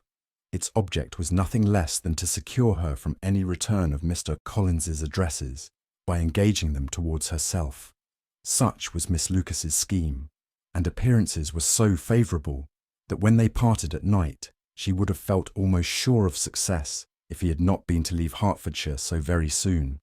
But here she did injustice to the fire and independence of his character, for it led him to escape out of Longbourn House the next morning with admirable slyness, and hasten to Lucas Lodge to throw himself at her feet. He was anxious to avoid the notice of his cousins, from a conviction that, if they saw him depart, they could not fail to conjecture his design, and he was not willing to have the attempt known till its success could be known likewise. For though feeling almost secure, and with reason, for Charlotte had been tolerably encouraging, he was comparatively diffident since the adventure of Wednesday. His reception, however, was of the most flattering kind. Miss Lucas perceived him from an upper window as he walked towards the house, and instantly set out to meet him accidentally in the lane. But little had she dared to hope that so much love and eloquence awaited her there. In as short a time as Mr. Collins's long speeches would allow, everything was settled between them to the satisfaction of both, and as they entered the house, he earnestly entreated her to name the day that was to make him the happiest of men, and though such a solicitation must be waived for the present, the lady felt no inclination to trifle with his happiness. The stupidity with which he was favoured by nature must guard his courtship from any charm that could make a woman wish for its continuance. And Miss Lucas, who accepted him solely from the pure and disinterested desire of an establishment, cared not how soon that establishment were gained. Sir William and Lady Lucas were speedily applied to for their consent, and it was bestowed with a most joyful alacrity. Mr. Collins's present circumstances made it a most eligible match for their daughter, to whom they could give little fortune, and his prospects of future wealth were exceedingly fair. Lady Lucas began directly to calculate, with more interest than the matter had ever. Chapter 23. Elizabeth was sitting with her mother and sisters, reflecting on what she had heard, and doubting whether she was authorised to mention it, when Sir William Lucas himself appeared, sent by his daughter to announce her engagement to the family, with many compliments to them, and much self-gratulation on the prospect of a connection between the houses. He unfolded the matter to an audience not merely wondering, but incredulous. For Mrs. Bennet, with more perseverance than politeness, protested he must be entirely mistaken, and Lydia, always unguarded and often uncivil, boisterously exclaimed, "Good Lord, Sir William, how can you tell such a story? Do not you know that Mr. Collins wants to marry Lizzie?" Nothing less than the complacence of a courtier could have borne without anger such treatment, but Sir William's good breeding carried him through it all, and though he begged leave to be positive as to the truth of his information, he listened to all their impertinence with the most forbearing courtesy. Elizabeth, feeling it incumbent on her to relieve him from so unpleasant a situation, now put herself forward to confirm his account by mentioning her prior knowledge of it from Charlotte herself, and endeavoured to put a stop to the exclamations of her mother and sisters by the earnestness of her congratulations to Sir William, in which she was readily joined by Jane, and by making a variety of remarks on the happiness that might be expected from the match, the excellent character of Mr. Collins, and the convenient distance of Hunsford from London. Mrs. Bennet was, in fact, too much overpowered to say a great deal while Sir William remained, but no sooner had he left them than her feelings found a rapid vent. In the first place, she persisted in disbelieving the whole of the matter. Secondly, she was very sure that Mr. Collins had been taken in. Thirdly, she trusted that they would never be happy together. And fourthly, that the match might be broken off. Two inferences, however, were plainly deduced from the whole. One, that Elizabeth was the real cause of all the mischief, and the other, that she herself had been barbarously used by them all, and on these 2 points she principally dwelt during the rest of the day. Nothing could console and nothing appease her, nor did that day wear out her resentment. A week elapsed before she could see Elizabeth without scolding her. A month passed away before she could speak to Sir William or Lady Lucas without being rude, and many months were gone before she could at all forgive their daughter. Mr. Bennet's emotions were much more tranquil on the occasion, and such as he did experience he pronounced to be of a most agreeable sort, for it gratified him, he said, to discover that Charlotte Lucas, whom he had been used to think tolerably sensible, was as foolish as his wife, and more foolish than his daughter. Jane confessed herself a little surprised at the match, but she said less of her astonishment than of her earnest desire for their happiness, nor could Elizabeth persuade her to consider it as improbable. Kitty and Lydia were far from envying Miss Lucas, for Mr. Collins was only a clergyman, and it affected them in no other way than as a piece of news to spread at Meryton. Lady Lucas could not be insensible of triumph on being able to retort on Mrs. Bennet the comfort of having a daughter well married, and she called at Longbourn rather oftener than usual to say how happy she was, though Mrs. Bennet's sour looks and ill-natured remarks might have been enough to drive happiness away. Between Elizabeth and Charlotte there was a restraint which kept them mutually silent on the subject, and Elizabeth felt persuaded that no real confidence could ever subsist between them again. Her disappointment in Charlotte made her turn with fonder regard to her sister, of whose rectitude and delicacy she was sure her opinion could never be shaken, and for whose happiness she grew daily more anxious, as Bingley had now been gone a week, and nothing was heard of his return. Jane had sent Caroline an early answer to her letter, and was counting the days till she might reasonably hope to hear again. The promised letter of thanks from Mr. Collins arrived on Tuesday, addressed to their father, and written with all the solemnity of gratitude which a 12 months' abode in the family might have prompted, After discharging his conscience on that head, he proceeded to inform them, with many rapturous expressions, of his happiness in having obtained the affection of their amiable neighbour, Miss Lucas, and then explained that it was merely with the view of enjoying her society that he had been so ready to close with their kind wish of seeing him again at Longbourn, whither he hoped to be able to return on Monday fortnight. For Lady Catherine, he added, so heartily approved his marriage that she wished it to take place as soon as possible, which he trusted would be an unanswerable argument with his amiable Charlotte to name an early day for making him the happiest of men. Mr. Collins's return into Hertfordshire was no longer a matter of pleasure to Mrs. Bennet. On the contrary, she was as much disposed to complain of it as her husband. It was very strange that he should come to Longbourn instead of to Lucas Lodge. It was also very inconvenient and exceedingly troublesome. She hated having visitors in the house while her health was so indifferent, and lovers were of all people the most disagreeable. Such were the gentle murmurs of Mrs. Bennet, and they gave way only to the greater distress of Mr. Bingley's continued absence. Neither Jane nor Elizabeth were comfortable on this subject. Day after day passed away without bringing any other tidings of him than the report which shortly prevailed in Meryton of his coming no more to Netherfield the whole winter, a report which highly incensed Mrs. Bennet, and which she never failed to contradict as a most scandalous falsehood.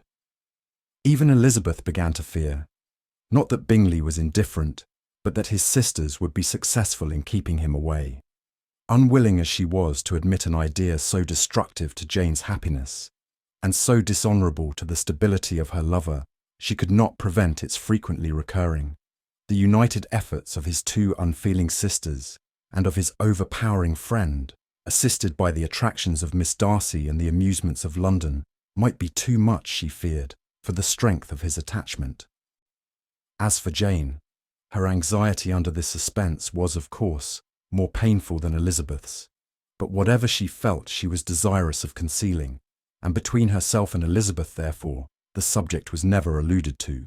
But as no such delicacy restrained her mother, an hour seldom passed in which she did not talk of Bingley, express her impatience for his arrival, or even require Jane to confess that if he did not come back, she should think herself very ill-used. It needed all Jane's steady mildness to bear these attacks with tolerable tranquillity. Mr. Collins returned most punctually on the Monday fortnight, but his reception at Longbourn was not quite so gracious as it had been on his first introduction. He was too happy, however, to need much attention, and luckily for the others, the business of love-making relieved them from a great deal of his company. The chief of every day was spent by him at Lucas Lodge, and he sometimes returned to Longbourn only in time to make an apology for his absence before the family went to bed. Whenever she spoke in a low voice, Mrs. Bennet was really in a most pitiable state. The very mention of anything concerning the match threw her into an agony of ill humour, and wherever she went, she was sure of hearing it talked of. The sight of Miss Lucas was odious to her. As her successor in that house, she regarded her with jealous abhorrence. Whenever Charlotte came to see them, she concluded her to be anticipating the hour of possession, and whenever she spoke in a low voice to Mr. Collins, was convinced that they were talking of the Longbourn estate, and resolving to turn herself and her daughters out of the house as soon as Mr. Bennet was dead. She complained bitterly of all this to her husband. "Indeed, Mr. Bennet," said she, "it is very hard to think that Charlotte Lucas should ever be mistress of this house, that I should be forced to make way for her, and live to see her take my place in it. My dear, do not give way to such gloomy thoughts. Let us hope for better things. Let us flatter ourselves that I may be the survivor." This was not very consoling to Mrs. Bennet, and therefore, instead of making any answer, she went on as before. "I cannot bear to think that they should have all this estate. If it was not for the entail, I should not mind it." "What should not you mind?" "I should not mind anything at all. Let us be thankful that you are preserved from a state of such insensibility. I never can be thankful, Mr. Bennet, for anything about the entail. How anyone could have the conscience to entail away an estate from one's own daughters I cannot understand, and all for the sake of Mr. Collins too. Why should he have it more than anybody else?" "I leave it to yourself to determine," said Mr. Bennet. Chapter 24. Miss Bingley's letter arrived, and put an end to doubt. The very first sentence conveyed the assurance of their being all settled in London for the winter, and concluded with her brother's regret at not having had time to pay his respects to his friends in Hertfordshire before he left the country. Hope was over, entirely over, and when Jane could attend to the rest of the letter, she found little, except the professed affection of the writer, that could give her any comfort. Miss Darcy's praise occupied the chief of it. Her many attractions were again dwelt on, and Caroline boasted joyfully of their increasing intimacy, and ventured to predict the accomplishment of the wishes which had been unfolded in her former letter. She wrote also with great pleasure of her brother's being an inmate of Mr. Darcy's house, and mentioned with raptures some plans of the latter with regard to new furniture.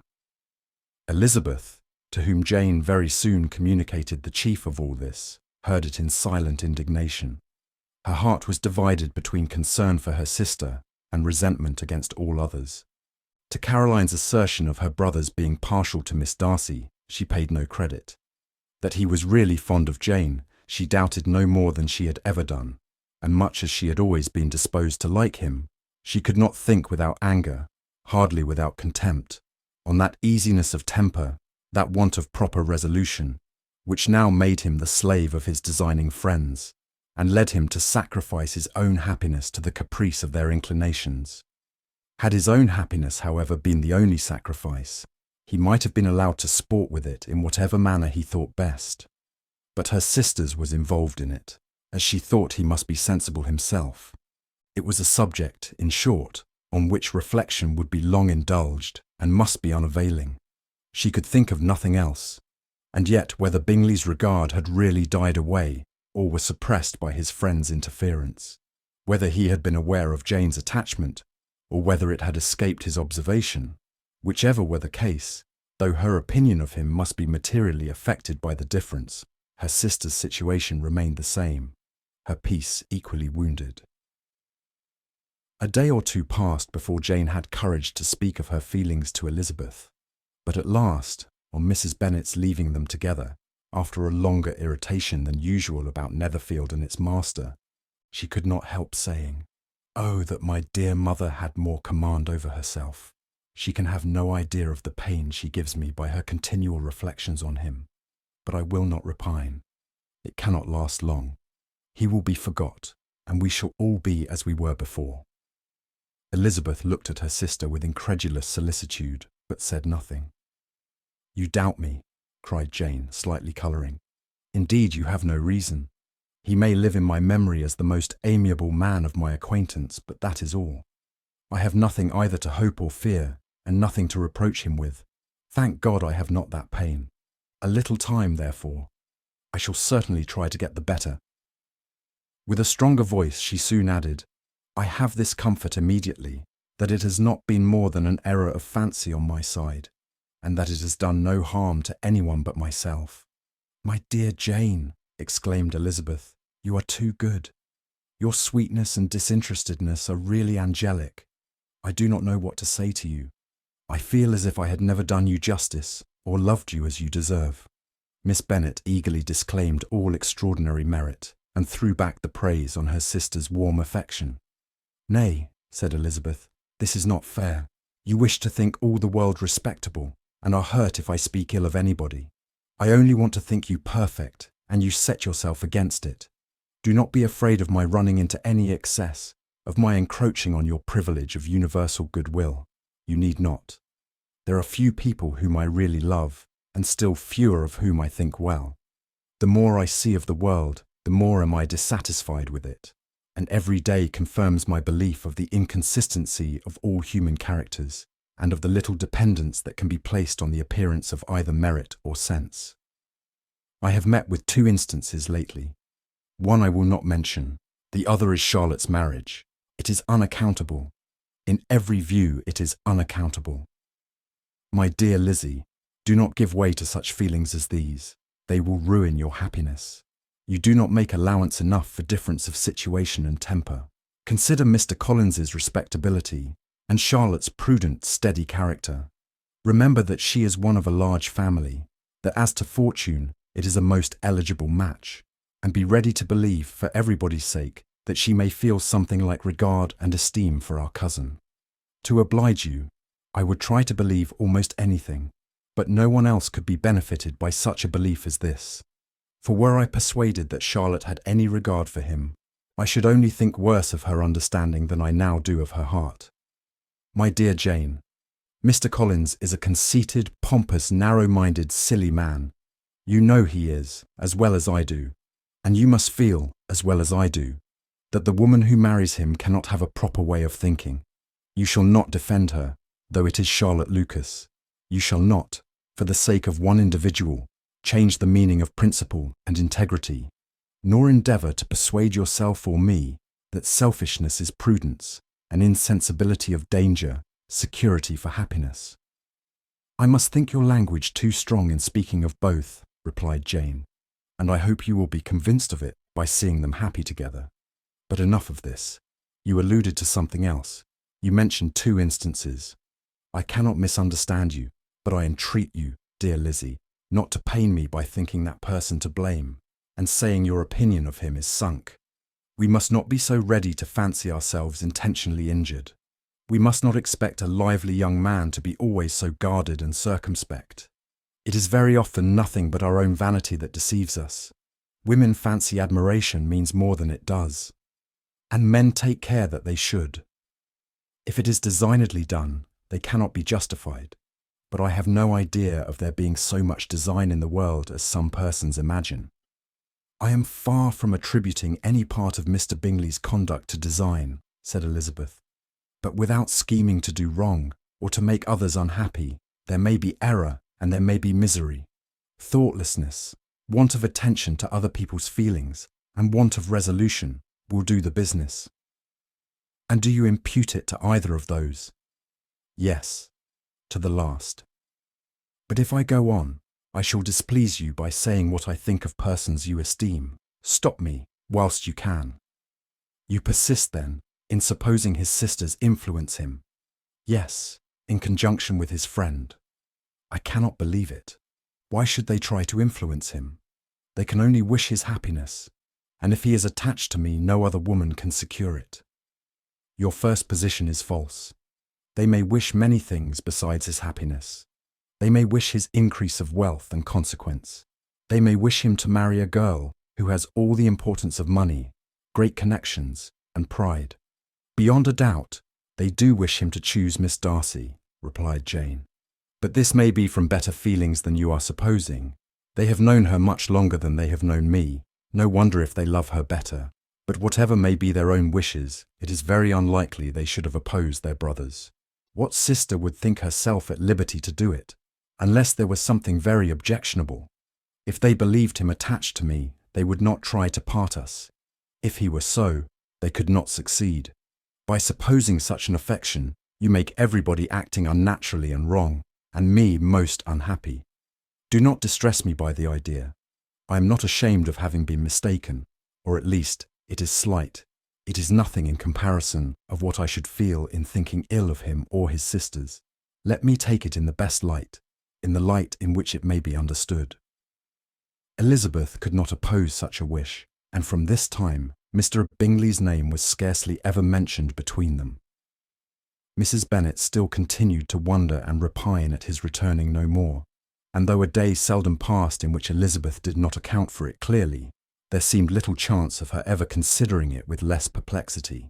Her daughter endeavoured to convince her, of what she did not believe herself, that his attentions to Jane had been merely the effect of a common and transient liking, which ceased when he saw her no more. But though the probability of the statement was admitted at the time, she had the same story to repeat every day. Mrs. Bennet's best comfort was that Mr. Bingley must be down again in the summer. Mr. Bennet treated the matter differently. "So, Lizzie," said he one day, "your sister is crossed in love, I find. I congratulate her. Next to being married, a girl likes to be crossed in love a little now and then. It is something to think of, and gives her a sort of distinction among her companions. When is your turn to come? You will hardly bear to be long outdone by Jane. Now is your time. Here are officers enough at Meryton to disappoint all the young ladies in the country. Let Wickham be your man. He is a pleasant fellow, and would jilt you creditably. Thank you, sir, but a less agreeable man would satisfy me. We must not all expect Jane's good fortune. True, said Mr. Bennet, but it is a comfort to think that, whatever of that kind may befall you, you have an affectionate mother who will always make the most of it. Mr. Wickham's society was of material service in dispelling the gloom which the late perverse occurrences had thrown on many of the Longbourn family. They saw him often, and to his other recommendations was now added that of general unreserve. The whole of what Elizabeth had already heard, his claims on Mr. Darcy, and all that he had suffered from him, was now openly acknowledged and publicly canvassed, and everybody was pleased to think how much they had always disliked Mr. Darcy before they had known anything of the matter. Miss Bennet was the only creature who could suppose there might be any extenuating circumstances in the case unknown to the society of Hertfordshire. Her mild and steady candour always pleaded for allowances and urged the possibility of mistakes, but by everybody else, Mr. Darcy was condemned as the worst of men. Chapter 25. After a week spent in professions of love and schemes of felicity, Mr. Collins was called from his amiable Charlotte by the arrival of Saturday. The pain of separation, however, might be alleviated on his side by preparations for the reception of his bride, as he had reason to hope that shortly after his next return into Hertfordshire, the day would be fixed that was to make him the happiest of men. He took leave of his relations at Longbourn with as much solemnity as before, wished his fair cousins health and happiness again, and promised their father another letter of thanks. On the following Monday, Mrs. Bennet had the pleasure of receiving her brother and his wife, who came as usual to spend the Christmas at Longbourn. Mr. Gardiner was a sensible, gentlemanlike man, greatly superior to his sister, as well by nature as education. The Netherfield ladies would have had difficulty in believing that a man who lived by trade, and within view of his own warehouses, could have been so well bred and agreeable. Mrs. Gardiner, who was several years younger than Mrs. Bennet and Mrs. Phillips, was an amiable, intelligent, elegant woman, and a great favourite with her Longbourn nieces. Between the two eldest and herself especially, there subsisted a very particular regard. They had frequently been staying with her in town. The first part of Mrs. Gardiner's business on her arrival was to distribute her presents and describe the newest fashions. When this was done, she had a less active part to play. It became her turn to listen. Mrs. Bennet had many grievances to relate and much to complain of. They had all been very ill-used since she last saw her sister. 2 of her girls had been on the point of marriage, and after all there was nothing in it. I do not blame Jane, she continued, for Jane would have got Mr. Bingley if she could. But Lizzie, oh sister, it is very hard to think that she might have been Mr. Collins's wife by this time, had not it been for her own perverseness. He made her an offer in this very room, and she refused him. The consequence of it is that Lady Lucas will have a daughter married before I have, and that Longbourn estate is just as much entailed as ever. The Lucases are very artful people, indeed, sister. They are all for what they can get. I am sorry to say it of them, but so it is. It makes me very nervous and poorly to be thwarted so in my own family, and to have neighbours who think of themselves before anybody else. However, your coming just at this time is the greatest of comforts, and I am very glad to hear what you tell us of long sleeves. Mrs. Gardiner, to whom the chief of this news had been given before, in the course of Jane and Elizabeth's correspondence with her, made her sister a slight answer, and, in compassion to her nieces, turned the conversation.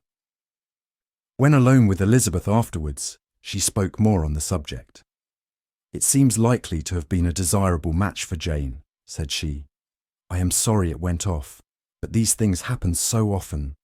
A young man, such as you describe Mr. Bingley, so easily falls in love with a pretty girl for a few weeks, and when accident separates them, so easily forgets her, that these sort of inconstancies are very frequent. An excellent consolation in its way, said Elizabeth, but it will not do for us. We do not suffer by accident. It does not often happen that the interference of friends will persuade a young man of independent fortune to think no more of a girl whom he was violently in love with only a few days before.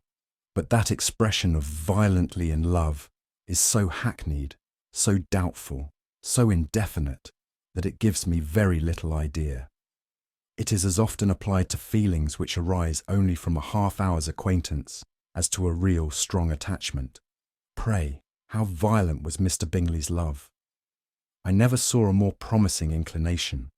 He was growing quite inattentive to other people, and wholly engrossed by her. Every time they met, it was more decided and remarkable. At his own ball he offended 2 or 3 young ladies by not asking them to dance, and I spoke to him twice myself without receiving an answer. Could there be finer symptoms?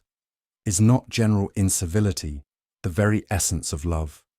Oh yes, of that kind of love which I suppose him to have felt. Poor Jane. I am sorry for her, because, with her disposition, she may not get over it immediately. It had better have happened to you, Lizzie. You would have laughed yourself out of it sooner. But do you think she would be prevailed on to go back with us? Change of scene might be of service, and perhaps a little relief from home may be as useful as anything. Elizabeth was exceedingly pleased with this proposal, and felt persuaded of her sister's ready acquiescence. I hope, added Mrs. Gardiner, that no consideration with regard to this young man will influence her. We live in so different a part of town, all our connections are so different, and as you well know, we go out so little, that it is very improbable they should meet at all, unless he really comes to see her. And that is quite impossible, for he is now in the custody of his friend, and Mr. Darcy would no more suffer him to call on Jane in such a part of London. My dear aunt, how could you think of it? Mr. Darcy may, perhaps, have heard of such a place as Gracechurch Street, but he would hardly think a month's ablution enough to cleanse him from its impurities, were he once to enter it, and depend upon it, Mr. Bingley never stirs without him. So much the better. I hope they will not meet at all. But does not Jane correspond with his sister? She will not be able to help calling. She will drop the acquaintance entirely. But in spite of the certainty in which Elizabeth affected to place this point, as well as the still more interesting one of Bingley's being withheld from seeing Jane, she felt a solicitude on the subject which convinced her, on examination, that she did not consider it entirely hopeless. It was possible, and sometimes she thought it probable, that his affection might be reanimated, and the influence of his friends successfully combated by the more natural influence of Jane's attractions. Miss Bennet accepted her aunt's invitation with pleasure, and the Bingleys were no otherwise in her thoughts at the same time than as she hoped, by Caroline's not living in the same house with her brother, she might occasionally spend a morning with her without any danger of seeing him. The Gardiners stayed a week at Longbourn, and what with the Phillipses, the Lucases, and the officers, there was not a day without its engagement. Mrs. Bennet had so carefully provided for the entertainment of her brother and sister that they did not once sit down to a family dinner. When the engagement was for home, some of the officers always made part of it, of which officers Mr. Wickham was sure to be one, and on these occasions Mrs. Gardiner, rendered suspicious by Elizabeth's warm commendation of him, narrowly observed them both. Without supposing them, from what she saw, to be very seriously in love, their preference of each other was plain enough to make her a little uneasy, and she resolved to speak to Elizabeth on the subject before she left Hertfordshire, and represent to her the imprudence of encouraging such an attachment. To Mrs. Gardiner, Wickham had one means of affording pleasure, unconnected with his general powers. About 10 or a dozen years ago, before her marriage, she had spent a considerable time in that very part of Derbyshire to which he belonged. They had, therefore, many acquaintance in common, and though Wickham had been little there since the death of Darcy's father 5 years before, it was yet in his power to give her fresher intelligence of her former friends than she had been in the way of procuring. Mrs. Gardiner had seen Pemberley, and known the late Mr. Darcy by character perfectly well. Here, consequently, was an inexhaustible subject of discourse. In comparing her recollection of Pemberley with the minute description which Wickham could give, and in bestowing her tribute of praise on the character of its late possessor, she was delighting both him and herself. On being made acquainted with the present Mr. Darcy's treatment of him, she tried to remember something of that gentleman's reputed disposition, when quite a lad, which might agree with it, and was confident, at last, that she recollected having heard Mr. Fitzwilliam Darcy formerly spoken of as a very proud, ill-natured boy. Chapter 26. Mrs. Gardiner's caution to Elizabeth was punctually and kindly given on the first favourable opportunity of speaking to her alone. After honestly telling her what she thought, she thus went on. "You are too sensible a girl, Lizzie, to fall in love merely because you are warned against it, and therefore I'm not afraid of speaking openly. Seriously, I would have you be on your guard. Do not involve yourself, or endeavour to involve him, in an affection which the want of fortune would make so very imprudent. I have nothing to say against him. He is a most interesting young man, and if he had the fortune he ought to have, I should think you could not do better. But as it is, you must not let your fancy run away with you. You have sense, and we all expect you to use it. Your father would depend on your resolution and good conduct, I am sure. You must not disappoint your father. My dear aunt, this is being serious indeed." "Yes, and I hope to engage you to be serious likewise." "Well then, you need not be under any alarm. I will take care of myself, and of Mr. Wickham too. He shall not be in love with me, if I can prevent it. Elizabeth, you are not serious now." "I beg your pardon. I will try again. At present I am not in love with Mr. Wickham. No, I certainly am not. But he is, beyond all comparison, the most agreeable man I ever saw, and if he becomes really attached to me, I believe it will be better that he should not. I see the imprudence of it. Oh, that abominable Mr. Darcy! My father's opinion of me does me the greatest honour, and I should be miserable to forfeit it. My father, however, is partial to Mr. Wickham. In short, my dear aunt, I should be very sorry to be the means of making any of you unhappy, but since we see every day that where there is affection, young people are seldom withheld, by immediate want of fortune, from entering into engagements with each other, how can I promise to be wiser than so many of my fellow creatures, if I am tempted? Or how am I even to know that it would be wiser to resist? All that I can promise you, therefore, is not to be in a hurry. I will not be in a hurry to believe myself his first object. When I am in company with him, I will not be wishing. In short, I will do my best. Perhaps it will be as well if you discourage his coming here so very often. At least you should not remind your mother of inviting him." "As I did the other day," said Elizabeth, with a conscious smile. "Very true, it will be wise in me to refrain from that. But do not imagine that he is always here so often. It is on your account that he has been so frequently invited this week. You know my mother's ideas as to the necessity of constant company for her friends. But really, and upon my honour, I will try to do what I think to be wisest, and now I hope you are satisfied." Her aunt assured her that she was, and Elizabeth, having thanked her for the kindness of her hints, they parted, a wonderful instance of advice being given on such a point without being resented. Mr. Collins returned into Hertfordshire soon after it had been quitted by the Gardiners and Jane, but as he took up his abode with the Lucases, his arrival was no great inconvenience to Mrs. Bennet. His marriage was now fast approaching, and she was at length so far resigned as to think it inevitable, and even repeatedly to say, in an ill-natured tone, that she wished they might be happy. Thursday was to be the wedding day, and on Wednesday Miss Lucas paid her farewell visit, and when she rose to take leave, Elizabeth, ashamed of her mother's ungracious and reluctant good wishes, and sincerely affected herself, accompanied her out of the room. As they went downstairs together, Charlotte said, "I shall depend on hearing from you very often, Eliza." "That you certainly shall." "And I have another favour to ask. Will you come and see me? We shall often meet, I hope, in Hertfordshire.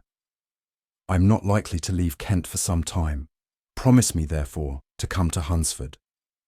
Elizabeth could not refuse, though she foresaw little pleasure in the visit. "My father and Maria are to come to me in March," added Charlotte. and I hope you will consent to be of the party. Indeed, Eliza, you will be as welcome to me as either of them." The wedding took place. The bride and bridegroom set off for Kent from the church door, and everybody had as much to say or to hear on the subject as usual.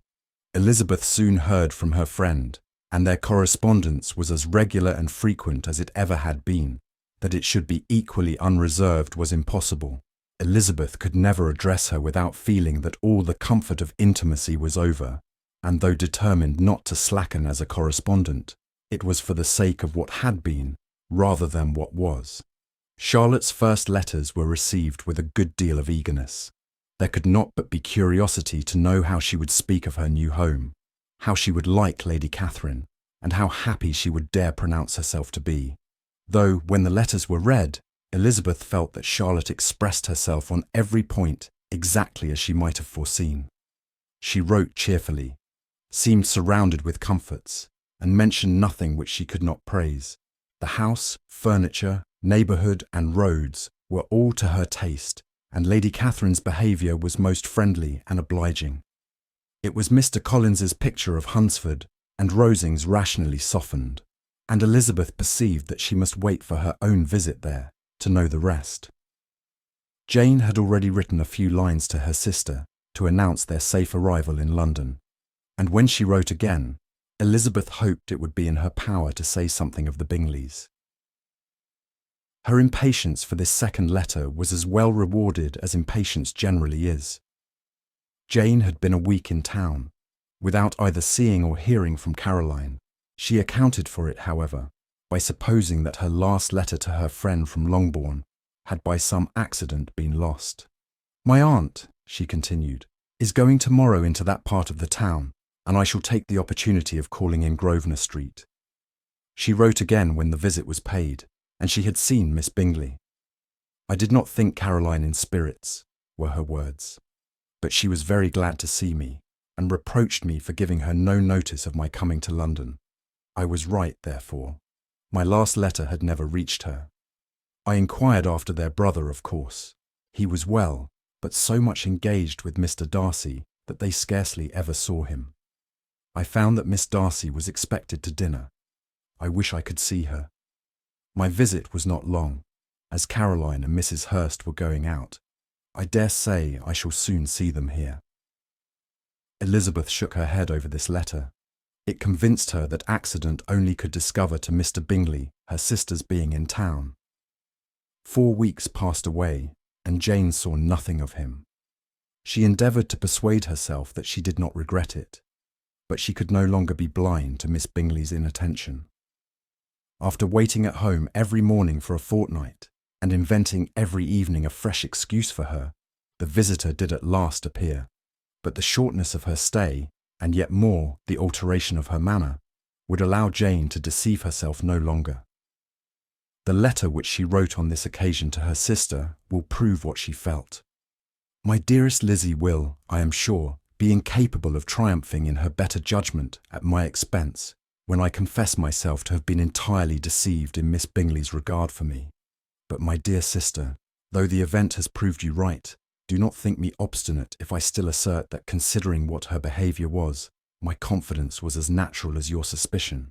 I do not at all comprehend her reason for wishing to be intimate with me, but if the same circumstances were to happen again, I am sure I should be deceived again. Caroline did not return my visit till yesterday, and not a note, not a line, did I receive in the meantime. When she did come, it was very evident that she had no pleasure in it.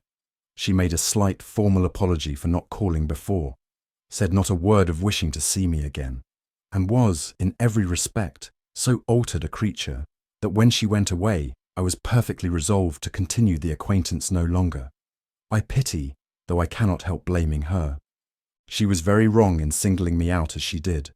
I can safely say that every advance to intimacy began on her side. But I pity her, because she must feel that she has been acting wrong, and because I am very sure that anxiety for her brother is the cause of it. I need not explain myself farther, and though we know this anxiety to be quite needless, yet if she feels it, it will easily account for her behaviour to me, and so deservedly dear as he is to his sister, whatever anxiety she may feel on his behalf is natural and amiable. I cannot but wonder, however, at her having any such fears now, because if he had at all cared about me, we must have met long, long ago. He knows of my being in town, I am certain, from something she said herself, and yet it would seem, by her manner of talking, as if she wanted to persuade herself that he is really partial to Miss Darcy. I cannot understand it. If I were not afraid of judging harshly, I should be almost tempted to say that there is a strong appearance of duplicity in all this. I will endeavour to banish every painful thought and think only of what will make me happy, your affection, and the invariable kindness of my dear uncle and aunt. Let me hear from you very soon. Miss Bingley said something of his never returning to Netherfield again, of giving up the house, but not with any certainty. We had better not mention it. I am extremely glad that you have such pleasant accounts from our friends at Hunsford. Pray go to see them with Sir William and Maria. I am sure you will be very comfortable there. Yours, etc. This letter gave Elizabeth some pain, but her spirits returned as she considered that Jane would no longer be duped, by the sister at least. All expectation from the brother was now absolutely over. She would not even wish for any renewal of his attentions. His character sunk on every review of it, and as a punishment for him, as well as a possible advantage to Jane, she seriously hoped he might really soon marry Mr. Darcy's sister, as, by Wickham's account, she would make him abundantly regret what he had thrown away. Mrs. Gardiner, about this time, reminded Elizabeth of her promise concerning that gentleman, and required information, and Elizabeth had such to send as might rather give contentment to her aunt than to herself. His apparent partiality had subsided, his attentions were over, he was the admirer of someone else. Elizabeth was watchful enough to see it all, but she could see it and write of it without material pain. Her heart had been but slightly touched, and her vanity was satisfied with believing that she would have been his only choice, had fortune permitted it. The sudden acquisition of £10,000 was the most remarkable charm of the young lady to whom he was now rendering himself agreeable. But Elizabeth, less clear-sighted perhaps in this case than in Charlotte's, did not quarrel with him for his wish of independence. Nothing, on the contrary, could be more natural, and while able to suppose that it cost him a few struggles to relinquish her, she was ready to allow it a wise and desirable measure for both, and could very sincerely wish him happy. All this was acknowledged to Mrs. Gardiner, and after relating the circumstances, she thus went on.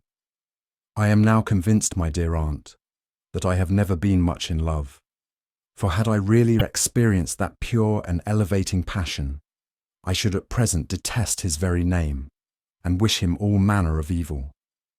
But my feelings are not only cordial towards him, they are even impartial towards Miss King.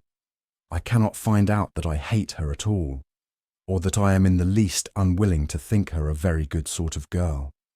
There can be no love in all this. My watchfulness has been effectual, and though I should certainly be a more interesting object to all my acquaintance, were I distractedly in love with him, I cannot say that I regret my comparative insignificance. Importance may sometimes be purchased too dearly. Kitty and Lydia take his defection much more to heart than I do. They are young in the ways of the world, and not yet open to the mortifying conviction that handsome young men must have something to live on as well as the plain. Chapter 27. With no greater events than these in the Longbourn family, and otherwise diversified by little beyond the walks to Meryton, sometimes dirty and sometimes cold, did January and February pass away. March was to take Elizabeth to Hunsford. She had not at first thought very seriously of going thither, but Charlotte, she soon found, was depending on the plan, and she gradually learned to consider it herself with greater pleasure as well as greater certainty. Absence had increased her desire of seeing Charlotte again, and weakened her disgust of Mr. Collins. There was novelty in the scheme, and as with such a mother and such uncompanionable sisters, home could not be faultless. A little change was not unwelcome for its own sake. The journey would, moreover, give her a peep at Jane, and in short, as the time drew near, she would have been very sorry for any delay. Everything, however, went on smoothly and was finally settled according to Charlotte's first sketch. She was to accompany Sir William and his second daughter. The improvement of spending a night in London was added in time, and the plan became as perfect as plan could be.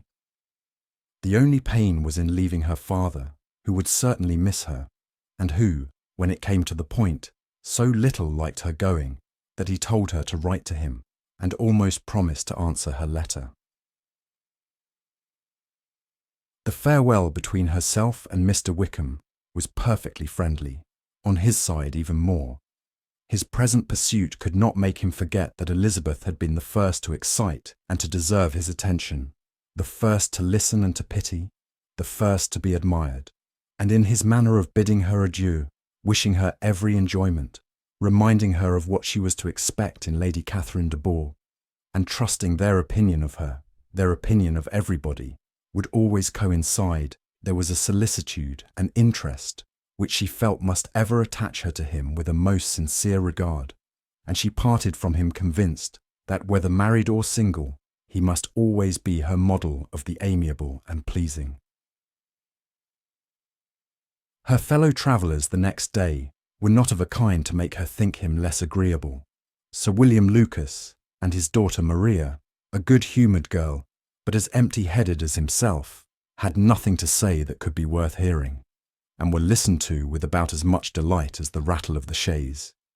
Elizabeth loved absurdities, but she had known Sir William's too long.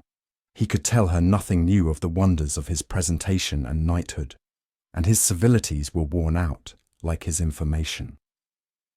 It was a journey of only 24 miles, and they began it so early as to be in Gracechurch Street by noon.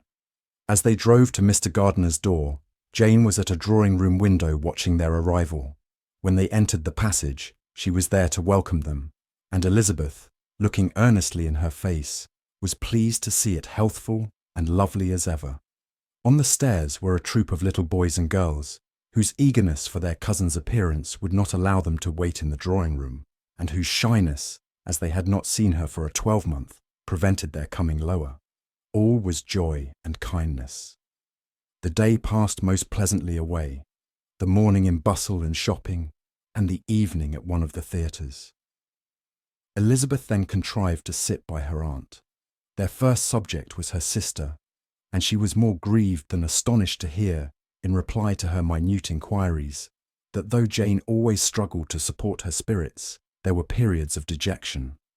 It was reasonable, however, to hope that they would not continue long. Mrs. Gardiner gave her the particulars also of Miss Bingley's visit in Gracechurch Street, and repeated conversations occurring at different times between Jane and herself, which proved that the former had, from her heart, given up the acquaintance. Mrs. Gardiner then rallied her niece on Wickham's desertion, and complimented her on bearing it so well. "But my dear Elizabeth," she added, "what sort of girl is Miss King? I should be sorry to think our friend mercenary." "Pray, my dear aunt, what is the difference in matrimonial affairs between the mercenary and the prudent motive? Where does discretion end and avarice begin? Last Christmas you were afraid of his marrying me, because it would be imprudent, and now, because he is trying to get a girl with only £10,000, you want to find out that he is mercenary. If you will only tell me what sort of girl Miss King is, I shall know what to think. She is a very good kind of girl, I believe. I know no harm of her. But he paid her not the smallest attention till her grandfather's death made her mistress of this fortune. No, why should he? If it were not allowable for him to gain my affections, because I had no money, what occasion could there be for making love to a girl whom he did not care about, and who was equally poor? But there seems indelicacy in directing his attentions towards her so soon after this event. A man in distressed circumstances has not time for all of those elegant decorums which other people may observe. If she does not object to it, why should we? Her not objecting does not justify him. It only shows her being deficient in something herself, sense or feeling. "Well," cried Elizabeth, "have it as you choose. He shall be mercenary, and she shall be foolish." "No, Lizzie, that is what I do not choose. I should be sorry, you know, to think ill of a young man who has lived so long in Derbyshire. Oh, if that is all, I have a very poor opinion of young men who live in Derbyshire, and their intimate friends who live in Hertfordshire are not much better. I am sick of them all. Thank heaven, I am going tomorrow, where I shall find a man who has not one agreeable quality, who has neither manners nor sense to recommend him. Stupid men are the only ones worth knowing, after all. Take care, Lizzie. That speech savours strongly of disappointment. Before they were separated by the conclusion of the play, she had the unexpected happiness of an invitation to accompany her uncle and aunt in a tour of pleasure which they proposed taking in the summer. "We have not quite determined how far it shall carry us," said Mrs. Gardiner, "but perhaps to the lakes." No scheme could have been more agreeable to Elizabeth, and her acceptance of the invitation was most ready and grateful. "My dear, dear aunt," she rapturously cried, "what delight, what felicity! You give me fresh life and vigour. Adieu to disappointment and spleen. What are men to rocks and mountains? Oh, what hours of transport we shall spend! And when we do return, it shall not be like other travellers, without being able to give one accurate idea of anything. We will know where we have gone. We will recollect what we have seen. Lakes, mountains, and rivers shall not be jumbled together in our imaginations, nor, when we attempt to describe any particular scene, will we begin quarrelling about its relative situation. Let our first effusions be less insupportable than those of the generality of travellers." Chapter 28. Every object in the next day's journey was new and interesting to Elizabeth, and her spirits were in a state of enjoyment, for she had seen her sister looking so well as to banish all fear for her health, and the prospect of her northern tour was a constant source of delight. When they left the high road for the lane to Hunsford, every eye was in search of the parsonage, and every turning expected to bring it in view. The paling of Rosings Park was their boundary on one side. Elizabeth smiled at the recollection of all that she had heard of its inhabitants. At length the parsonage was discernible, the garden sloping to the road, the house standing in it, the green pales and the laurel hedge. Everything declared they were arriving. Mr. Collins and Charlotte appeared at the door, and the carriage stopped at the small gate, which led by a short gravel walk to the house, amidst the nods and smiles of the whole party. In a moment they were all out of the chaise, rejoicing at the sight of each other. Mrs. Collins welcomed her friend with the liveliest pleasure, and Elizabeth was more and more satisfied with coming, when she found herself so affectionately received. She saw instantly that her cousin's manners were not altered by his marriage. His formal civility was just what it had been, and he detained her some minutes at the gate to hear and satisfy his inquiries after all her family. They were then, with no other delay than his pointing out the neatness of the entrance, taken into the house, and as soon as they were in the parlour, he welcomed them a second time, with ostentatious formality, to his humble abode, and punctually repeated all his wife's offers of refreshment. Elizabeth was prepared to see him in his glory, and she could not help fancying that in displaying the good proportion of the room, its aspect and its furniture, he addressed himself particularly to her, as if wishing to make her feel what she had lost in refusing him. But though everything seemed neat and comfortable, she was not able to gratify him by any sigh of repentance, and rather looked with wonder at her friend, that she could have so cheerful an air with such a companion. When Mr. Collins said anything of which his wife might reasonably be ashamed, which certainly was not seldom, she involuntarily turned her eye on Charlotte. Once or twice she could discern a faint blush, but in general Charlotte wisely did not hear.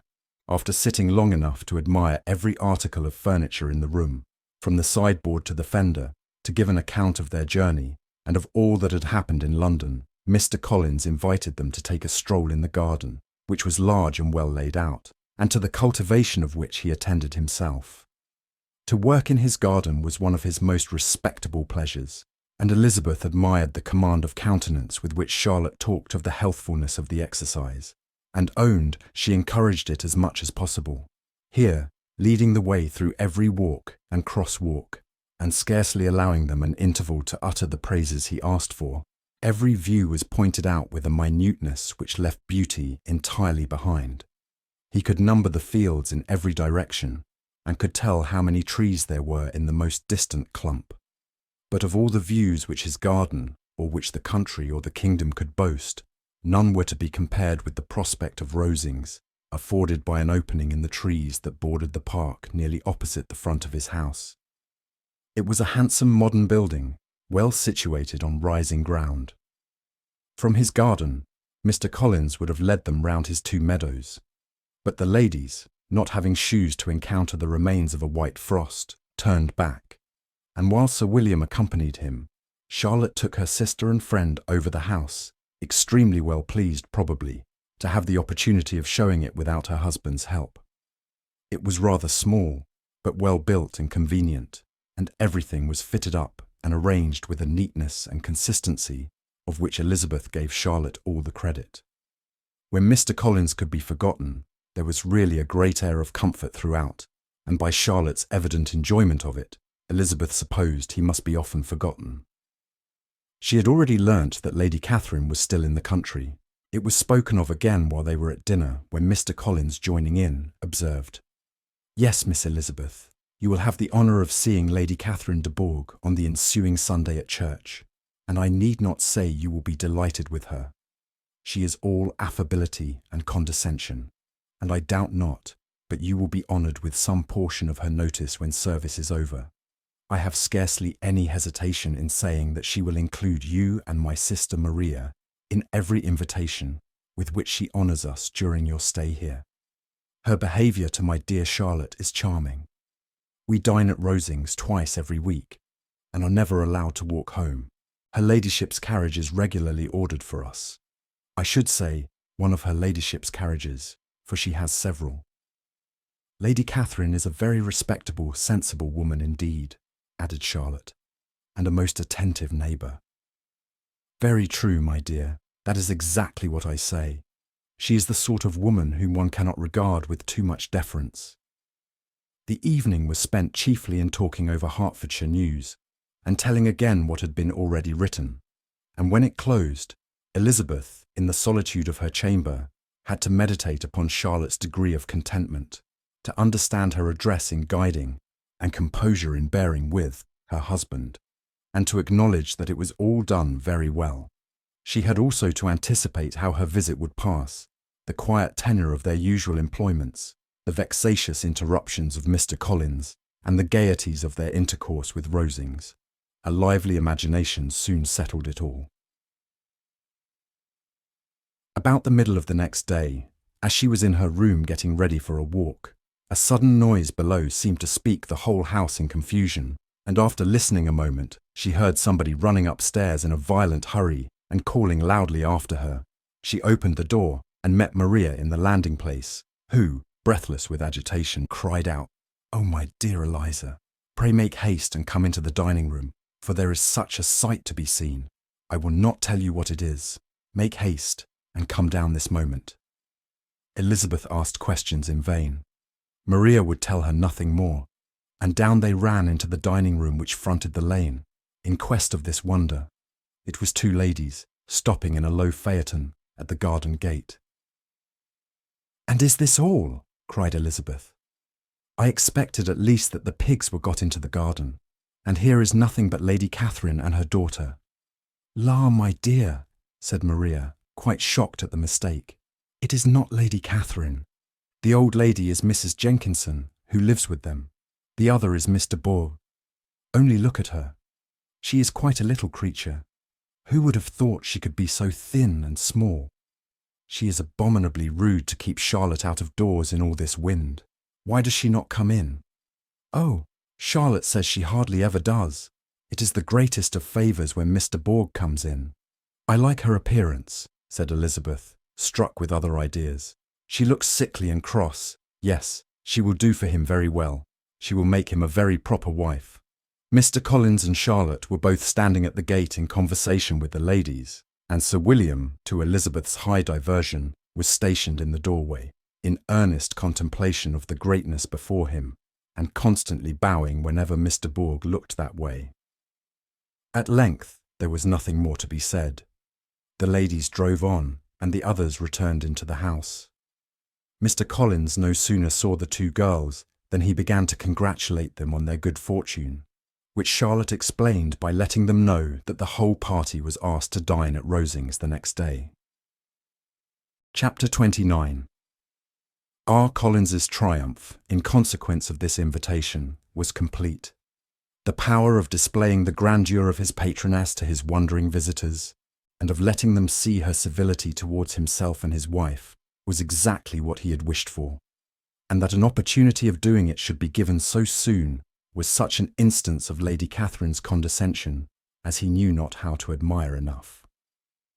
"I confess," said he, "that I should not have been at all surprised by her ladyship's asking us on Sunday to drink tea and spend the evening at Rosings. I rather expected, from my knowledge of her affability, that it would happen. But who could have foreseen such an attention as this? Who could have imagined that we should receive an invitation to dine there, an invitation, moreover, including the whole party, so immediately after your arrival?"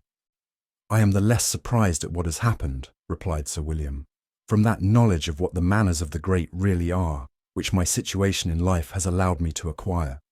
About the court, such instances of elegant breeding are not uncommon. Scarcely anything was talked of the whole day or next morning but their visit to Rosings.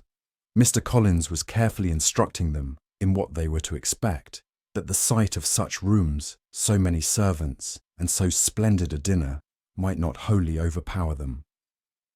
When the ladies were separating for the toilette, he said to Elizabeth, "Do not make yourself uneasy, my dear cousin, about your apparel. Lady Catherine is far from requiring that elegance of dress in us which becomes herself and daughter. I would advise you merely to put on whatever of your clothes is superior to the rest. There is no occasion for anything more. Lady Catherine will not think the worse of you for being simply dressed. She likes to have the distinction of rank preserved." While they were dressing, he came 2 or 3 times to their different doors, to recommend their being quick, as Lady Catherine very much objected to be kept waiting for her dinner. Such formidable accounts of her ladyship and her manner of living quite frightened Maria Lucas, who had been little used to company, and she looked forward to her introduction at Rosings with as much apprehension as her father had done to his presentation at St. James's. As the weather was fine, they had a pleasant walk of about half a mile across the park. Every park has its beauty and its prospects, and Elizabeth saw much to be pleased with, though she could not be in such raptures as Mr. Collins expected the scene to inspire, and was but slightly affected by his enumeration of the windows in front of the house, and his relation of what the glazing altogether had originally cost Sir Louis de Bourgh. When they ascended the steps to the hall, Maria's alarm was every moment increasing, and even Sir William did not look perfectly calm. Elizabeth's courage did not fail her. She had heard nothing of Lady Catherine that spoke her awful from any extraordinary talents or miraculous virtue, and the mere stateliness of money and rank she thought she could witness without trepidation. From the entrance hall, of which Mr. Collins pointed out, with a rapturous air, the fine proportion and finished ornaments, they followed the servants through an antechamber to the room where Lady Catherine, her daughter, and Mrs. Jenkinson were sitting. Her ladyship, with great condescension, arose to receive them, and as Mrs. Collins had settled it with her husband that the office of introduction should be hers, it was performed in a proper manner, without any of those apologies and thanks which he would have thought necessary. In spite of having been at St. James's, Sir William was so completely awed by the grandeur surrounding him that he had but just courage enough to make a very low bow and take his seat without saying a word, and his daughter, frightened almost out of her senses, sat on the edge of her chair, not knowing which way to look. Elizabeth found herself quite equal to the scene, and could observe the 3 ladies before her composedly. Lady Catherine was a tall, large woman, with strongly marked features, which might once have been handsome. Her air was not conciliating, nor was her manner of receiving them such as to make her visitors forget their inferior rank. She was not rendered formidable by silence, but whatever she said was spoken in so authoritative a tone as marked her self-importance, and brought Mr. Wickham immediately to Elizabeth's mind, and from the observation of the day altogether, she believed Lady Catherine to be exactly what he had represented. When, after examining the mother, in whose countenance and deportment she soon found some resemblance of Mr. Darcy, she turned her eyes on the daughter, she could almost have joined in Maria's astonishment at her being so thin and so small. There was neither in figure nor face any likeness between the ladies. Mr. Borg was pale and sickly. Her features, though not plain, were insignificant, and she spoke very little, except in a low voice, to Mrs. Jenkinson, in whose appearance there was nothing remarkable, and who was entirely engaged in listening to what she said and placing a screen in the proper direction before her eyes. After sitting a few minutes, they were all sent to one of the windows to admire the view, Mr. Collins attending them to point out its beauties, and Lady Catherine kindly informing them that it was much better worth looking at in the summer. The dinner was exceedingly handsome, and there were all the servants and all the articles of plate which Mr. Collins had promised, and, as he had likewise foretold, he took his seat at the bottom of the table, by her ladyship's desire, and looked as if he felt that life could furnish nothing greater. He carved and ate and praised with delighted alacrity, and every dish was commended first by him and then by Sir William, who was now enough recovered to echo whatever his son-in-law said, in a manner which Elizabeth wondered Lady Catherine could bear. But Lady Catherine seemed gratified by their excessive admiration, and gave most gracious smiles, especially when any dish on the table proved a novelty to them. The party did not supply much conversation. Elizabeth was ready to speak whenever there was an opening, but she was seated between Charlotte and Mr. Borg, the former of whom was engaged in listening to Lady Catherine, and the latter said not a word to her all the dinner time. Mrs. Jenkinson was chiefly employed in watching how little Mr. Borg ate, pressing her to try some other dish and fearing she was indisposed. Maria thought speaking out of the question, and the gentlemen did nothing but eat and admire. When the ladies returned to the drawing-room, there was little to be done but to hear Lady Catherine talk, which she did without any intermission till coffee came in, delivering her opinion on every subject in so decisive a manner as proved that she was not used to have her judgment controverted. She inquired into Charlotte's domestic concerns familiarly and minutely, and gave her a great deal of advice as to the management of them all, told her how everything ought to be regulated in so small a family as hers, and instructed her as to the care of her cows and her poultry. Elizabeth found that nothing was beneath this great lady's attention which could furnish her with an occasion for dictating to others. In the intervals of her discourse with Mrs. Collins, she addressed a variety of questions to Maria and Elizabeth, but especially to the latter, of whose connection she knew the least, and who, she observed to Mrs. Collins, was a very genteel, pretty kind of girl. She asked her at different times how many sisters she had, whether they were older or younger than herself, whether any of them were likely to be married, whether they were handsome, where they had been educated, what carriage her father kept, and what had been her mother's maiden name. Elizabeth felt all the impertinence of her questions, but answered them very composedly. Lady Catherine then observed, "Your father's estate is entailed on Mr. Collins, I think. For your sake," turning to Charlotte, "I am glad of it, but otherwise I see no occasion for entailing estates from the female line. It was not thought necessary in Sir Louis de Bourgh's family. Do you play and sing, Miss Bennet?" "A little." "Oh then, some time or other we shall be happy to hear you. Our instrument is a capital one. Probably superior to you shall try it some day. Do your sisters play and sing?" "One of them does." "Why did not you all learn? You ought all to have learned. The Miss Webbs all play, and their father has not so good an income as yours. Do you draw?" "No, not at all." "What, none of you?" "Not one." "That is very strange, but I suppose you had no opportunity. Your mother should have taken you to town every spring for the benefit of masters." "My mother would have no objection, but my father hates London." "Has your governess left you?" "We never had any governess." "No governess? How was that possible? 5 daughters brought up at home without a governess. I never heard of such a thing. Your mother must have been quite a slave to your education." Elizabeth could hardly help smiling, as she assured her that had not been the case. Then who taught you? Who attended to you? Without a governess, you must have been neglected. Compared with some families, I believe we were, but such of us as wished to learn never wanted the means. We were always encouraged to read, and had all the masters that were necessary. Those who chose to be idle certainly might. Aye, no doubt, but that is what a governess will prevent, and if I had known your mother, I should have advised her most strenuously to engage one. I always say that nothing is to be done in education without steady and regular instruction, and nobody but a governess can give it. It is wonderful how many families I have been the means of supplying in that way. I am always glad to get a young person well placed out. 4 nieces of Mrs. Jenkinson are most delightfully situated through my means, and it was but the other day that I recommended another young person who was merely accidentally mentioned to me, and the family are quite delighted with her. Mrs. Collins, did I tell you of Lady Metcalfe's calling yesterday to thank me? She finds Miss Pope a treasure. Lady Catherine, said she, you have given me a treasure. Are any of your younger sisters out, Miss Bennet? Yes, ma'am, all. All? What, all 5 out at once? Very odd. And you only the second. The younger ones out before the elder are married. Your younger sisters must be very young. Yes, my youngest is not 16. Perhaps she is full young to be much in company.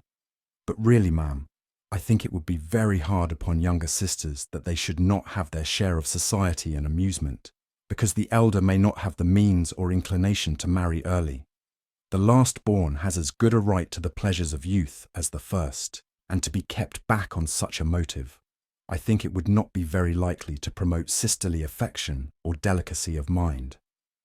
Upon my word, said her ladyship, you give your opinion very decidedly for so young a person. Pray, what is your age? With 3 younger sisters grown up, replied Elizabeth, smiling. Your ladyship can hardly expect me to own it. Lady Catherine seemed quite astonished at not receiving a direct answer, and Elizabeth suspected herself to be the first creature who had ever dared to trifle with so much dignified impertinence.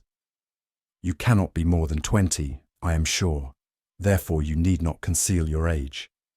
I am not 21.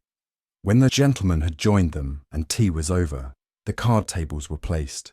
Lady Catherine, Sir William, and Mr. and Mrs. Collins sat down to quadrille, and as Mr. Borg chose to play at casino, the 2 girls had the honour of assisting Mrs. Jenkinson to make up her party. Their table was superlatively stupid. Scarcely a syllable was uttered that did not relate to the game, except when Mrs. Jenkinson expressed her fears of Mr. Borg's being too hot or too cold, or having too much or too little light. A great deal more passed at the other table. Lady Catherine was generally speaking, stating the mistakes of the 3 others, or relating some anecdote of herself. Mr. Collins was employed in agreeing to everything her ladyship said, thanking her for every fish he won, and apologising if he thought he won too many. Sir William did not say much. He was storing his memory with anecdotes and noble names. When Lady Catherine and her daughter had played as long as they chose, the tables were broken up, the carriage was offered to Mrs. Collins, gratefully accepted, and immediately ordered.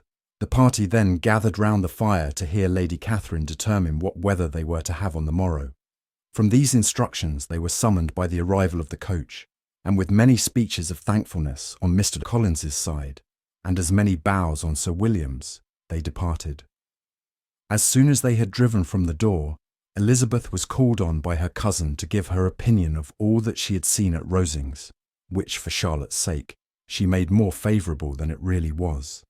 But her commendation, though costing her some trouble, could by no means satisfy Mr. Collins, and he was very soon obliged to take her ladyship's praise into his own hands.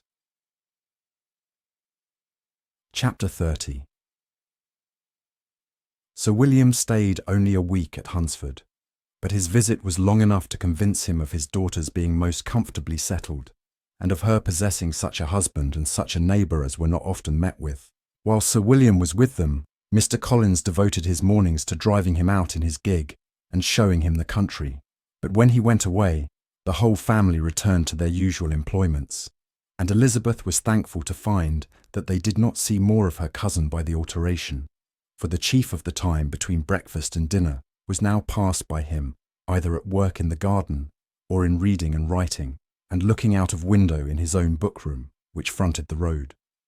The room in which the ladies sat was backwards.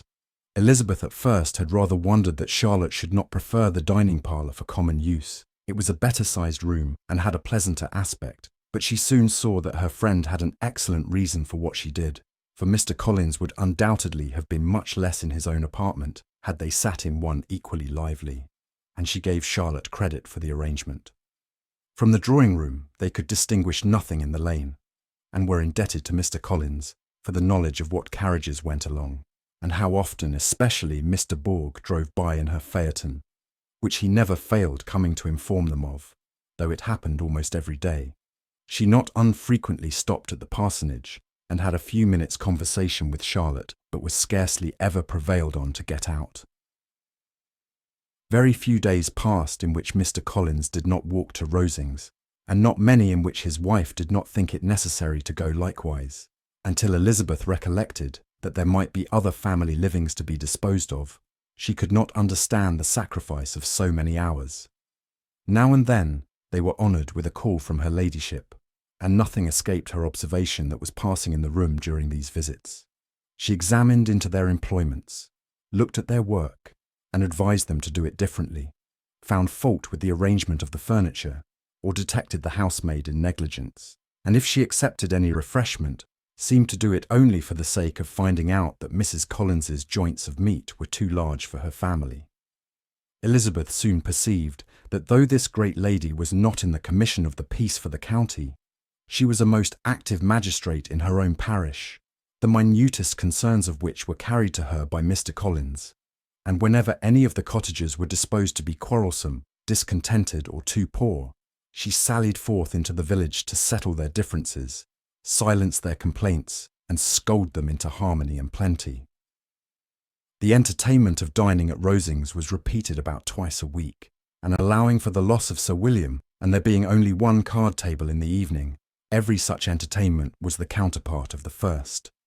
Their other engagements were few, as the style of living of the neighbourhood in general was beyond the Collinses' reach. This, however, was no evil to Elizabeth, and upon the whole she spent her time comfortably enough. There were half hours of pleasant conversation with Charlotte, and the weather was so fine for the time of year that she had often great enjoyment out of doors. Her favourite walk, and where she frequently went while the others were calling on Lady Catherine, was along the open grove which edged that side of the park, where there was a nice sheltered path, which no one seemed to value but herself, and where she felt beyond the reach of Lady Catherine's curiosity. In this quiet way, the first fortnight of her visit soon passed away. Easter was approaching, and the week preceding it was to bring an addition to the family at Rosings, which in so small a circle must be important. Elizabeth had heard, soon after her arrival, that Mr. Darcy was expected there in the course of a few weeks, and though there were not many of her acquaintance whom she did not prefer, his coming would furnish one comparatively new to look at in their Rosings parties, and she might be amused in seeing how hopeless Miss Bingley's designs on him were, by his behaviour to his cousin, for whom he was evidently destined by Lady Catherine, who talked of his coming with the greatest satisfaction, spoke of him in terms of the highest admiration, and seemed almost angry to find that he had already been frequently seen by Miss Lucas and herself. His arrival was soon known at the parsonage, for Mr. Collins was walking the whole morning within view of the lodges opening into Hunsford Lane, in order to have the earliest assurance of it, and after making his bow as the carriage turned into the park, hurried home with the great intelligence. On the following morning he hastened to Rosings to pay his respects. There were 2 nephews of Lady Catherine to require them, for Mr. Darcy had brought with him a Colonel Fitzwilliam, the younger son of his uncle, Lord, and, to the great surprise of all the party, when Mr. Collins returned, the gentleman accompanied him. Charlotte had seen them from her husband's room, crossing the road, and immediately running into the other, told the girls what an honour they might expect, adding, "I may thank you, Eliza, for this piece of civility. Mr. Darcy would never have come so soon to wait upon me." Elizabeth had scarcely time to disclaim all right to the compliment before their approach was announced by the doorbell, and shortly afterwards the 3 gentlemen entered the room. Colonel Fitzwilliam, who led the way, was about 30, not handsome, but in person and address most truly the gentleman. Mr. Darcy looked just as he had been used to look in Hertfordshire, paid his compliments with his usual reserve to Mrs. Collins, and whatever might be his feelings towards her friend, met her with every appearance of composure. Elizabeth merely courtesied to him, without saying a word. Colonel Fitzwilliam entered into conversation directly, with the readiness and ease of a well-bred man, and talked very pleasantly, but his cousin, after having addressed a slight observation on the house and garden to Mrs. Collins, sat for some time without speaking to anybody. At length, however, his civility was so far awakened as to inquire of Elizabeth after the health of her family. She answered him in the usual way, and after a moment's pause added, "My eldest sister has been in town these 3 months. Have you never happened to see her there?" She was perfectly sensible that he never had, but she wished to see whether he would betray any consciousness of what had passed between the Bingleys and Jane, and she thought he looked a little confused as he answered that he had never been so fortunate as to meet Miss Bennet. The subject was pursued no further, and the gentleman soon afterwards went away. Chapter 31. Colonel Fitzwilliam's manners were very much admired at the parsonage, and the ladies all felt that he must add considerably to the pleasure of their engagements at Rosings. It was some days, however, before they received any invitation thither, for while there were visitors in the house they could not be necessary, and it was not till Easter Day, almost a week after the gentleman's arrival, that they were honoured by such an attention, and then they were merely asked on leaving church to come there in the evening. For the last week they had seen very little of either Lady Catherine or her daughter. Colonel Fitzwilliam had called at the parsonage more than once during the time, but Mr. Darcy they had only seen at church. The invitation was accepted, of course, and at a proper hour they joined the party in Lady Catherine's drawing-room. Her ladyship received them civilly, but it was plain that their company was by no means so acceptable as when she could get nobody else, and she was, in fact, almost engrossed by her nephews, speaking to them, especially to Darcy, much more than to any other person in the room. Colonel Fitzwilliam seemed really glad to see them. Anything was a welcome relief to him at Rosings, and Mrs. Collins's pretty friend had, moreover, caught his fancy very much. He now seated himself by her, and talked so agreeably of Kent and Hertfordshire, of travelling and staying at home, of new books and music, that Elizabeth had never been half so well entertained in that room before, and they conversed with so much spirit and flow as to draw the attention of Lady Catherine herself, as well as of Mr. Darcy. His eyes had been soon and repeatedly turned towards them with a look of curiosity, and that her ladyship, after a while, shared the feeling, was more openly acknowledged, for she did not scruple to call out, "What is that you are saying, Fitzwilliam? What is it you are talking of? What are you telling Miss Bennet? Let me hear what it is." "We were talking of music, madam," said he, when no longer able to avoid a reply. "Of music? Then pray speak aloud. It is of all subjects my delight. I must have my share in the conversation, if you are speaking of music. There are few people in England, I suppose, who have more true enjoyment of music than myself, or a better natural taste. If I had ever learnt, I should have been a great proficient, and so would Anne, if her health had allowed her to apply. I am confident that she would have performed delightfully. How does Georgiana get on, Darcy?" Mr. Darcy spoke with affectionate praise of his sister's proficiency. "I am very glad to hear such a good account of her," said Lady Catherine, "and pray tell her from me that she cannot expect to excel if she does not practice a great deal." "I assure you, madam," he replied, "that she does not need such advice. She practices very constantly." "So much the better. It cannot be done too much, and when I next write to her, I shall charge her not to neglect it on any account. I often tell young ladies that no excellence in music is to be acquired without constant practice. I have told Miss Bennet several times that she will never play really well unless she practices more. And though Mrs. Collins has no instrument, she is very welcome, as I have often told her, to come to Rosings every day and play on the pianoforte in Mrs. Jenkinson's room. She would be in nobody's way, you know, in that part of the house. Mr. Darcy looked a little ashamed of his aunt's ill-breeding and made no answer. When coffee was over, Colonel Fitzwilliam reminded Elizabeth of having promised to play to him, and she sat down directly to the instrument. He drew a chair near her. Lady Catherine listened to half a song, and then talked, as before, to her other nephew, till the latter walked away from her, and moving with his usual deliberation towards the pianoforte, stationed himself so as to command a full view of the fair performer's countenance. Elizabeth saw what he was doing, and at the first convenient pause turned to him with an arch smile and said, "You mean to frighten me, Mr. Darcy, by coming in all this state to hear me. But I will not be alarmed, though your sister does play so well. There is a stubbornness about me that never can bear to be frightened at the will of others. My courage always rises with every attempt to intimidate me." "I shall not say that you are mistaken," he replied, "because you could not really believe me to entertain any design of alarming you, and I have had the pleasure of your acquaintance long enough to know that you find great enjoyment in occasionally professing opinions which, in fact, are not your own." Elizabeth laughed heartily at this picture of herself, and said to Colonel Fitzwilliam, "Your cousin will give you a very pretty notion of me, and teach you not to believe a word I say. I am particularly unlucky in meeting with a person so well able to expose my real character, in a part of the world where I had hoped to pass myself off with some degree of credit.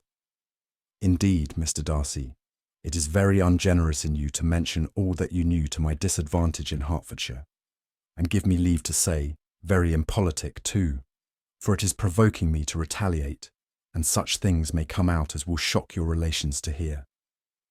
"I am not afraid of you," said he smilingly. "Pray let me hear what you have to accuse him of," cried Colonel Fitzwilliam. "I should like to know how he behaves among strangers." "You shall hear then, but prepare for something very dreadful. The first time of my ever seeing him in Hertfordshire, you must know, was at a ball. And at this ball, what do you think he did? He danced only 4 dances. I am sorry to pain you, but so it was. He danced only 4 dances, though gentlemen were scarce, and to my certain knowledge, more than one young lady was sitting down in want of a partner. Mr. Darcy, you cannot deny the fact. I had not at that time the honour of knowing any lady in the assembly beyond my own party. True, and nobody can ever be introduced in a ballroom. Well, Colonel Fitzwilliam, what do I play next? My fingers wait your orders." "Perhaps," said Darcy, "I should have judged better had I sought an introduction, but I am ill qualified to recommend myself to strangers." "Shall we ask your cousin the reason of this?" said Elizabeth, still addressing Colonel Fitzwilliam. "Shall we ask him why a man of sense and education, and who has lived in the world, is ill qualified to recommend himself to strangers?" "I can answer your question," said Fitzwilliam, "without applying to him. It is because he will not give himself the trouble." "I certainly have not the talent which some people possess," said Darcy, "of conversing easily with those I have never seen before. I cannot catch their tone of conversation, or appear interested in their concerns, as I often see done." "My fingers," said Elizabeth, "do not move over this instrument in the masterly manner which I see so many women's do. They have not the same force or rapidity, and do not produce the same expression. But then I have always supposed it to be my own fault, because I would not take the trouble of practicing. It is not that I do not believe my fingers as capable as any other woman's of superior execution." Darcy smiled and said, "You are perfectly right. You have employed your time much better. No one admitted to the privilege of hearing you can think anything wanting. We neither of us performed to strangers." Here they were interrupted by Lady Catherine, who called out to know what they were talking of. Elizabeth immediately began playing again. Lady Catherine approached, and after listening for a few minutes said to Darcy, "Miss Bennet would not play at all amiss if she practised more, and could have the advantage of a London master. She has a very good notion of fingering, though her taste is not equal to Anne's. Anne would have been a delightful performer, had her health allowed her to learn." Elizabeth looked at Darcy, to see how cordially he assented to his cousin's praise, but neither at that moment, nor at any other, could she discern any symptom of love, and from the whole of his behaviour to Mr. Bourg, she derived this comfort for Miss Bingley, that he might have been just as likely to marry her had she been his relation.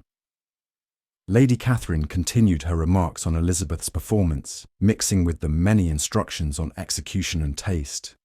Elizabeth received them with all the forbearance of civility, and at the request of the gentleman remained at the instrument till her ladyship's carriage was ready to take them all home. Chapter 32. Elizabeth was sitting by herself the next morning and writing to Jane, while Mrs. Collins and Maria were gone on business into the village, when she was startled by a ring at the door, the certain signal of a visitor. As she had heard no carriage, she thought it not unlikely to be Lady Catherine, and under that apprehension was putting away her half-finished letter that she might escape all impertinent questions, when the door opened, and to her very great surprise, Mr. Darcy, and Mr. Darcy only, entered the room. He seemed astonished, too, on finding her alone, and apologized for his intrusion by letting her know that he had understood all the ladies to be within. They then sat down, and when her inquiries after Rosings were made, seemed in danger of sinking into total silence. It was absolutely necessary, therefore, to think of something, and in this emergency, recollecting when she had seen him last in Hertfordshire, and feeling curious to know what he would say on the subject of their hasty departure, she observed, "How very suddenly you all quitted Netherfield last November, Mr. Darcy. It must have been a most agreeable surprise to Mr. Bingley to see you all after him so soon, for if I recollect right, he went but the day before. He and his sisters were well, I hope, when you left London." "Perfectly so, I thank you."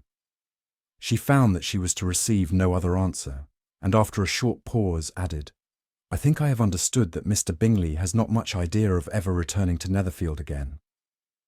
"I have never heard him say so, but it is probable that he may spend very little of his time there in future. He has many friends, and he is at a time of life when friends and engagements are continually increasing. If he means to be but little at Netherfield, it would be better for the neighbourhood that he should give up the place entirely, for then we might possibly get a settled family there. But perhaps Mr. Bingley did not take the house so much for the convenience of the neighbourhood as for his own, and we must expect him to keep or quit it on the same principle." "I should not be surprised," said Darcy, "if he were to give it up as soon as any eligible purchase offers." Elizabeth made no answer. She was afraid of talking longer of his friend, and having nothing else to say, was now determined to leave the trouble of finding a subject to him. He took the hint and soon began with, "This seems a very comfortable house. Lady Catherine, I believe, did a great deal to it when Mr. Collins first came to Hunsford." "I believe she did, and I am sure she could not have bestowed her kindness on a more grateful object. Mr. Collins appears very fortunate in his choice of a wife." "Yes, indeed. His friends may well rejoice in his having met with one of the very few sensible women who would have accepted him, or have made him happy if they had. My friend has an excellent understanding, though I am not certain that I consider her marrying Mr. Collins as the wisest thing she ever did. She seems perfectly happy, however, and, in a prudential light, it is certainly a very good match for her. It must be very agreeable to her to be settled within so easy a distance of her own family and friends." "An easy distance, do you call it? It is nearly 50 miles. And what is 50 miles of good road? Little more than half a day's journey. Yes, I call it a very easy distance." "I should never have considered the distance as one of the advantages of the match," cried Elizabeth. "I should never have said Mrs. Collins was settled near her family. It is a proof of your own attachment to Hertfordshire. Anything beyond the very neighbourhood of Longbourn, I suppose, would appear far." As he spoke, there was a sort of smile, which Elizabeth fancied she understood. He must be supposing her to be thinking of Jane and Netherfield, and she blushed as she answered, "I do not mean to say that a woman may not be settled too near her family. The far and the near must be relative and depend on many varying circumstances. Where there is fortune to make the expense of travelling unimportant, distance becomes no evil. But that is not the case here. Mr. and Mrs. Collins have a comfortable income, but not such a one as will allow of frequent journeys, and I am persuaded my friend would not call herself near her family under less than half the present distance." Mr. Darcy drew his chair a little towards her and said, You cannot have a right to such very strong local attachment. You cannot have been always at Longbourn." Elizabeth looked surprised. The gentleman experienced some change of feeling. He drew back his chair, took a newspaper from the table, and glancing over it said, in a colder voice, "Are you pleased with Kent?" A short dialogue on the subject of the country ensued, on either side calm and concise, and soon put an end to by the entrance of Charlotte and her sister, just returned from their walk. The tête-à-tête surprised them. Mr. Darcy related the mistake which had occasioned his intruding on Miss Bennet, and after sitting a few minutes longer, without saying much to anybody, went away. "What can be the meaning of this?" said Charlotte, as soon as he was gone. "My dear Eliza, he must be in love with you, or he would never have called on us in this familiar way." But when Elizabeth told of his silence, it did not seem very likely, even to Charlotte's wishes, to be the case, and after various conjectures, they could at last only suppose his visit to proceed from the difficulty of finding anything to do, which was the more probable from the time of year. All field sports were over. Within doors there was Lady Catherine, books, and a billiard table, but gentlemen cannot be always within doors, and in the nearness of the parsonage, or the pleasantness of the walk to it, or of the people who lived in it, the two cousins found a temptation from this period of walking thither almost every day. They called at various times of the morning, sometimes separately, sometimes together, and now and then accompanied by their aunt. It was plain to them all that Colonel Fitzwilliam came because he had pleasure in their society, a persuasion which of course recommended him still more, and Elizabeth was reminded by her own satisfaction in being with him, as well as by his evident admiration, of her former favourite George Wickham, and though, in comparing them, she saw there was less captivating softness in Colonel Fitzwilliam's manners, she believed he might have the best informed mind. But why Mr. Darcy came so often to the parsonage, it was more difficult to understand. It could not be for society, as he frequently sat there 10 minutes together without opening his lips, and when he did speak, it seemed the effect of necessity rather than of choice, a sacrifice to propriety, not a pleasure to himself. He seldom appeared really animated.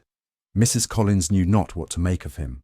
Colonel Fitzwilliam's occasionally laughing at his stupidity proved that he was generally different, which her own knowledge of him could not have told her, and as she would have liked to believe this changed the effect of love, and the object of that love her friend Eliza, she set herself seriously to work to find it out. She watched him whenever they were at Rosings, and whenever he came to Hunsford, but without much success. He certainly looked at her friend a great deal, but the expression of that look was disputable. It was an earnest, steadfast gaze, but she often doubted whether there were much admiration in it, and sometimes it seemed nothing but absence of mind. She had once or twice suggested to Elizabeth the possibility of his being partial to her, but Elizabeth always laughed at the idea, and Mrs. Collins did not think it right to press the subject, from the danger of raising expectations which might only end in disappointment, for in her opinion it admitted not of a doubt that all her friend's dislike would vanish if she could suppose him to be in her power. In her kind schemes for Elizabeth, she sometimes planned her marrying Colonel Fitzwilliam. He was, beyond comparison, the pleasantest man. He certainly admired her, and his situation in life was most eligible, but, to counterbalance these advantages, Mr. Darcy had considerable patronage in the church, and his cousin could have none at all. Chapter 33. More than once did Elizabeth, in her ramble within the park, unexpectedly meet Mr. Darcy. She felt all the perverseness of the mischance that should bring him where no one else was brought, and, to prevent its ever happening again, took care to inform him, at first, that it was a favourite haunt of hers. How it could occur a second time, therefore, was very odd. Yet it did, and even the third. It seemed like wilful ill-nature or a voluntary penance, for on these occasions it was not merely a few formal inquiries and an awkward pause and then away, but he actually thought it necessary to turn back and walk with her.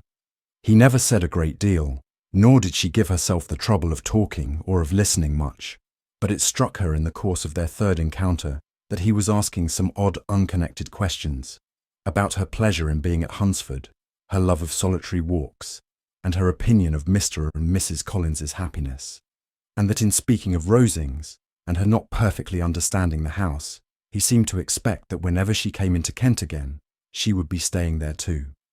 His words seemed to imply it. Could he have Colonel Fitzwilliam in his thoughts? She supposed, if he meant anything, he must mean an allusion to what might arise in that quarter. It distressed her a little, and she was quite glad to find herself at the gate in the Palace opposite the parsonage. She was engaged one day, as she walked, in reperusing Jane's last letter, and dwelling on some passages which proved that Jane had not written in spirits, when, instead of being again surprised by Mr. Darcy, she saw, on looking up, that Colonel Fitzwilliam was meeting her. Putting away the letter immediately and forcing a smile, she said, "I did not know before that you ever walked this way." "I have been making the tour of the park," he replied, "as I generally do every year, and intended to close it with a call at the parsonage. Are you going much farther?" "No, I should have turned in a moment." And accordingly she did turn, and they walked towards the parsonage together. "Do you certainly leave Kent on Saturday?" said she. "Yes, if Darcy does not put it off again, but I am at his disposal. He arranges the business just as he pleases. And if not able to please himself in the arrangement, he has at least great pleasure in the power of choice. I do not know anybody who seems more to enjoy the power of doing what he likes than Mr. Darcy." "He likes to have his own way very well," replied Colonel Fitzwilliam. "But so we all do. It is only that he has better means of having it than many others, because he is rich, and many others are poor. I speak feelingly. A younger son, you know, must be inured to self-denial and dependence. In my opinion, the younger son of an earl can know very little of either. Now seriously, what have you ever known of self-denial and dependence? When have you been prevented by want of money from going wherever you chose, or procuring anything you had a fancy for? These are home questions, and perhaps I cannot say that I have experienced many hardships of that nature, but in matters of greater weight, I may suffer from the want of money. Younger sons cannot marry where they like, unless where they like women of fortune, which I think they very often do. Our habits of expense make us too dependent, and there are not many in my rank of life who can afford to marry without some attention to money." "Is this," thought Elizabeth, "meant for me?" And she coloured at the idea, but recovering herself, said in a lively tone, "And pray, what is the usual price of an earl's younger son? Unless the elder brother is very sickly, I suppose you would not ask above £50,000. He answered her in the same style, and the subject dropped. To interrupt a silence which might make him fancy her affected with what had passed, she soon afterwards said, "I imagine your cousin brought you down with him chiefly for the sake of having somebody at his disposal. I wonder he does not marry to secure a lasting convenience of that kind. But perhaps his sister does as well for the present, and as she is under his sole care, he may do what he likes with her." "No," said Colonel Fitzwilliam, "that is an advantage which he must divide with me. I am joined with him in the guardianship of Miss Darcy." "Are you indeed? And pray what sort of a guardian do you make? Does your charge give you much trouble? Young ladies of her age are sometimes a little difficult to manage, and if she has the true Darcy spirit, she may like to have her own way." As she spoke, she observed him looking at her earnestly, and the manner in which he immediately asked her why she supposed Miss Darcy likely to give them any uneasiness convinced her that she had somehow or other got pretty near the truth. She directly replied, "You need not be frightened. I never heard any harm of her, and I dare say she is one of the most tractable creatures in the world. She is a very great favourite with some ladies of my acquaintance, Mrs. Hurst and Miss Bingley. I think I have heard you say that you know them." "I know them a little. Their brother is a pleasant, gentlemanlike man. He is a great friend of Darcy's." "Oh yes," said Elizabeth dryly. "Mr. Darcy is uncommonly kind to Mr. Bingley, and takes a prodigious deal of care of him." "Care of him? Yes, I really believe Darcy does take care of him in those points where he most wants care.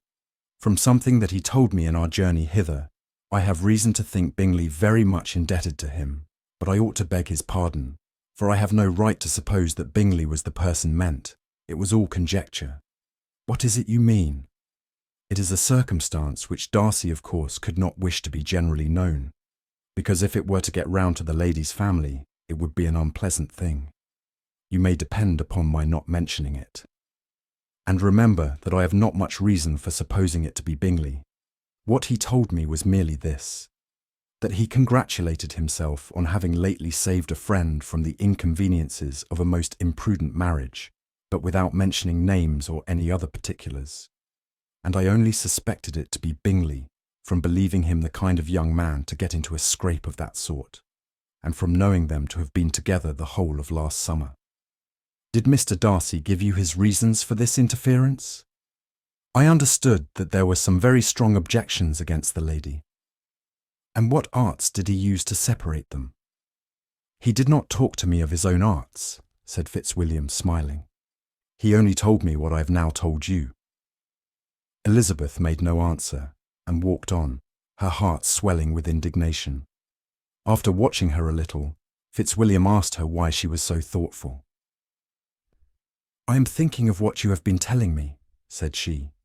Your cousin's conduct does not suit my feelings. Why was he to be the judge? You are rather disposed to call his interference officious. I do not see what right Mr. Darcy had to decide on the propriety of his friend's inclination, or why, upon his own judgment alone, he was to determine and direct in what manner that friend was to be happy. But, she continued, recollecting herself, as we know none of the particulars, it is not fair to condemn him. It is not to be supposed that there was much affection in the case. That is not an unnatural surmise, said Fitzwilliam, but it is lessening the honour of my cousin's triumph very sadly. This was spoken jestingly, but it appeared to her so just a picture of Mr. Darcy that she would not trust herself with an answer, and therefore, abruptly changing the conversation, talked on indifferent matters till they reached the parsonage. There, shut into her own room, as soon as their visitor left them, she could think without interruption of all that she had heard. It was not to be supposed that any other people could be meant than those with whom she was connected. There could not exist in the world two men over whom Mr. Darcy could have such boundless influence. That he had been concerned in the measures taken to separate Mr. Bingley and Jane, she had never doubted, but she had always attributed to Miss Bingley the principal design and arrangement of them. If his own vanity, however, did not mislead him, he was the cause, his pride and caprice were the cause, of all that Jane had suffered, and still continued to suffer. He had ruined for a while every hope of happiness for the most affectionate, generous heart in the world, and no one could say how lasting an evil he might have inflicted. There were some very strong objections against the lady, were Colonel Fitzwilliam's words, and these strong objections probably were, her having one uncle who was a country attorney, and another who was in business in London. To Jane herself, she exclaimed, there could be no possibility of objection, all loveliness and goodness as she is, her understanding excellent, her mind improved and her manners captivating. Neither could anything be urged against my father, who, though with some peculiarities, has abilities which Mr. Darcy himself need not disdain, and respectability which he will probably never reach. When she thought of her mother, indeed, her confidence gave way a little, but she would not allow that any objections there had material weight with Mr. Darcy, whose pride, she was convinced, would receive a deeper wound from the want of importance in his friends' connections than from their want of sense, and she was quite decided at last that he had been partly governed by this worst kind of pride, and partly by the wish of retaining Mr. Bingley for his sister.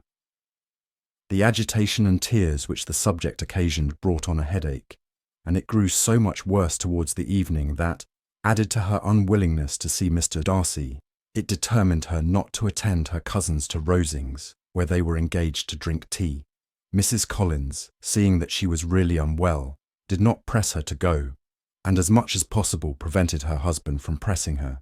But Mr. Collins could not conceal his apprehension of Lady Catherine's being rather displeased by her staying at home. Chapter 34. When they were gone, Elizabeth, as if intending to exasperate herself as much as possible against Mr. Darcy, chose for her employment the examination of all the letters which Jane had written to her since her being in Kent. They contained no actual complaint, nor was there any revival of past occurrences or any communication of present suffering. But in all, and in almost every line of each, there was a want of that cheerfulness which had been used to characterize her style, and which, proceeding from the serenity of a mind at ease with itself, and kindly disposed towards everyone, had been scarcely ever clouded. Elizabeth noticed every sentence conveying the idea of uneasiness, with an attention which it had hardly received on the first perusal. Mr. Darcy's shameful boast of what misery he had been able to inflict gave her a keener sense of her sister's sufferings. It was some consolation to think that his visit to Rosings was to end on the day after the next, and a still greater that in less than a fortnight she should herself be with Jane again, and enabled to contribute to the recovery of her spirits by all that affection could do. She could not think of Darcy's leaving Kent without remembering that his cousin was to go with him, but Colonel Fitzwilliam had made it clear that he had no intentions at all, and, agreeable as he was, she did not mean to be unhappy about him. While settling this point, she was suddenly roused by the sound of the doorbell, and her spirits were a little fluttered by the idea of its being Colonel Fitzwilliam himself, who had once before called late in the evening, and might now come to inquire particularly after her. But this idea was soon banished, and her spirits were very differently affected, when, to her utter amazement, she saw Mr. Darcy walk into the room. In a hurried manner, he immediately began an inquiry after her health, imputing his visit to a wish of hearing that she were better. She answered him with cold civility. He sat down for a few moments, and then getting up, walked about the room. Elizabeth was surprised, but said not a word. After a silence of several minutes, he came towards her in an agitated manner, and thus began. "In vain have I struggled. It will not do. My feelings will not be repressed.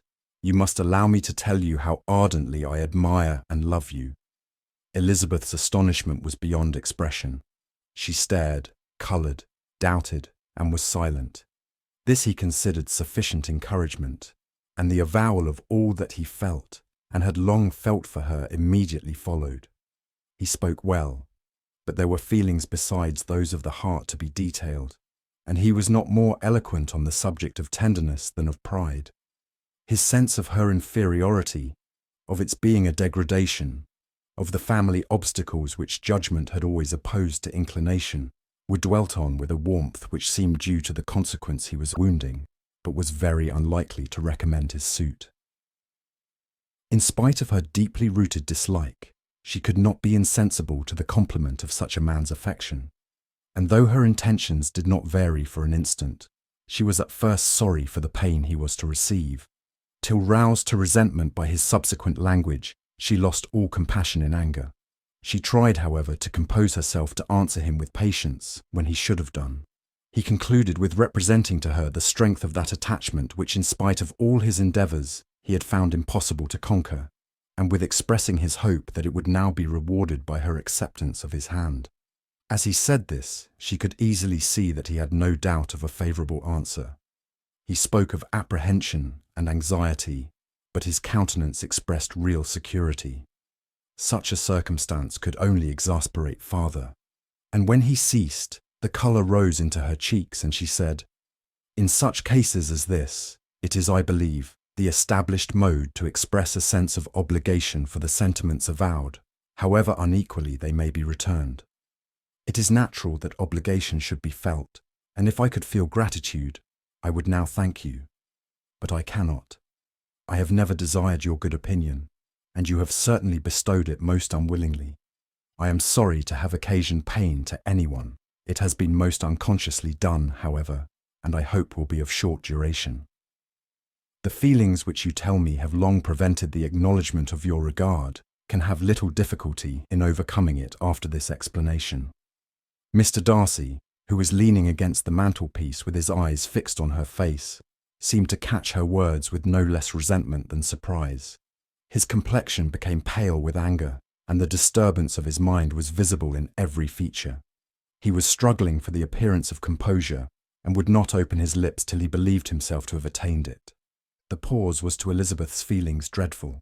At length, in a voice of forced calmness, he said, "And this is all the reply which I am to have the honour of expecting. I might, perhaps, wish to be informed why, with so little endeavour at civility, I am thus rejected. But it is of small importance." "I might as well inquire," replied she, "why, with so evident a design of offending and insulting me, you chose to tell me that you liked me against your will, against your reason, and even against your character. Was not this some excuse for incivility, if I was uncivil? But I have other provocations. You know I have. Had not my own feelings decided against you? Had they been indifferent, or had they even been favourable? Do you think that any consideration would tempt me to accept the man who has been the means of ruining, perhaps forever, the happiness of a most beloved sister?" As she pronounced these words, Mr. Darcy changed colour, but the emotion was short, and he listened without attempting to interrupt her while she continued. "I have every reason in the world to think ill of you. No motive can excuse the unjust and ungenerous part you acted there. You dare not, you cannot deny that you have been the principal, if not the only means of dividing them from each other, of exposing one to the censure of the world for caprice and instability, the other to its derision for disappointed hopes, and involving them both in misery of the acutest kind." She paused, and saw with no slight indignation that he was listening with an air which proved him wholly unmoved by any feeling of remorse. He even looked at her with a smile of affected incredulity. "Can you deny that you have done it?" she repeated. With assumed tranquillity he then replied, "I have no wish of denying that I did everything in my power to separate my friend from your sister, or that I rejoice in my success. Towards him, I have been kinder than towards myself." Elizabeth disdained the appearance of noticing this civil reflection, but its meaning did not escape, nor was it likely to conciliate her. "But it is not merely this affair," she continued, "on which my dislike is founded. Long before it had taken place, my opinion of you was decided. Your character was unfolded in the recital which I received many months ago from Mr. Wickham. On this subject, what can you have to say? In what imaginary act of friendship can you here defend yourself? Or under what misrepresentation can you here impose upon others? You take an eager interest in that gentleman's concerns," said Darcy in a less tranquil tone and with a heightened colour.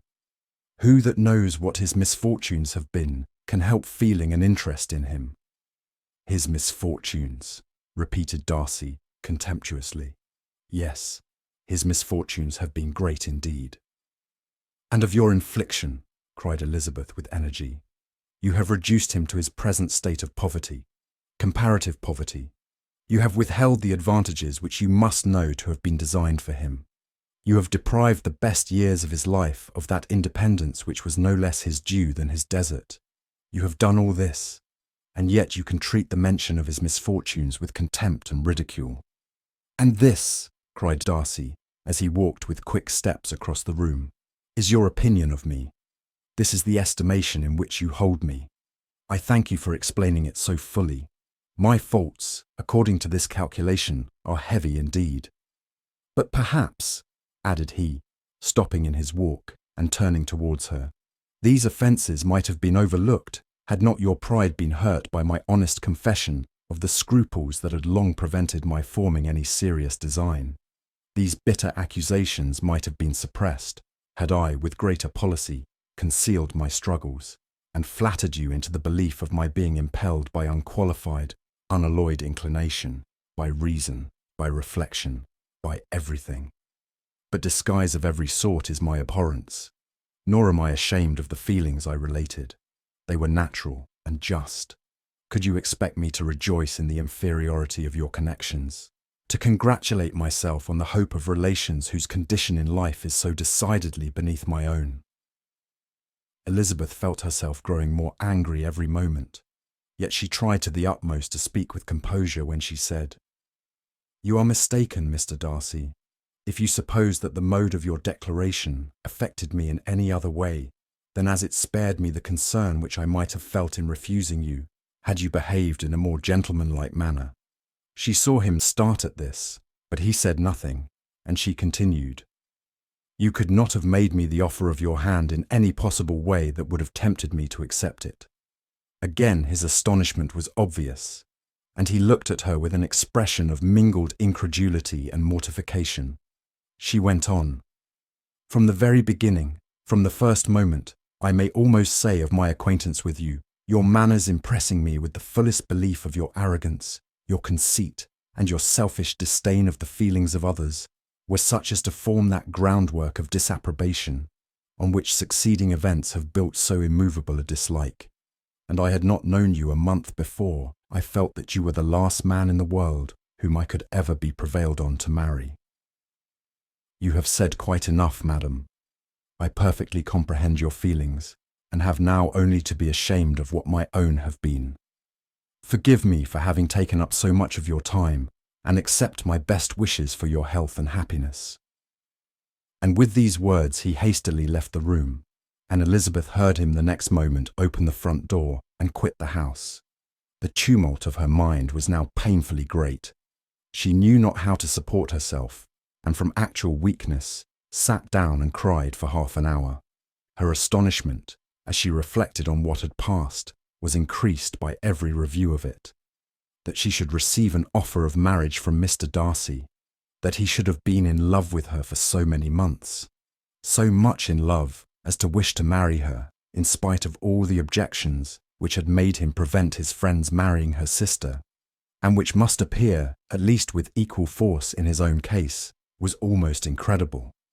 It was gratifying to have inspired unconsciously so strong an affection. But his pride, his abominable pride, his shameless avowal of what he had done with respect to Jane, his unpardonable assurance in acknowledging, though he could not justify it, and the unfeeling manner which he had mentioned Mr. Wickham, his cruelty towards whom he had not attempted to deny, soon overcame the pity which the consideration of his attachment had for a moment excited. She continued in very agitating reflections till the sound of Lady Catherine's carriage made her feel how unequal she was to encounter Charlotte's observation, and hurried her away to her room. Chapter 35. Elizabeth awoke the next morning to the same thoughts and meditations which had at length closed her eyes. She could not yet recover from the surprise of what had happened. It was impossible to think of anything else, and totally indisposed for employment, she resolved soon after breakfast to indulge herself in air and exercise. She was proceeding directly to her favourite walk, when the recollection of Mr. Darcy's sometimes coming there stopped her, and instead of entering the park, she turned up the lane which led her farther from the turnpike road. The park paling was still the boundary on one side, and she soon passed one of the gates into the ground.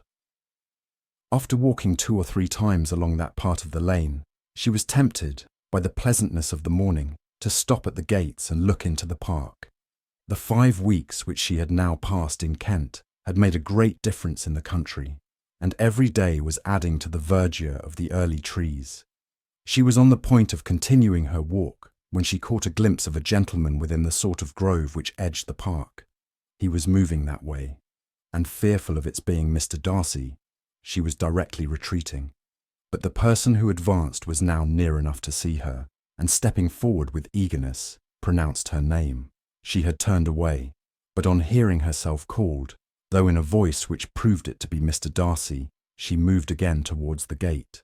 He had by that time reached it also, and holding out a letter, which she instinctively took, said, with a look of haughty composure, "I have been walking in the grove some time, in the hope of meeting you.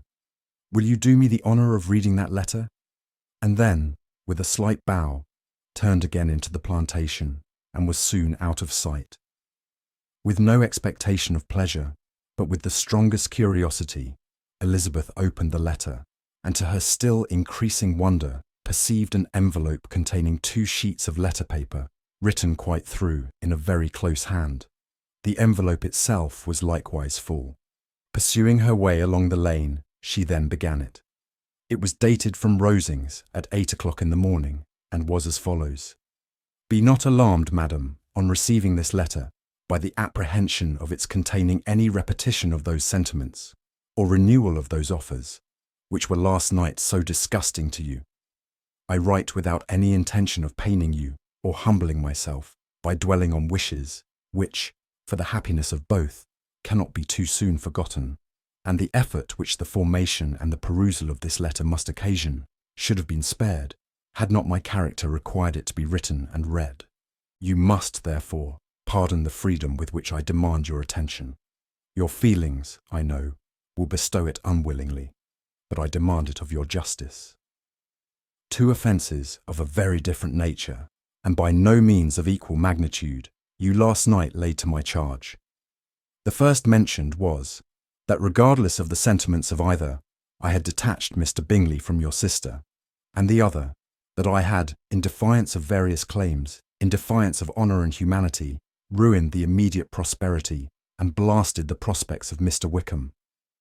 Wilfully and wantonly to have thrown off the companion of my youth, the acknowledged favourite of my father, a young man who had scarcely any other dependence than on our patronage, and who had been brought up to expect its exertion, would be a depravity to which the separation of two young persons, whose affection could be the growth of only a few weeks, could bear no comparison. But from the severity of that blame, which was last night so liberally bestowed, respecting each circumstance, I shall hope to be in future secured, when the following account of my actions and their motives has been read. If, in the explanation of them which is due to myself, I am under the necessity of relating feelings which may be offensive to yours, I can only say that I am sorry. The necessity must be obeyed, and further apology would be absurd. I had not been long in Hertfordshire before I saw, in common with others, that Bingley preferred your elder sister to any other young woman in the country. But it was not till the evening of the dance at Netherfield that I had any apprehension of his feeling a serious attachment. I had often seen him in love before. At that ball, while I had the honour of dancing with you, I was first made acquainted, by Sir William Lucas's accidental information, that Bingley's attentions to your sister had given rise to a general expectation of their marriage. He spoke of it as a certain event, of which the time alone could be undecided. From that moment, I observed my friend's behaviour attentively, and I could then perceive that his partiality for Miss Bennet was beyond what I had ever witnessed in him. Your sister I also watched. Her look and manners were open, cheerful, and engaging as ever, but without any symptom of peculiar regard, and I remained convinced, from the evening's scrutiny, that though she received his attentions with pleasure, she did not invite them by any participation of sentiment. If you have not been mistaken here, I must have been in an error. Your superior knowledge of your sister must make the latter probable.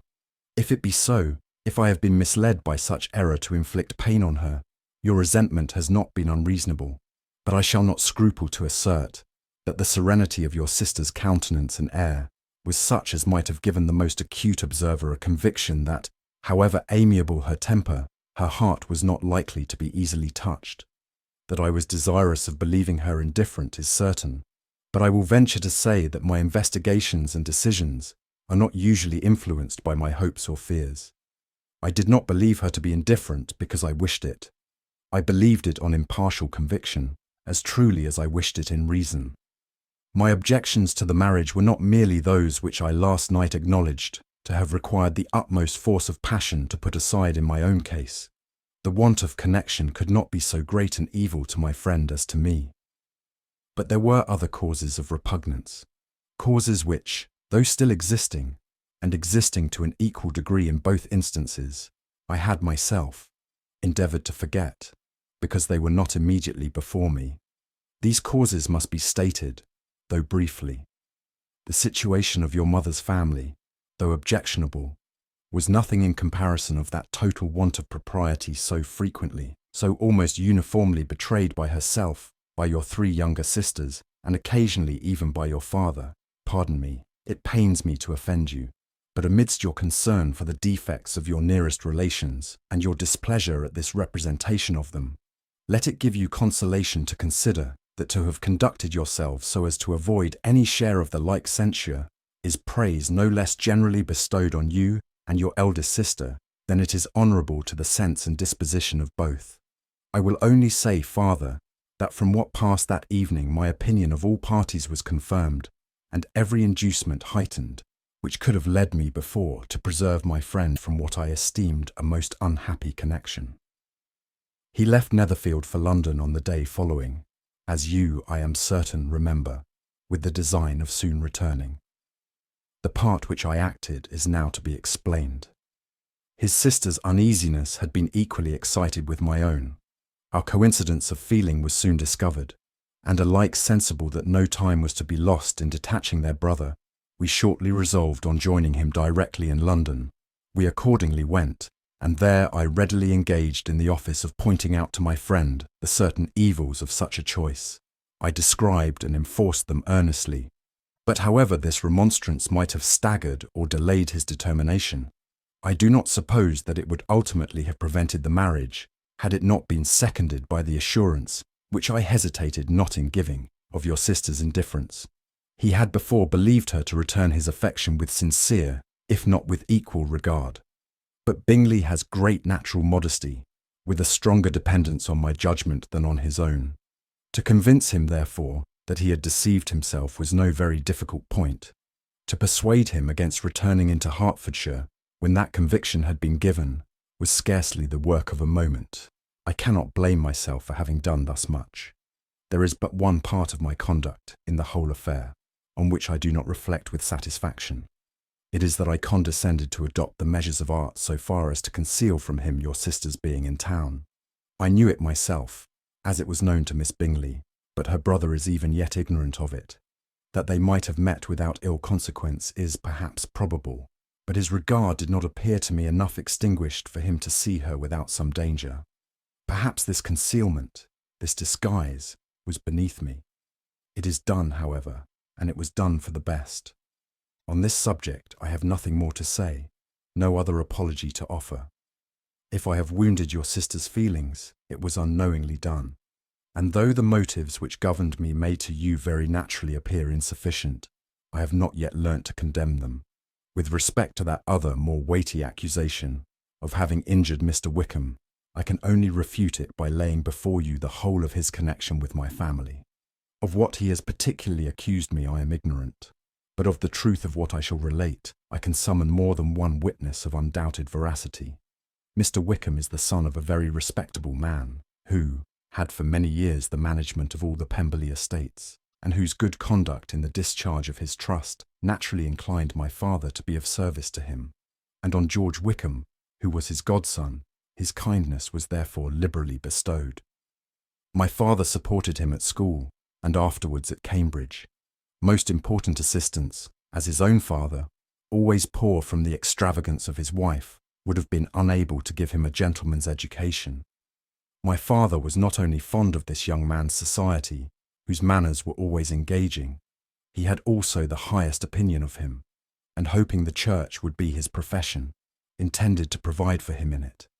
As for myself, it is many, many years since I first began to think of him in a very different manner. The vicious propensities, the want of principle, which he was careful to guard from the knowledge of his best friend, could not escape the observation of a young man of nearly the same age with himself, and who had opportunities of seeing him in unguarded moments, which Mr. Darcy could not have. Here again I shall give you pain. To what degree you only can tell. But whatever may be the sentiments which Mr. Wickham has created, a suspicion of their nature shall not prevent me from unfolding his real character. It adds even another motive. My excellent father died about 5 years ago, and his attachment to Mr. Wickham was to the last so steady that in his will he particularly recommended it to me to promote his advancement in the best manner that his profession might allow, and if he took orders, desired that a valuable family living might be his as soon as it became vacant.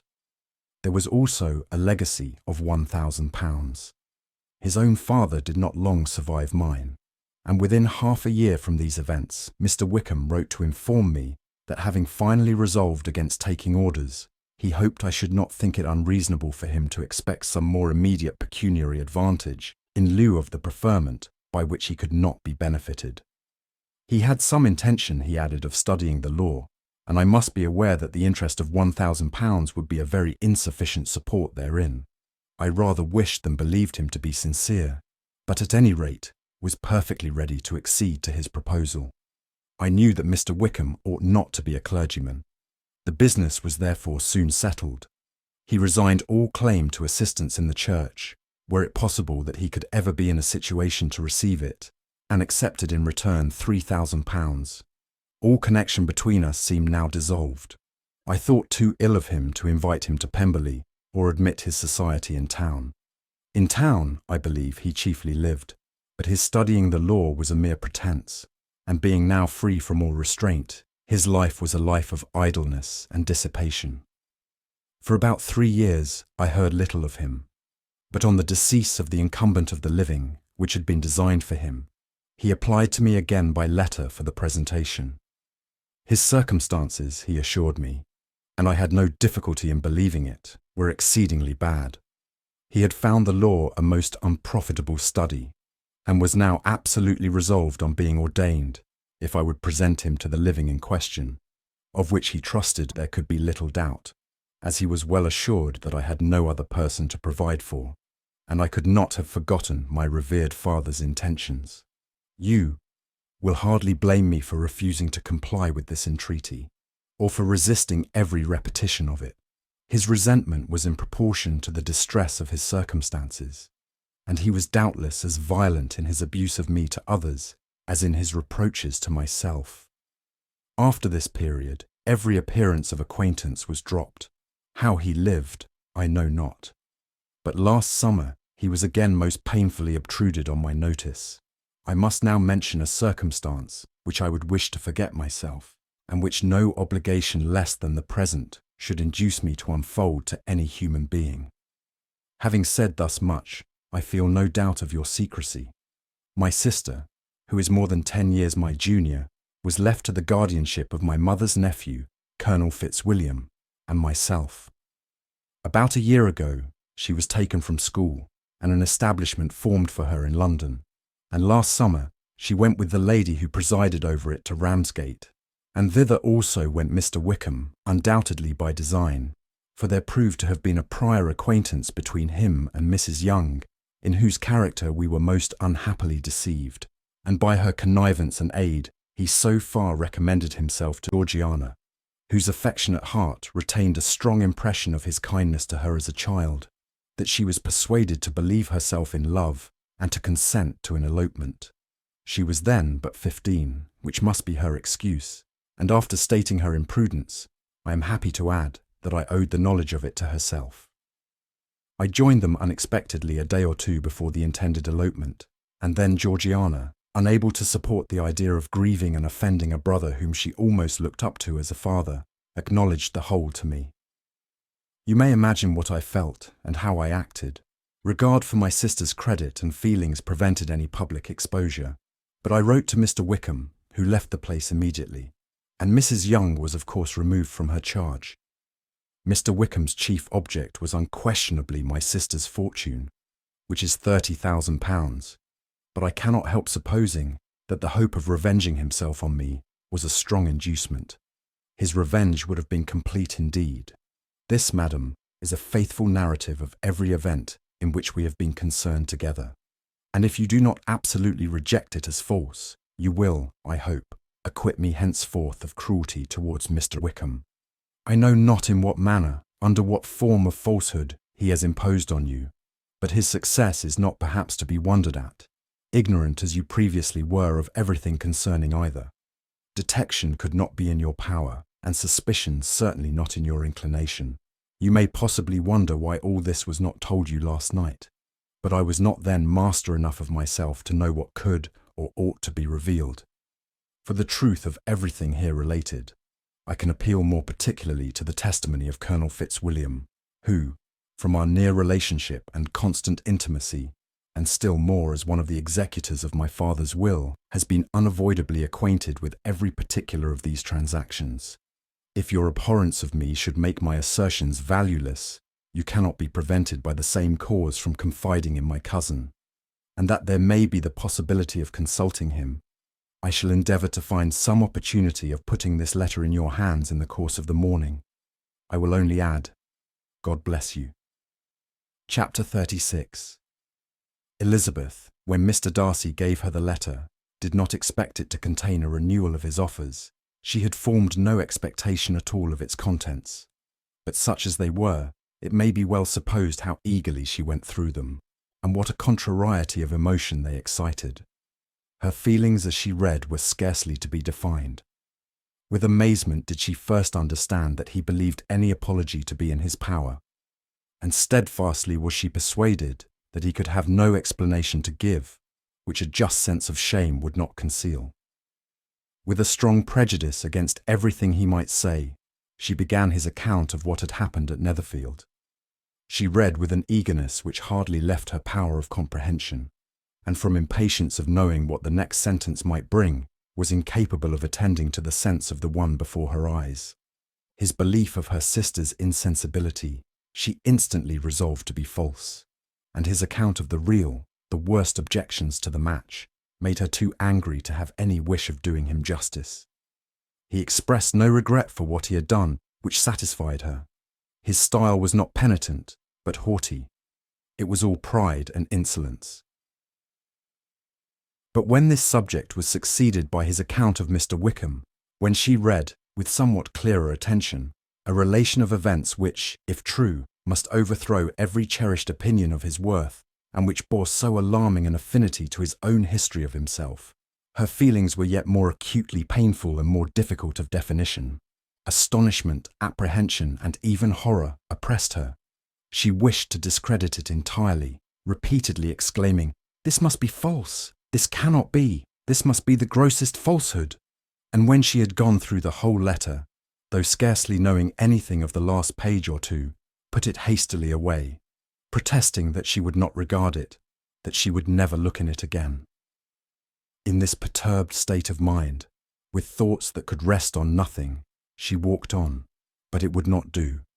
In half a minute the letter was unfolded again, and collecting herself as well as she could, she again began the mortifying perusal of all that related to Wickham, and commanded herself so far as to examine the meaning of every sentence. The account of his connection with the Pemberley family was exactly what he had related himself, and the kindness of the late Mr. Darcy, though she had not before known its extent, agreed equally well with his own words. So far each recital confirmed the other, but when she came to the will, the difference was great. What Wickham had said of the living was fresh in her memory, and as she recalled his very words, it was impossible not to feel that there was gross duplicity on one side or the other, and for a few moments she flattered herself that her wishes did not err. But when she read and reread, with the closest attention, the particulars immediately following of Wickham's resigning all pretensions to the living, of his receiving in lieu so considerable a sum as £3,000, again was she forced to hesitate. She put down the letter, weighed every circumstance with what she meant to be impartiality, deliberated on the probability of each statement, but with little success. On both sides it was only assertion. Again she read on, but every line proved more clearly that the affair, which she had believed it impossible that any contrivance could so represent as to render Mr. Darcy's conduct in it less than infamous, was capable of a turn which must make him entirely blameless throughout the whole. The extravagance and general profligacy which he scrupled not to lay to Mr. Wickham's charge exceedingly shocked her, the more so as she could bring no proof of its injustice. She had never heard of him before his entrance into the Shire militia, in which he had engaged at the persuasion of the young man, who, on meeting him accidentally in town, had there renewed a slight acquaintance. Of his former way of life, nothing had been known in Hertfordshire but what he told himself. As to his real character, had information been in her power, she had never felt a wish of inquiring. His countenance, voice, and manner had established him at once in the possession of every virtue. She tried to recollect some instance of goodness, some distinguished trait of integrity or benevolence, that might rescue him from the attacks of Mr. Darcy, or at least, by the predominance of virtue, atone for those casual errors, under which she would endeavour to class what Mr. Darcy had described as the idleness and vice of many years' continuance. But no such recollection befriended her. She could see him instantly before her, in every charm of air and address, but she could remember no more substantial good than the general approbation of the neighbourhood, and the regard which his social powers had 257 gained him in the mess. After pausing on this point a considerable while, she once more continued to read. But alas, the story which followed, of his designs on Miss Darcy, received some confirmation from what had passed between Colonel Fitzwilliam and herself only the morning before, and at last she was referred for the truth of every particular to Colonel Fitzwilliam himself, from whom she had previously received the information of his near concern in all his cousin's affairs, and whose character she had no reason to question. At one time she had almost resolved on applying to him, but the idea was checked by the awkwardness of the application, and at length wholly banished by the conviction that Mr. Darcy would never have hazarded such a proposal if he had not been well assured of his cousin's corroboration. She perfectly remembered everything that had passed in conversation between Wickham and herself in their first evening at Mr. Phillips's. Many of his expressions were still fresh in her memory. She was now struck with the impropriety of such communications to a stranger, and wondered it had escaped her before. She saw the indelicacy of putting himself forward as he had done, and the inconsistency of his professions with his conduct. She remembered that he had boasted of having no fear of seeing Mr. Darcy, that Mr. Darcy might leave the country, but that he should stand his ground. Yet he had avoided the Netherfield ball the very next week.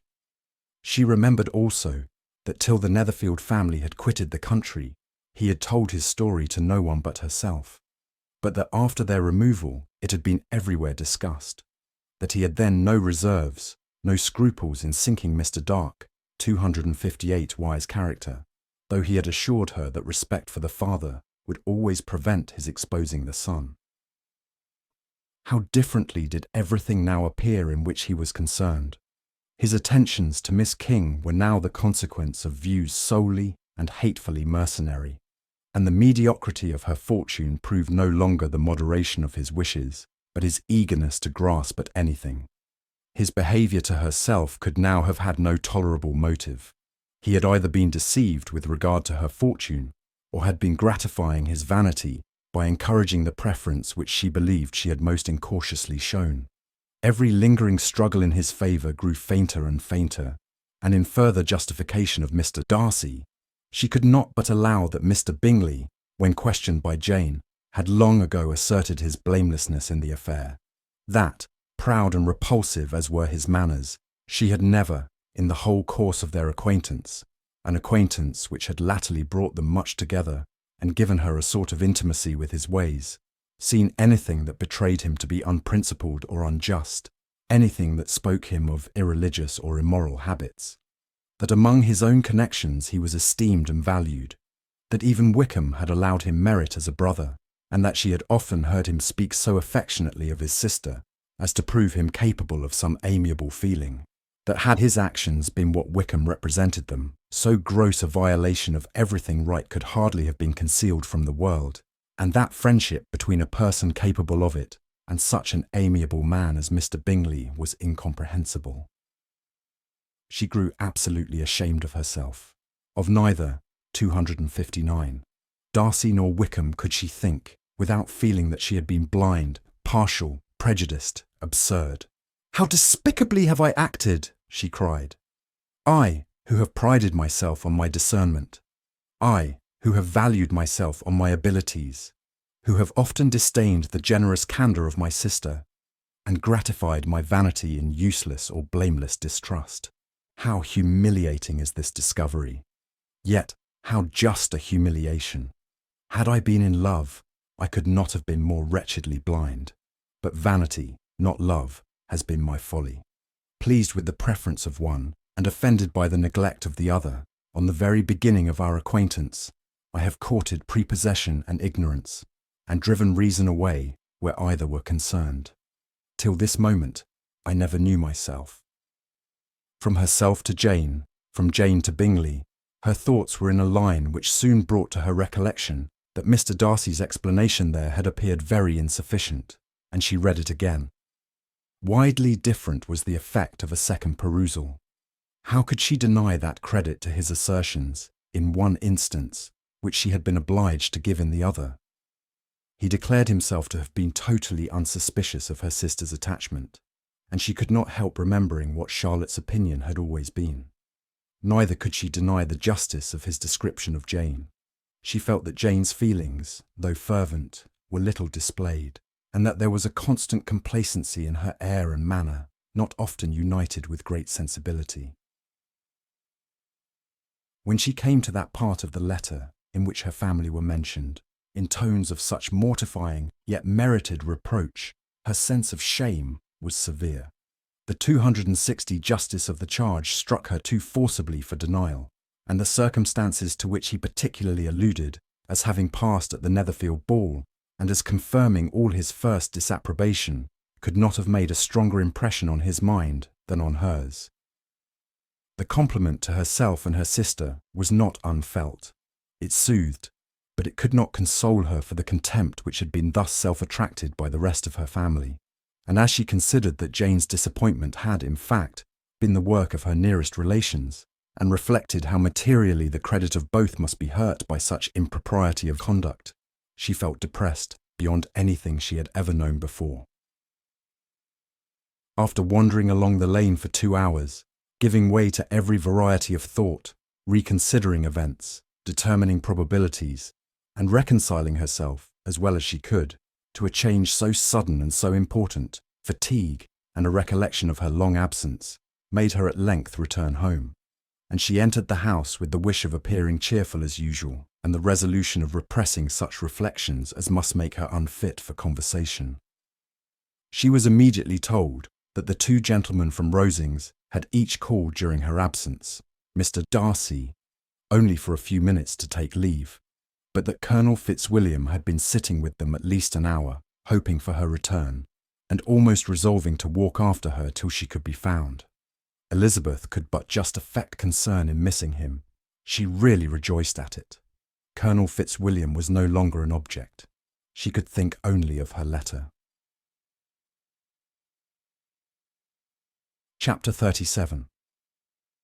The 2 gentlemen left Rosings the next morning, and Mr. Collins, having been in waiting near the lodges to make them his parting obeisance, was able to bring home the pleasing intelligence of their appearing in very good health, and in as tolerable spirits as could be expected, after the melancholy scene so lately gone through at Rosings. To Rosings he then hastened to console Lady Catherine and her daughter, and on his return brought back, with great satisfaction, a message from her ladyship, importing that she felt herself so dull as to make her very desirous of having them all to dine with her. Elizabeth could not see Lady Catherine without recollecting that, had she chosen it, she might by this time have been presented to her as her future niece, nor could she think, without a smile, of what her ladyship's indignation would have been. What would she have said? How would she have behaved? Were the questions with which she amused herself. Their first subject was the diminution of the Rosings party. "I assure you, I feel it exceedingly," said Lady Catherine. "I believe nobody feels the loss of friends so much as I do, but I am particularly attached to these young men, and know them to be so much attached to me. They were excessively sorry to go, but so they always are." The dear Colonel rallied his spirits tolerably till just at last, but Darcy seemed to feel it most acutely, more, I think, than last year. His attachment to Rosings certainly increases. Mr. Collins had a compliment and an allusion to throw in here, which were kindly smiled on by the mother and daughter. Lady Catherine observed, after dinner, that Miss Bennet seemed out of spirits, and immediately accounting for it herself, by supposing that she did not like to go home again so soon, she added, "But if that is the case, you must write to your mother to beg that you may stay a little longer. Mrs. Collins will be very glad of your company, I am sure." "I am much obliged to your ladyship for your kind invitation," replied Elizabeth, "but it is not in my power to accept it. I must be in town next Saturday." "Why, at that rate, you will have been here only 6 weeks. I expected you to stay 2 months. I told Mrs. Collins so before you came. There can be no occasion for your going so soon. Mrs. Bennet could certainly spare you for another fortnight." But my father cannot. He wrote last week to hurry my return. Oh, your father, of course, may spare you, if your mother can. Daughters are never of so much consequence to a father, and if you will stay another month complete, it will be in my power to take one of you as far as London, for I am going there early in June, for a week, and as Dawson does not object to the barouche box, there will be very good room for one of you, and indeed, if the weather should happen to be cool, I should not object to taking you both, as you are neither of you large. You are all kindness, madam, but I believe we must abide by our original plan. Lady Catherine seemed resigned. Mrs. Collins, you must send a servant with them. You know I always speak my mind, and I cannot bear the idea of two young women travelling post by themselves. It is highly improper. You must contrive to send somebody. I have the greatest dislike in the world to that sort of thing. Young women should always be properly guarded and attended, according to their situation in life. When my niece Georgiana went to Ramsgate last summer, I made a point of her having two men servants go with her. Miss Darcy, the daughter of Mr. Darcy of Pemberley, and Lady Anne, could not have appeared with propriety in a different manner. I am excessively attentive to all those things. You must send John with the young ladies, Mrs. Collins. I am glad it occurred to me to mention it, for it would really be discreditable to you to let them go alone. My uncle is to send a servant for us. Oh, your uncle. He keeps a manservant, does he? I'm very glad you have somebody who thinks of those things. Where shall you change horses? Oh, Bromley, of course. If you mention my name at the bell, you will be attended to. Lady Catherine had many other questions to ask respecting their journey, and as she did not answer them all herself, attention was necessary, which Elizabeth believed to be lucky for her, or with a mind so occupied she might have forgotten where she was. Reflection must be reserved for solitary hours. Whenever she was alone, she gave way to it as the greatest relief, and not a day went by without a solitary walk, in which she might indulge in all the delight of unpleasant recollections. Mr. Darcy's letter she was in a fair way of soon knowing by heart. She studied every sentence, and her feelings towards its writer were at times widely different. When she remembered the style of his address, she was still full of indignation, but when she considered how unjustly she had condemned and upbraided him, her anger was turned against herself, and his disappointed feelings became the object of compassion. His attachment excited gratitude, his general character respect, but she could not approve him, nor could she for a moment repent her refusal, or feel the slightest inclination ever to see him again. In her own past behaviour, there was a constant source of vexation and regret, and in the unhappy defects of her family, a subject of yet heavier chagrin. They were hopeless of remedy. Her father, contented with laughing at them, would never exert himself to restrain the wild giddiness of his youngest daughters, and her mother, with manners so far from right herself, was entirely insensible of the evil. Elizabeth had frequently united with Jane in an endeavour to check the imprudence of Catherine and Lydia, but while they were supported by their mother's indulgence, what chance could there be of improvement? Catherine, weak-spirited, irritable, and completely under Lydia's guidance, had been always affronted by their advice, and Lydia, self-willed and careless, would scarcely give them a hearing. They were ignorant, idle, and vain. While there was an officer in Meryton, they would flirt with him, and while Meryton was within a walk of Longbourn, they would be going there forever. Anxiety on Jane's behalf was another prevailing concern, and Mr. Darcy's explanation, by restoring Bingley to all her former good opinion, heightened the sense of what Jane had lost. His affection was proved to have been sincere, and his conduct cleared of all blame, unless any could attach to the implicitness of his confidence in his friend.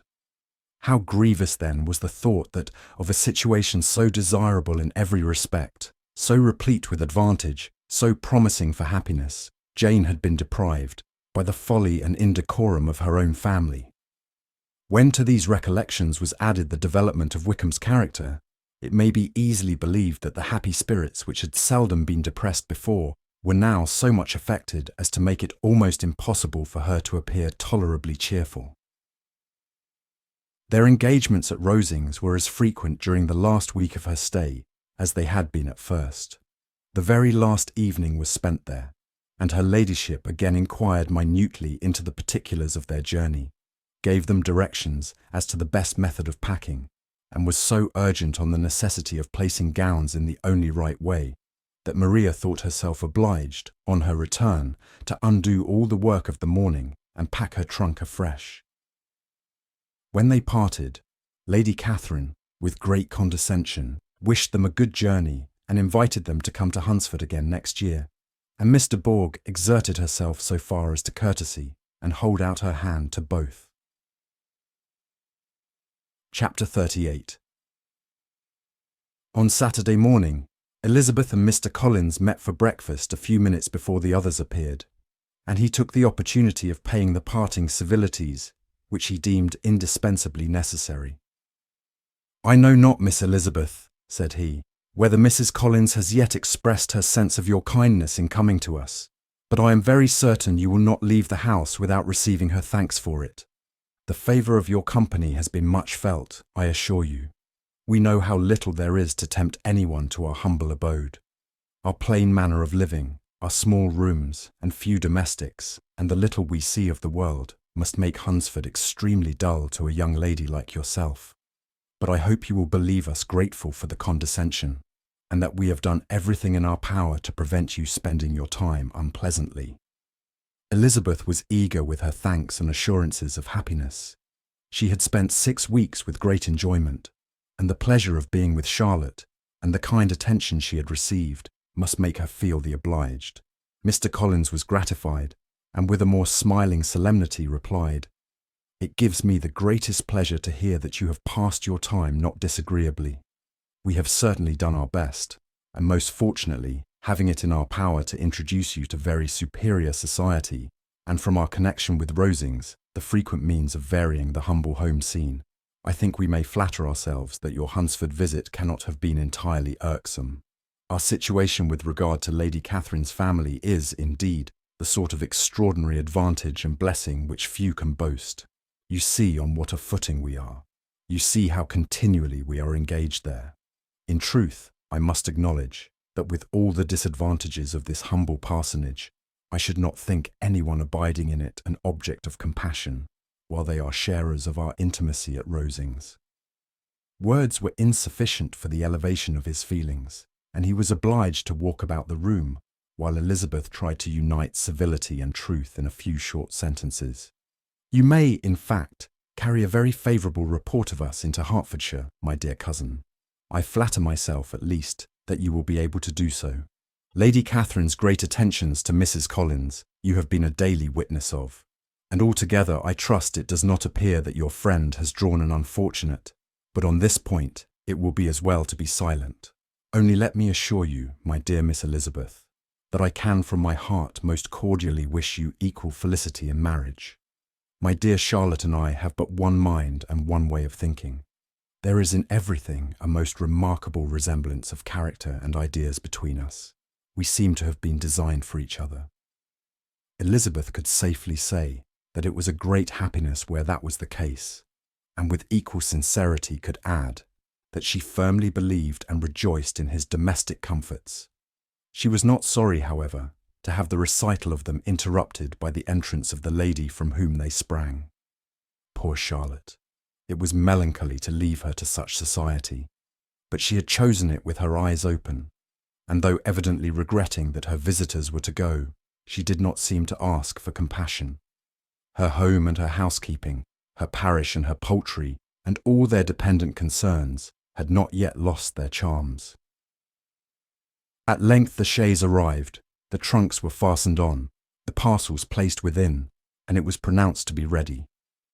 After an affectionate parting between the friends, Elizabeth was attended to the carriage by Mr. Collins, and as they walked down the garden, he was commissioning her with his best respects to all her family, not forgetting his thanks for the kindness he had received at Longbourn in the winter, and his compliments to Mr. and Mrs. Gardiner, though unknown. He then handed her in. Maria followed, and the door was on the point of being closed when he suddenly reminded them, with some consternation, that they had hitherto forgotten to leave any message for the ladies of Rosings. "But," he added, You will of course wish to have your humble respects delivered to them, with your grateful thanks for their kindness to you while you have been here." Elizabeth made no objection. The door was then allowed to be shut, and the carriage drove off. "Good gracious!" cried Maria, after a few minutes' silence. "It seems but a day or two since we first came, and yet how many things have happened." "A great many indeed," said her companion with a sigh. "We have dined 9 times at Rosings, besides drinking tea there twice. How much I shall have to tell," Elizabeth privately added, "and how much I shall have to conceal." Their journey was performed without much conversation or any alarm, and within 4 hours of their leaving Hunsford, they reached Mr. Gardiner's house, where they were to remain a few days. Jane looked well, and Elizabeth had little opportunity of studying her spirits, amidst the various engagements which the kindness of her aunt had reserved for them. But Jane was to go home with her, and at Longbourn there would be leisure enough for observation. It was not without an effort, meanwhile, that she could wait even for Longbourn, before she told her sister of Mr. Darcy's proposals. To know that she had the power of revealing what would so exceedingly astonish Jane, and must, at the same time, so highly gratify whatever of her own vanity she had not yet been able to reason away, was such a temptation to openness as nothing could have conquered. But the state of indecision in which she remained as to the extent of what she should communicate, and her fear, if she once entered on the subject, of being hurried into repeating something of Bingley, which might only grieve her sister further. Chapter 39. It was the 2nd week in May, in which the 3 young ladies set out together from Gracechurch Street for the town of in Hertfordshire, and as they drew near the appointed inn where Mr. Bennet's carriage was to meet them, they quickly perceived, in token of the coachman's punctuality, both Kitty and Lydia looking out of a dining-room upstairs. These 2 girls had been above an hour in the place, happily employed in visiting an opposite milliner, watching the sentinel on guard, and dressing a salad and cucumber. After welcoming their sisters, they triumphantly displayed a table set out with such cold meat as an inn larder usually affords, exclaiming, "Is not this nice? Is not this an agreeable surprise?" "And we mean to treat you all," added Lydia, "but you must lend us the money, for we have just spent ours at the shop out there." Then showing her purchases, "Look here, I have bought this bonnet. I do not think it is very pretty, but I thought I might as well buy it as not. I shall pull it to pieces as soon as I get home, and see if I can make it up any better." And when her sisters abused it as ugly, she added, with perfect unconcern, "Oh, but there were 2 or 3 much uglier in the shop, and when I have bought some prettier coloured satin to trim it with fresh, I think it will be very tolerable. Besides, it will not much signify what one wears this summer, after the Carmshire have left Meryton, and they are going in a fortnight." "Are they indeed?" cried Elizabeth, with the greatest satisfaction. "They are going to be encamped near Brighton, and I do so want Papa to take us all there for the summer. It would be such a delicious scheme, and I dare say would hardly cost anything at all. Mamma would like to go too, of all things. Only think what a miserable summer else we shall have." Yes, thought Elizabeth, that would be a delightful scheme indeed, and completely do for us at once. Good heaven, Brighton, and a whole campful of soldiers, to us who have been overset already by one poor regiment of militia, and the monthly balls of Meryton. "Now I have got some news for you," said Lydia as they sat down to table. "What do you think? It is excellent news, capital news, and about a certain person that we all like." Jane and Elizabeth looked at each other, and the waiter was told that he need not stay. Lydia laughed and said, "Aye, that is just like your formality and discretion. You thought the waiter must not hear, as if he cared. I dare say he often hears worse things said than I am going to say. But he is an ugly fellow. I am glad he is gone. I never saw such a long chin in my life. Well, but now for my news. It is about dear Wickham. Too good for the waiter, is not it? There is no danger of Wickham's marrying Mary King. There's for you. She has gone down to her uncle at Liverpool, gone to stay. Wickham is safe. "And Mary King is safe," added Elizabeth, "safe from a connection imprudent as to fortune. She is a great fool for going away if she liked him." "But I hope there is no strong attachment on either side," said Jane. "I am sure there is not on his. I will answer for it, he never cared 3 straws about her. Who could about such a nasty little freckled thing?" Elizabeth was shocked to think that, however incapable of such coarseness of expression herself, the coarseness of the sentiment was little other than her own breast had formerly harboured and fancied liberal. As soon as all had ate, and the elder ones paid, the carriage was ordered, and after some contrivance, the whole party, with all their boxes, work-bags and parcels, and the unwelcome addition of Kitty's and Lydia's purchases, were seated in it. "How nicely we are crammed in," cried Lydia. "I am glad I brought my bonnet, if it is only for the fun of having another bandbox. Well, now let us be quite comfortable and snug, and talk and laugh all the way home. And in the first place, let us hear what has happened to you all since you went away. Have you seen any pleasant men? Have you had any flirting? I was in great hopes that one of you would have got a husband before you came back. Jane will be quite an old maid soon, I declare. She is almost 23. Lord, how ashamed I should be of not being married before 23. My Aunt Phillips wants you so to get husbands you can't think. She says Lizzie had better have taken Mr. Collins. But I do not think there would have been any fun in it. Lord, how I should like to be married before any of you, and then I would chaperone you about to all the balls. Dear me, we had such a good piece of fun the other day at Colonel Forster's. Kitty and me were to spend the day there, and Mrs. Forster promised to have a little dance in the evening. By the by, Mrs. Forster and me are such friends. And so she asked the 2 Harringtons to come. But Harriet was ill, and so Pen was forced to come by herself. And then, what do you think we did? We dressed up Chamberlain in woman's clothes, on purpose to pass for a lady. Only think what fun. Not a soul knew of it, but Colonel and Mrs. Forster, and Kitty and me, except my aunt, for we were forced to borrow one of her gowns, and you cannot imagine how well he looked. When Denny and Wickham and Pratt and 2 or 3 more of the men came in, they did not know him in the least. Lord, how I laughed, and so did Mrs. Forster. I thought I should have died, and that made the men suspect something, and then they soon found out what was the matter. With such kind of histories of their parties and good jokes did Lydia, assisted by Kitty's hints and additions, endeavour to amuse her companions all the way to Longbourn. Elizabeth listened as little as she could, but there was no escaping the frequent mention of Wickham's name. Their reception at home was most kind. Mrs. Bennet rejoiced to see Jane in undiminished beauty, and more than once during dinner did Mr. Bennet say voluntarily to Elizabeth, "I am glad you are come back, Lizzie."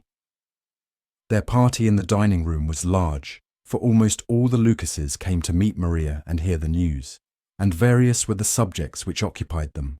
Lady Lucas was inquiring of Maria across the table after the welfare and poultry of her eldest daughter. Mrs. Bennet was doubly engaged, on one hand collecting an account of the present fashions from Jane, who sat some way below her, and on the other retailing them all to the younger Miss Lucases, and Lydia, in a voice rather louder than any other person's, was enumerating the various pleasures of the morning to anybody who would hear her. "Oh, Mary," said she, "I wish you had gone with us, for we had such fun. As we went along, Kitty and me drew up all the blinds and pretended there was nobody in the coach, and I should have gone so all the way if Kitty had not been sick. And when we got to the George, I do think we behaved very handsomely, for we treated the other 3 with the nicest cold luncheon in the world, and if you would have gone, we would have treated you too. And then when we came away, it was such fun. I thought we never should have got into the coach.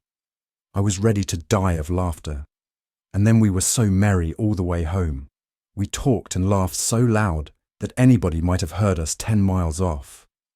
To this, Mary very gravely replied, "Far be it from me, my dear sister, to depreciate such pleasures. They would doubtless be congenial with the generality of female minds, but I confess they would have no charms for me. I should infinitely prefer a book." But of this answer, Lydia heard not a word. She seldom listened to anybody for more than half a minute, and never attended to Mary at all. In the afternoon, Lydia was urgent with the rest of the girls to walk to Meryton and see how everybody went on, but Elizabeth steadily opposed the scheme. It should not be said that the Miss Bennets could not be at home half a day before they were in pursuit of the officers. There was another reason, too, for her opposition. She dreaded seeing Wickham again, and was resolved to avoid it as long as possible. The comfort to her of the regiment's approaching removal was indeed beyond expression. In a fortnight they were to go, and once gone, she hoped there could be nothing more to plague her on his account. She had not been many hours at home before she found that the Brighton scheme, of which Lydia had given them a hint at the inn, was under frequent discussion between her parents. Elizabeth saw directly that her father had not the smallest intention of yielding, but his answers were at the same time so vague and equivocal that her mother, though often disheartened, had never yet despaired of succeeding at last. Chapter 40. Elizabeth's impatience to acquaint Jane with what had happened could no longer be overcome, and at length, resolving to suppress every particular in which her sister was concerned, and preparing her to be surprised, she related to her the next morning the chief of the scene between Mr. Darcy and herself. Miss Bennet's astonishment was soon lessened by the strong sisterly partiality which made any admiration of Elizabeth appear perfectly natural, and all surprise was shortly lost in other feelings. She was sorry that Mr. Darcy should have delivered his sentiments in a manner so little suited to recommend them, but still more was she grieved for the unhappiness which her sister's refusal must have given him. His being so sure of succeeding was wrong, said she, and certainly ought not to have appeared, but consider how much it must increase his disappointment. Indeed, replied Elizabeth, I am heartily sorry for him, but he has other feelings which will probably soon drive away his regard for me. You do not blame me, however, for refusing him? Blame you? Oh no. But you blame me for having spoken so warmly of Wickham. No, I do not know that you were wrong in saying what you did. But you will know it when I have told you what happened the very next day. She then spoke of the letter, repeating the whole of its contents as far as they concerned George Wickham. What a stroke was this for poor Jane, who would willingly have gone through the world without believing that so much wickedness existed in the whole race of mankind as was here collected in one individual. Nor was Darcy's vindication, though grateful to her feelings, capable of consoling her for such discovery. Most earnestly did she labour to prove the probability of error and seek to clear one, without involving the other. This will not do, said Elizabeth. You never will be able to make both of them good for anything. Take your choice, but you must be satisfied with only one. There is but such a quantity of merit between them, just enough to make one good sort of man, and of late it has been shifting about pretty much. For my part, I am inclined to believe it all Mr. Darcy's, but you shall do as you choose. It was some time, however, before a smile could be extorted from Jane. I do not know when I have been more shocked, said she. Wickham's so very bad, it is almost past belief. And poor Mr. Darcy. Dear Lizzie, only consider what he must have suffered. Such a disappointment. And with the knowledge of your ill opinion too, and having to relate such a thing of his sister. It is really too distressing. I am sure you must feel it so. Oh no, my regret and compassion are all done away by seeing you so full of both. I know you will do him such ample justice, that I am growing every moment more unconcerned and indifferent. Your profusion makes me saving, and if you lament over him much longer, my heart will be as light as a feather. Poor Wickham, there is such an expression of goodness in his countenance, such an openness and gentleness in his manner. There certainly was some great mismanagement in the education of those two young men. One has got all the goodness, and the other all the appearance of it. I never thought Mr. Darcy so deficient in the appearance of it as you used to do. And yet, I meant to be uncommonly clever in taking so decided a dislike to him, without any reason. It is such a spur to one's genius, such an opening for wit, to have a dislike of that kind. One may be continually abusive without saying anything just, but one cannot be always laughing at a man without now and then stumbling on something witty. Lizzie, when you first read that letter, I am sure you could not treat the matter as you do now." "Indeed I could not. I was uncomfortable enough. I was very uncomfortable. I may say unhappy. And with no one to speak to of what I felt, no Jane to comfort me, and say that I had not been so very weak and vain and nonsensical as I knew I had. Oh, how I wanted you! How unfortunate that you should have used such very strong expressions in speaking of Wickham to Mr. Darcy, for now they do appear wholly undeserved. Certainly. But the misfortune of speaking with bitterness is a most natural consequence of the prejudices I had been encouraging. There is one point on which I want your advice. I want to be told whether I ought or ought not to make our acquaintance in general understand Wickham's character." Miss Bennet paused a little and then replied, "Surely there can be no occasion for exposing him so dreadfully. What is your own opinion?" "That it ought not to be attempted. Mr. Darcy has not authorised me to make his communication public. On the contrary, every particular relative to his sister was meant to be kept as much as possible to myself. And if I endeavour to undeceive people as to the rest of his conduct, who will believe me? The general prejudice against Mr. Darcy is so violent that it would be the death of half the good people in Meryton to attempt to place him in an amiable light. I am not equal to it. Wickham will soon be gone, and therefore it will not signify to anybody here what he really is. Some time hence it will be all found out, and then we may laugh at their stupidity in not knowing it before. At present I will say nothing about it. You are quite right. To have his errors made public might ruin him for ever. He is now perhaps sorry for what he has done, and anxious to re-establish a character. We must not make him desperate." The tumult of Elizabeth's mind was allayed by this conversation. She had got rid of 2 of the secrets which had weighed on her for a fortnight, and was certain of a willing listener in Jane, whenever she might wish to talk again of either. But there was still something lurking behind, of which prudence forbade the disclosure. She dared not relate the other half of Mr. Darcy's letter, nor explain to her sister how sincerely she had been valued by his friend. Here was knowledge in which no one could partake, and she was sensible that nothing less than a perfect understanding between the parties could justify her in throwing off this last encumbrance of mystery. "And then," said she, "if that very improbable event should ever take place, I shall merely be able to tell what Bingley may tell in a much more agreeable manner himself. The liberty of communication cannot be mine till it has lost all its value." She was now, on being settled at home, at leisure to observe the real state of her sister's spirits. Jane was not happy. She still cherished a very tender affection for Bingley. Having never even fancied herself in love before, her regard had all the warmth of first attachment, and from her age and disposition, greater steadiness than first attachments often boast. And so fervently did she value his remembrance and prefer him to every other man, that all her good sense and all her attention to the feelings of her friends were requisite to check the indulgence of those regrets which must have been injurious to her own health and their tranquillity. "Well, Lizzie," said Mrs. Bennet one day, "what is your opinion now of this sad business of Jane's?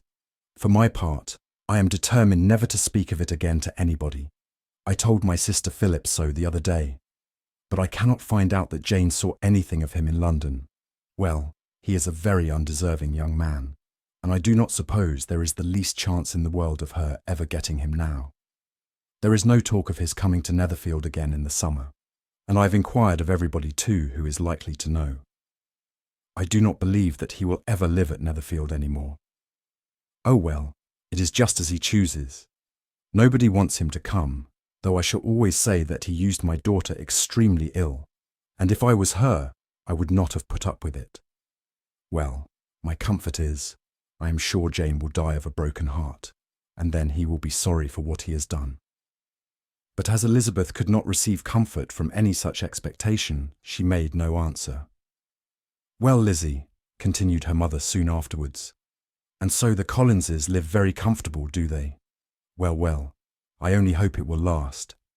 And what sort of table do they keep? Charlotte is an excellent manager, I dare say. If she is half as sharp as her mother, she is saving enough. There is nothing extravagant in their housekeeping, I dare say. No, Nothing at all. A great deal of good management depend upon it. Yes, yes. They will take care not to outrun their income. They will never be distressed for money. Well, much good may it do them. And so, I suppose, they often talk of having Longbourn when your father is dead. They look upon it quite as their own, I dare say, whenever that happens. It was a subject which they could not mention before me. No, it would have been strange if they had. But I make no doubt they often talk of it between themselves. Well, if they can be easy with an estate that is not lawfully their own, so much the better. I should be ashamed of having one that was only entailed on me. Chapter 41. The first week of their return was soon gone.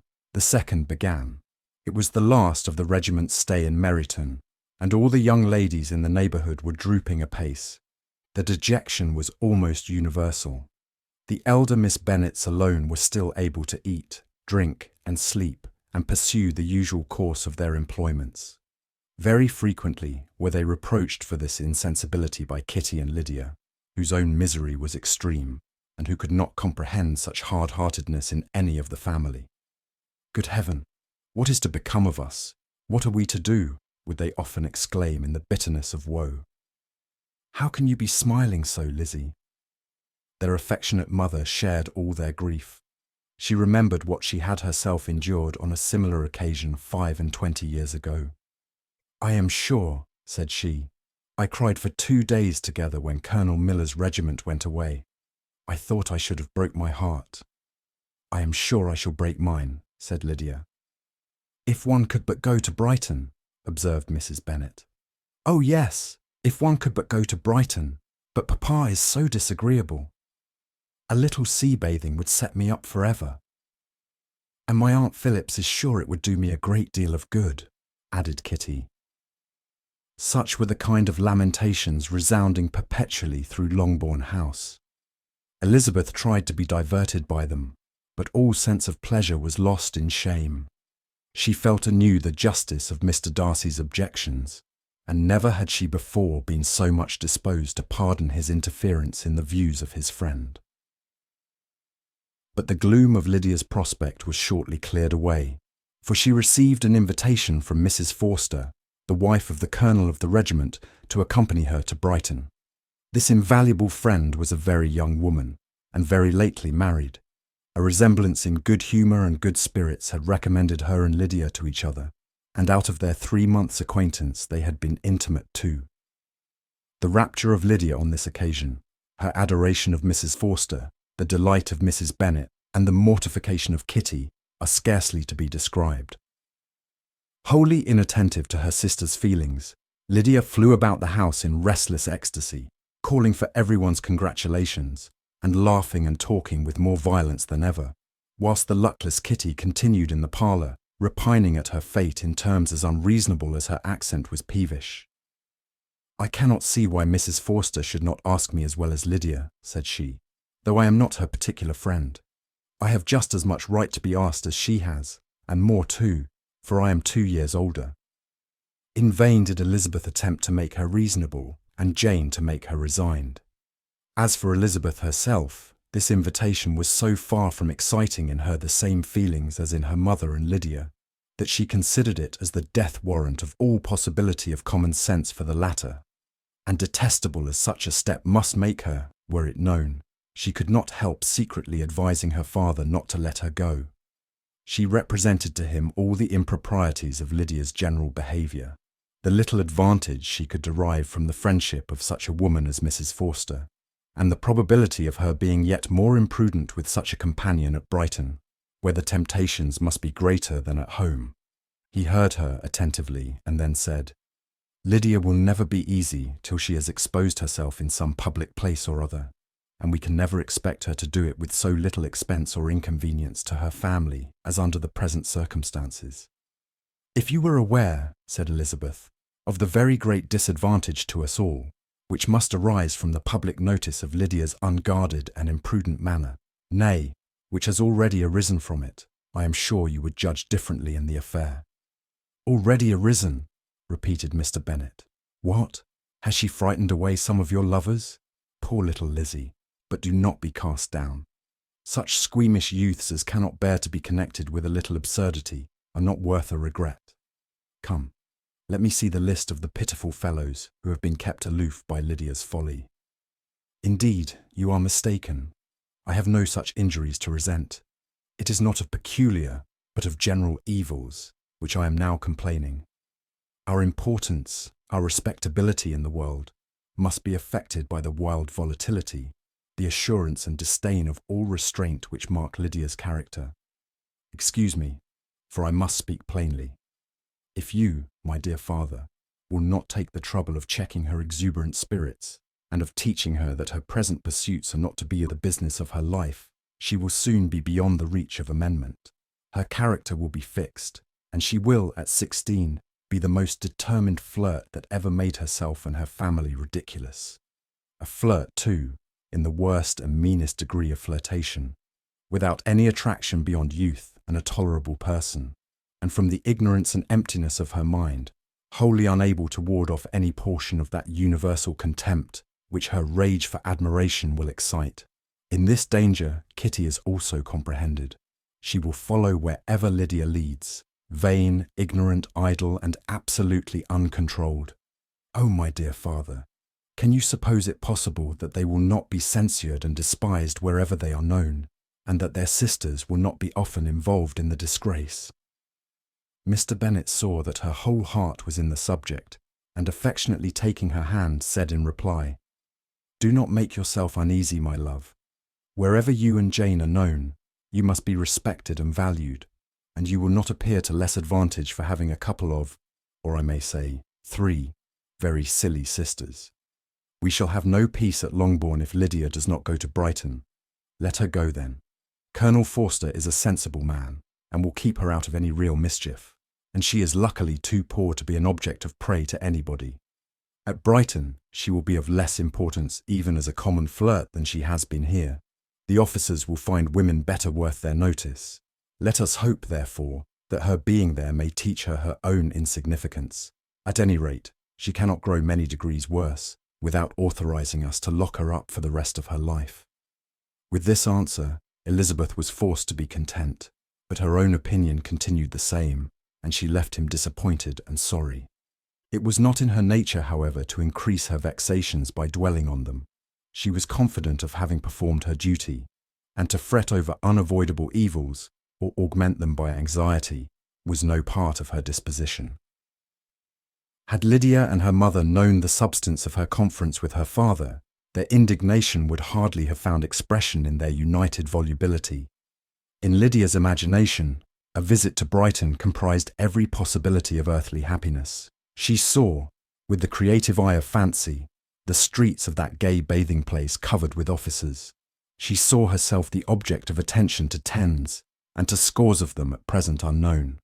She saw all the glories of the camp, its tents stretched forth in beauteous uniformity of lines, crowded with the young and the gay, and dazzling with scarlet. And to complete the view, she saw herself seated beneath a tent, tenderly flirting with at least 6 officers at once. Had she known that her sister sought to tear her from such prospects and such realities as these, what would have been her sensations? They could have been understood only by her mother, who might have felt nearly the same. Lydia's going to Brighton was all that consoled her for the melancholy conviction of her husband's never intending to go there himself. But they were entirely ignorant of what had passed, and their raptures continued, with little intermission, to the very day of Lydia's leaving home. Elizabeth was now to see Mr. Wickham for the last time. Having been frequently in company with him since her return, agitation was pretty well over. The agitations of former partiality entirely so. She had even learnt to detect, in the very gentleness which had first delighted her, an affectation and a sameness to disgust and weary. In his present behaviour to herself, moreover, she had a fresh source of displeasure, for the inclination he soon testified of renewing those attentions which had marked the early part of their acquaintance could only serve, after what had since passed, to provoke her. She lost all concern for him in finding herself thus selected as the object of such idle and frivolous gallantry, and while she steadily repressed it, could not but feel the reproof contained in his believing that however long and for whatever cause his attentions had been withdrawn, her vanity would be gratified and her preference secured at any time by their renewal. On the very last day of the regiment's remaining in Meryton, he dined, with others of the officers, at Longbourn, and so little was Elizabeth disposed to part from him in good humour, that, on his making some inquiry as to the manner in which her time had passed at Hunsford, she mentioned Colonel Fitzwilliam's and Mr. Darcy's having both spent 3 weeks at Rosings, and asked him if he were acquainted with the former. He looked surprised, displeased, alarmed, but with a moment's recollection and a returning smile, replied that he had formerly seen him often, and after observing that he was a very gentlemanlike man, asked her how she had liked him. Her answer was warmly in his favour. With an air of indifference, he soon afterwards added, "How long did you say that he was at Rosings?" "Nearly 3 weeks." "And you saw him frequently?" "Yes, almost every day." "His manners are very different from his cousin's." "Yes, very different, but I think Mr. Darcy improves on acquaintance." "Indeed," cried Wickham, with a look which did not escape her. "And pray may I ask—" But checking himself, he added in a gayer tone, "Is it in address that he improves? Has he deigned to add aught of civility to his ordinary style? For I dare not hope," he continued in a lower and more serious tone, "that he is improved in essentials." "Oh no," said Elizabeth. "In essentials, I believe, he is very much what he ever was." While she spoke, Wickham looked as if scarcely knowing whether to rejoice over her words or to distrust their meaning. There was a something in her countenance which made him listen with an apprehensive and anxious attention, while she added, "When I said that he improved on acquaintance, I did not mean that either his mind or manners were in a state of improvement, but that, from knowing him better, his disposition was better understood." Wickham's alarm now appeared in a heightened complexion and agitated look. For a few minutes he was silent, till, shaking off his embarrassment, he turned to her again, and said in the gentlest of accents, "You, who so well know my feelings towards Mr. Darcy, will readily comprehend how sincerely I must rejoice that he is wise enough to assume even the appearance of what is right. His pride, in that direction, may be of service, if not to himself, to many others, for it must deter him from such foul misconduct as I have suffered by. I only fear that the sort of cautiousness to which you, I imagine, have been alluding, is merely adopted on his visits to his aunt, of whose good opinion and judgment he stands much in awe. His fear of her has always operated, I know, when they were together, and a good deal is to be imputed to his wish of forwarding the match with Miss de Bourgh, which I am certain he has very much at heart." Elizabeth could not repress a smile at this, but she answered only by a slight inclination of the head. She saw that he wanted to engage her on the old subject of his grievances, and she was in no humour to indulge him.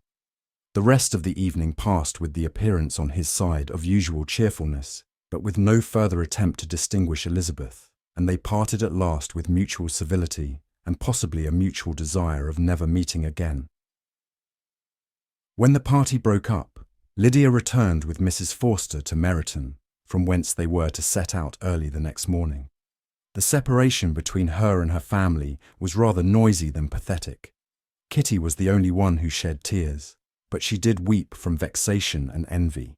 Mrs. Bennet was diffuse in her good wishes for the felicity of her daughter, and impressive in her injunctions that she would not miss the opportunity of enjoying herself as much as possible, advice which there was every reason to believe would be attended to. And in the clamorous happiness of Lydia herself in bidding farewell, the more gentle adieus of her sisters were uttered without being heard. Chapter 42. Had Elizabeth's opinion been all drawn from her own family, she could not have formed a very pleasing picture of conjugal felicity or domestic comfort. Her father, captivated by youth and beauty, and that appearance of good humour which youth and beauty generally give, had married a woman whose weak understanding and illiberal mind had very early in their marriage put an end to all real affection for her. Respect, esteem, and confidence had vanished forever, and all his views of domestic happiness were overthrown. But Mr. Bennet was not of a disposition to seek comfort for the disappointment which his own imprudence had brought on in any of those pleasures which too often console the unfortunate for their folly or their vice. He was fond of the country and of books, and from these tastes had arisen his principal enjoyments. To his wife he was very little otherwise indebted than as her ignorance and folly had contributed to his amusement. This is not the sort of happiness which a man would in general wish to owe to his wife, but where other powers of entertainment are wanting, the true philosopher will derive benefit from such as are given. Elizabeth, however, had never been blind to the impropriety of her father's behaviour as a husband.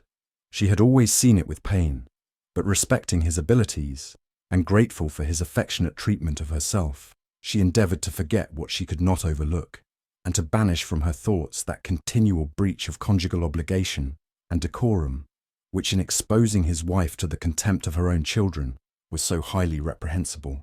But she had never felt so strongly as now the disadvantages which must attend the children of so unsuitable a marriage, nor ever been so fully aware of the evils arising from so ill-judged a direction of talents which, rightly used, might at least have preserved the respectability of his daughters, even if incapable of enlarging the mind of his wife.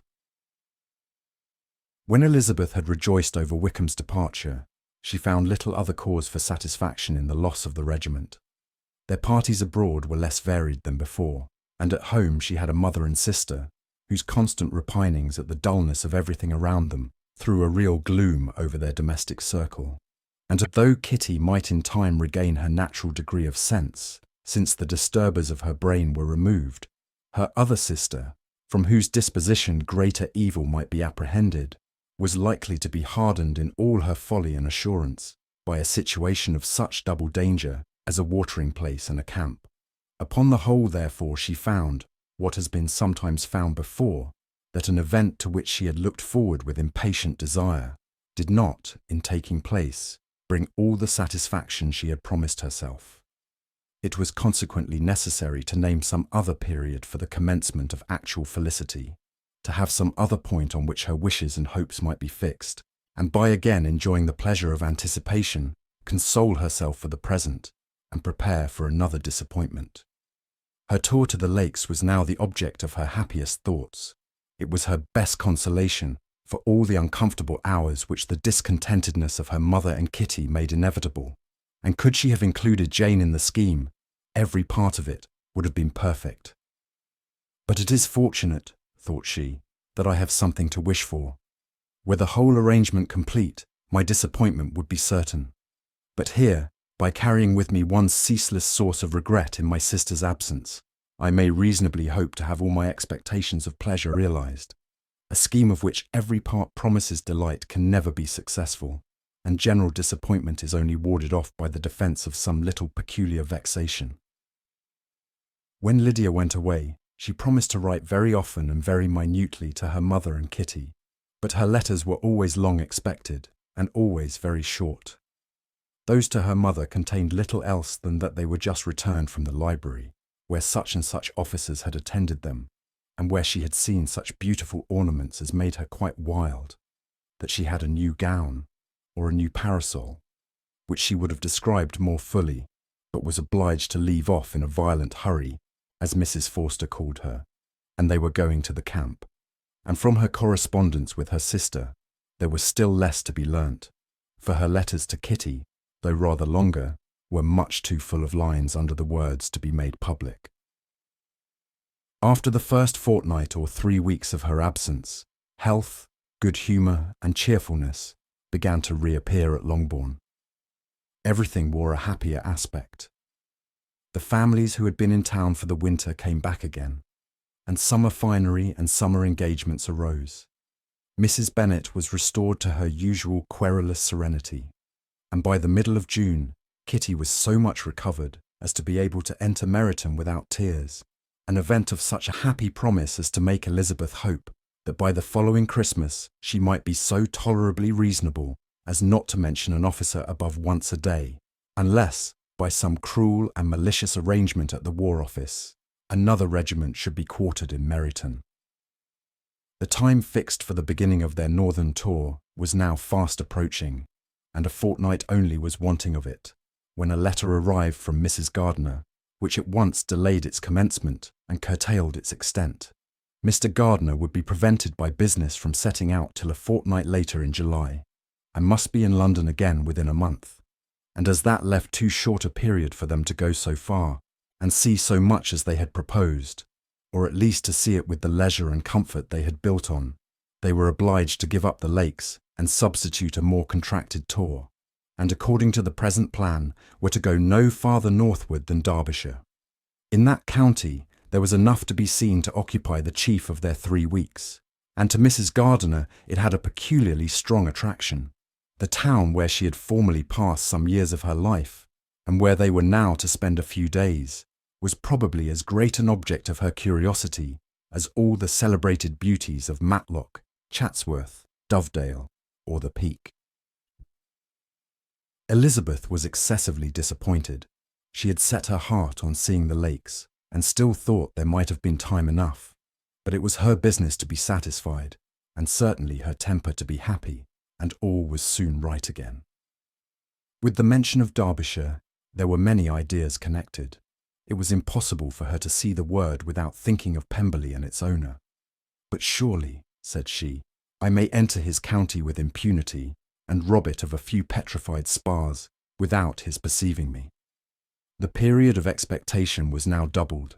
4 weeks were to pass away before her uncle and aunt's arrival, but they did pass away, and Mr. and Mrs. Gardiner, with their 4 children, did at length appear at Longbourn. The children, 2 girls of 6 and 8 years old, and 2 younger boys, were to be left under the particular care of their cousin Jane, who was the general favourite, and whose steady sense and sweetness of temper exactly adapted her for attending to them in every way, teaching them, playing with them, and loving them. The Gardiners stayed only 1 night at Longbourn, and set off the next morning with Elizabeth in pursuit of novelty and amusement. One enjoyment was certain, that of suitableness as companions, a suitableness which comprehended health and temper to bear inconveniences, cheerfulness to enhance every pleasure, and affection and intelligence, which might supply it among themselves if there were disappointments abroad. It is not the object of this work to give a description of Derbyshire, nor of any of the remarkable places through which their route thither lay. Oxford, Blenheim, Warwick, Kenilworth, Birmingham, etc., are sufficiently known. A small part of Derbyshire is all the present concern. To the little town of Lambton, the scene of Mrs. Gardiner's former residence, and where she had lately learned that some acquaintance still remained, they bent their steps, after having seen all the principal wonders of the country, and within 5 miles of Lambton, Elizabeth found, from her aunt, that Pemberley was situated. It was not in their direct road, nor more than a mile or 2 out of it. In talking over their route the evening before, Mrs. Gardiner expressed an inclination to see the place again. Mr. Gardiner declared his willingness, and Elizabeth was applied to for her approbation. "My love, should not you like to see a place of which you have heard so much?" said her aunt. "A place, too, with which so many of your acquaintance are connected. Wickham passed all his youth there, you know." Elizabeth was distressed. She felt that she had no business at Pemberley, and was obliged to assume a disinclination for seeing it. She must own that she was tired of great houses. After going over so many, she really had no pleasure in fine carpets or satin curtains. Mrs. Gardiner abused her stupidity. "If it were merely a fine house richly furnished," said she, "I should not care about it myself, but the grounds are delightful. They have some of the finest woods in the country." Elizabeth said no more, but her mind could not acquiesce. The possibility of meeting Mr. Darcy, while viewing the place, instantly occurred. It would be dreadful. She blushed at the very idea, and thought it would be better to speak openly to her aunt than to run such a risk. But against this there were objections, and she finally resolved that it could be the last resource, if her private inquiries as to the absence of the family were unfavourably answered. Accordingly, when she retired at night, she asked the chambermaid whether Pemberley were not a very fine place, what was the name of its proprietor, and, with no little alarm, whether the family were down for the summer. A most welcome negative followed the last question.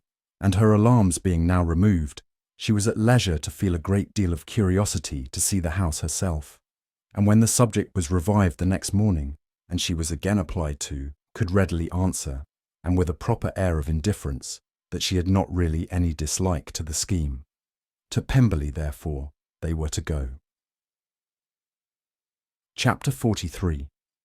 Elizabeth, as they drove along, watched for the first appearance of Pemberley woods with some perturbation, and when at length they turned in at the lodge, her spirits were in a high flutter. The park was very large, and contained great variety of ground. They entered it in one of its lowest points, and drove for some time through a beautiful wood, stretching over a wide extent. Elizabeth's mind was too full for conversation, but she saw and admired every remarkable spot and point of view. They gradually ascended for half a mile, and then found themselves at the top of a considerable eminence, where the wood ceased, and the eye was instantly caught by Pemberley House, situated on the opposite side of the valley, into which the road with some abruptness wound. It was a large, handsome stone building, standing well on rising ground, and backed by a ridge of high woody hills, and in front a stream of some natural importance was swelled into greater, but without any artificial appearance. Its banks were neither formal nor falsely adorned. Elizabeth was delighted. She had never seen a place for which nature had done more, or where natural beauty had been so little counteracted by an awkward taste. They were all of them warm in their admiration, and at that moment she felt that to be mistress of Pemberley might be something. They descended the hill, crossed the bridge, and drove to the door, and while examining the nearer aspect of the house, all her apprehension of meeting its owner returned. She dreaded lest the chambermaid had been mistaken. On applying to see the place, they were admitted into the hall, and Elizabeth, as they waited for the housekeeper, had leisure to wonder at her being where she was. The housekeeper came, a respectable-looking elderly woman, much less fine and more civil than she had any notion of finding her. They followed her into the dining parlour. It was a large, well-proportioned room, handsomely fitted up. Elizabeth, after slightly surveying it, went to a window to enjoy its prospect. The hill, crowned with wood, from which they had descended, receiving increased abruptness from the distance, was a beautiful object. Every disposition of the ground was good, and she looked on the whole scene, the river, the trees scattered on its banks, and the winding of the valley, as far as she could trace it, with delight. As they passed into other rooms, these objects were taking different positions, but from every window there were beauties to be seen. The rooms were lofty and handsome, and their furniture suitable to the fortune of their proprietor. But Elizabeth saw, with admiration of his taste, that it was neither gaudy nor uselessly fine, with less of splendour and more real elegance than the furniture of Rosings. And of this place, thought she, I might have been mistress. With these rooms I might have now been familiarly acquainted. Instead of viewing them as a stranger, I might have rejoiced in them as my own, and welcomed to them as visitors my uncle and aunt. But no, recollecting herself, that could never be. My uncle and aunt would have been lost to me. I should not have been allowed to invite them. This was a lucky recollection. It saved her from something like regret. She longed to inquire of the housekeeper whether her master were really absent, but had not courage for it. At length, however, the question was asked by her uncle, and she turned away with alarm, while Mrs. Reynolds replied that he was, adding, "But we expect him tomorrow, with a large party of friends."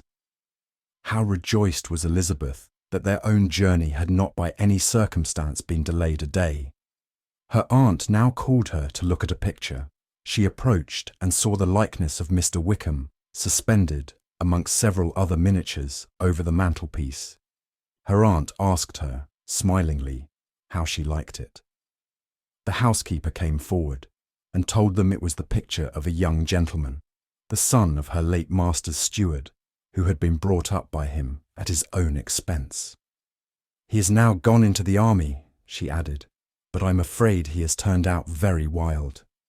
Mrs. Gardiner looked at her niece with a smile, but Elizabeth could not return it. "And that," said Mrs. Reynolds, pointing to another of the miniatures, "is my master, and very like him. It was drawn at the same time as the other, about 8 years ago." "I have heard much of your master's fine person," said Mrs. Gardiner, looking at the picture. "It is a handsome face. But Lizzie, you can tell us whether it is like or not." Mrs. Reynolds' respect for Elizabeth seemed to increase on this intimation of her knowing her master. "Does that young lady know Mr. Darcy?" Elizabeth coloured and said, "A little."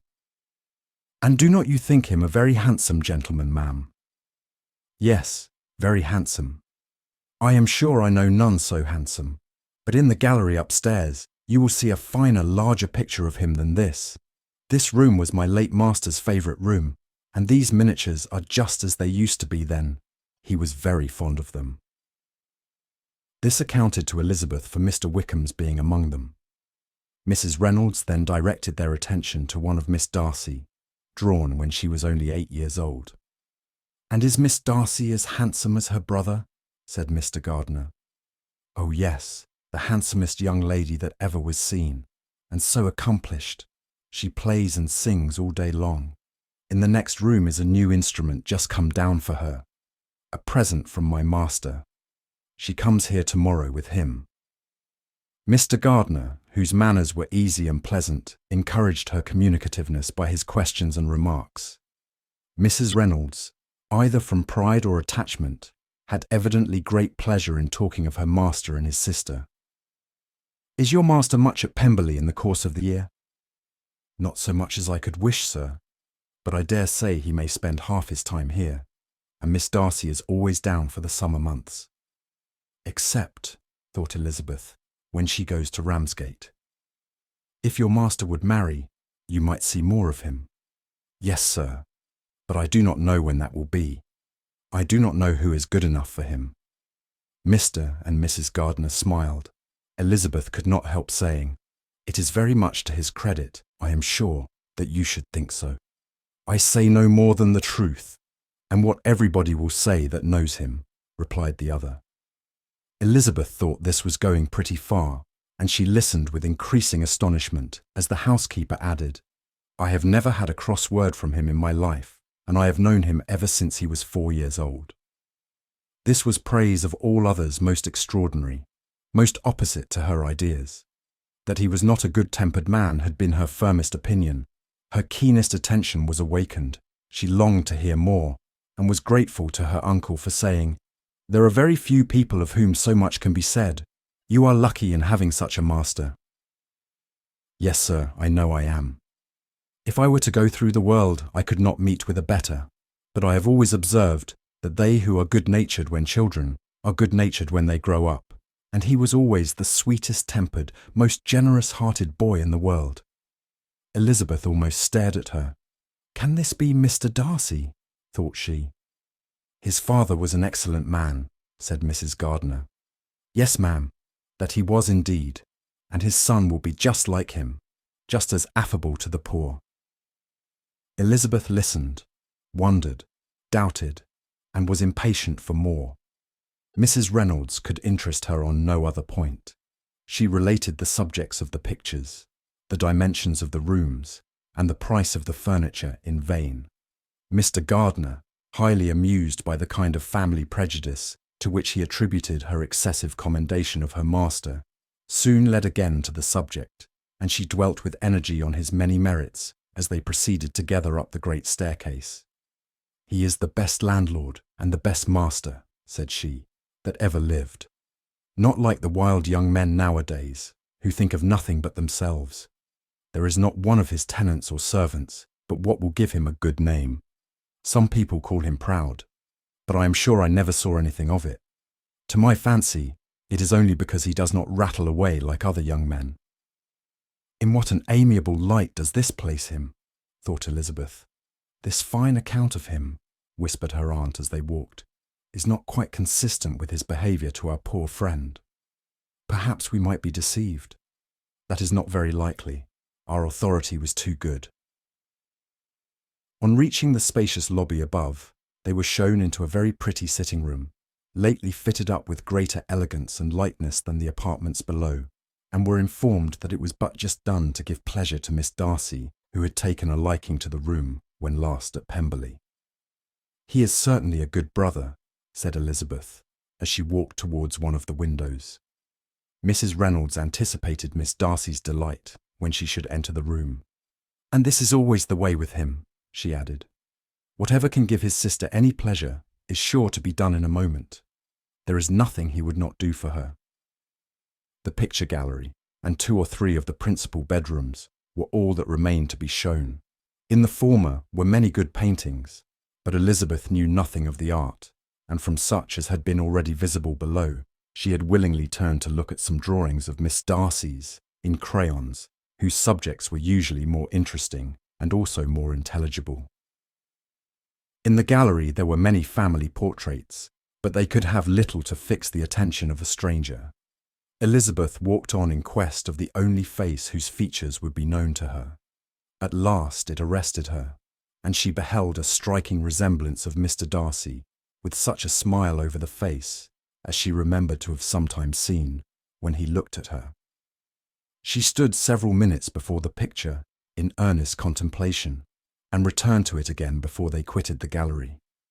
Mrs. Reynolds informed them that it had been taken in his father's lifetime.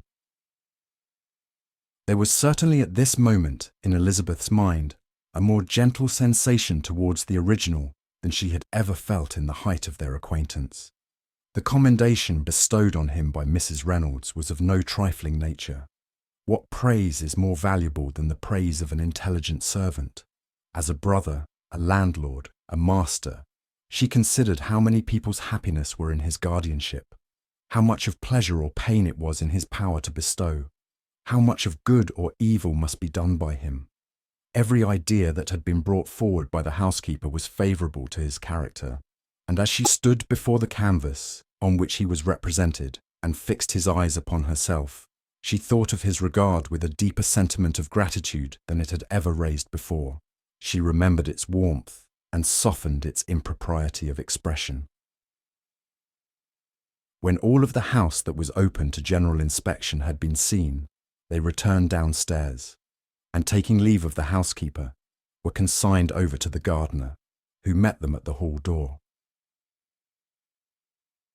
As they walked across the lawn towards the river, Elizabeth turned back to look again. Her uncle and aunt stopped also, and while the former was conjecturing as to the date of the building, the owner of it himself suddenly came forward from the road which led behind it to the stables. They were within 20 yards of each other, and so abrupt was his appearance that it was impossible to avoid his sight. Their eyes instantly met, and the cheeks of each were overspread with the deepest blush. He absolutely started, and for a moment seemed immovable from surprise, but shortly recovering himself, advanced towards the party and spoke to Elizabeth, if not in terms of perfect composure, at least of perfect civility. She had instinctively turned away, but stopping on his approach, received his compliments with an embarrassment impossible to be overcome. Had his first appearance, or his resemblance to the picture they had just been examining, been insufficient to assure the other two that they now saw Mr. Darcy, the gardener's expression of surprise on beholding his master must immediately have told it. They stood a little aloof while he was talking to their niece, who, astonished and confused, scarcely dared lift her eyes to his face, and knew not what answer she returned to his civil inquiries after her family. Amazed at the alteration of his manner since they last parted, every sentence that he uttered was increasing her embarrassment, and every idea of the impropriety of her being found there recurring to her mind, the few minutes in which they continued together were some of the most uncomfortable of her life. Nor did he seem much more at ease. When he spoke, his accent had none of its usual sedateness, and he repeated his inquiries as to the time of her having left Longbourn, and of her stay in Derbyshire so often and in so hurried a way, as plainly spoke the distraction of his thoughts. At length, every idea seemed to fail him, and after standing a few moments without saying a word, he suddenly recollected himself and took leave. The others then joined her and expressed their admiration of his figure. But Elizabeth heard not a word, and, wholly engrossed by her own feelings, followed them in silence. She was overpowered by shame and vexation. Her coming there was the most unfortunate, the most ill-judged thing in the world. How strange must it appear to him! In what a disgraceful light might it not strike so vain a man! It might seem as if she had purposely thrown herself in his way again. Oh, why did she come? Or why did he thus come a day before he was expected? Had they been only 10 minutes sooner, they should have been beyond the reach of his discrimination, for it was plain that he was that moment arrived, that moment alighted from his horse or his carriage. She blushed again and again over the perverseness of the meeting, and his behaviour, so strikingly altered. What could it mean? That he should even speak to her was amazing. But to speak with such civility, to inquire after her family. Never in her life had she seen his manners so little dignified. Never had he spoken with such gentleness as on this unexpected meeting. What a contrast did it offer to his last address in Rosings Park, when he put his letter into her hand. She knew not what to think, or how to account for it. They had now entered a beautiful walk by the side of the water, and every step was bringing forward a nobler fall of ground, or a finer reach of the woods to which they were approaching.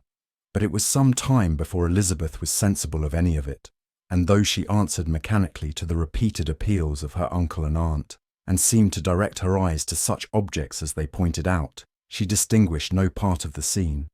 Her thoughts were all fixed on that one spot of Pemberley House, whichever it might be, where Mr. Darcy then was. She longed to know what at that moment was passing in his mind, in what manner he thought of her, and whether, in defiance of everything, she was still dear to him. Perhaps he had been civil only because he felt himself at ease, yet there had been that in his voice which was not like ease. Whether he had felt more of pain or of pleasure in seeing her, she could not tell, but he certainly had not seen her with composure. At length, however, the remarks of her companions on her absence of mind roused her, and she felt the necessity of appearing more like herself.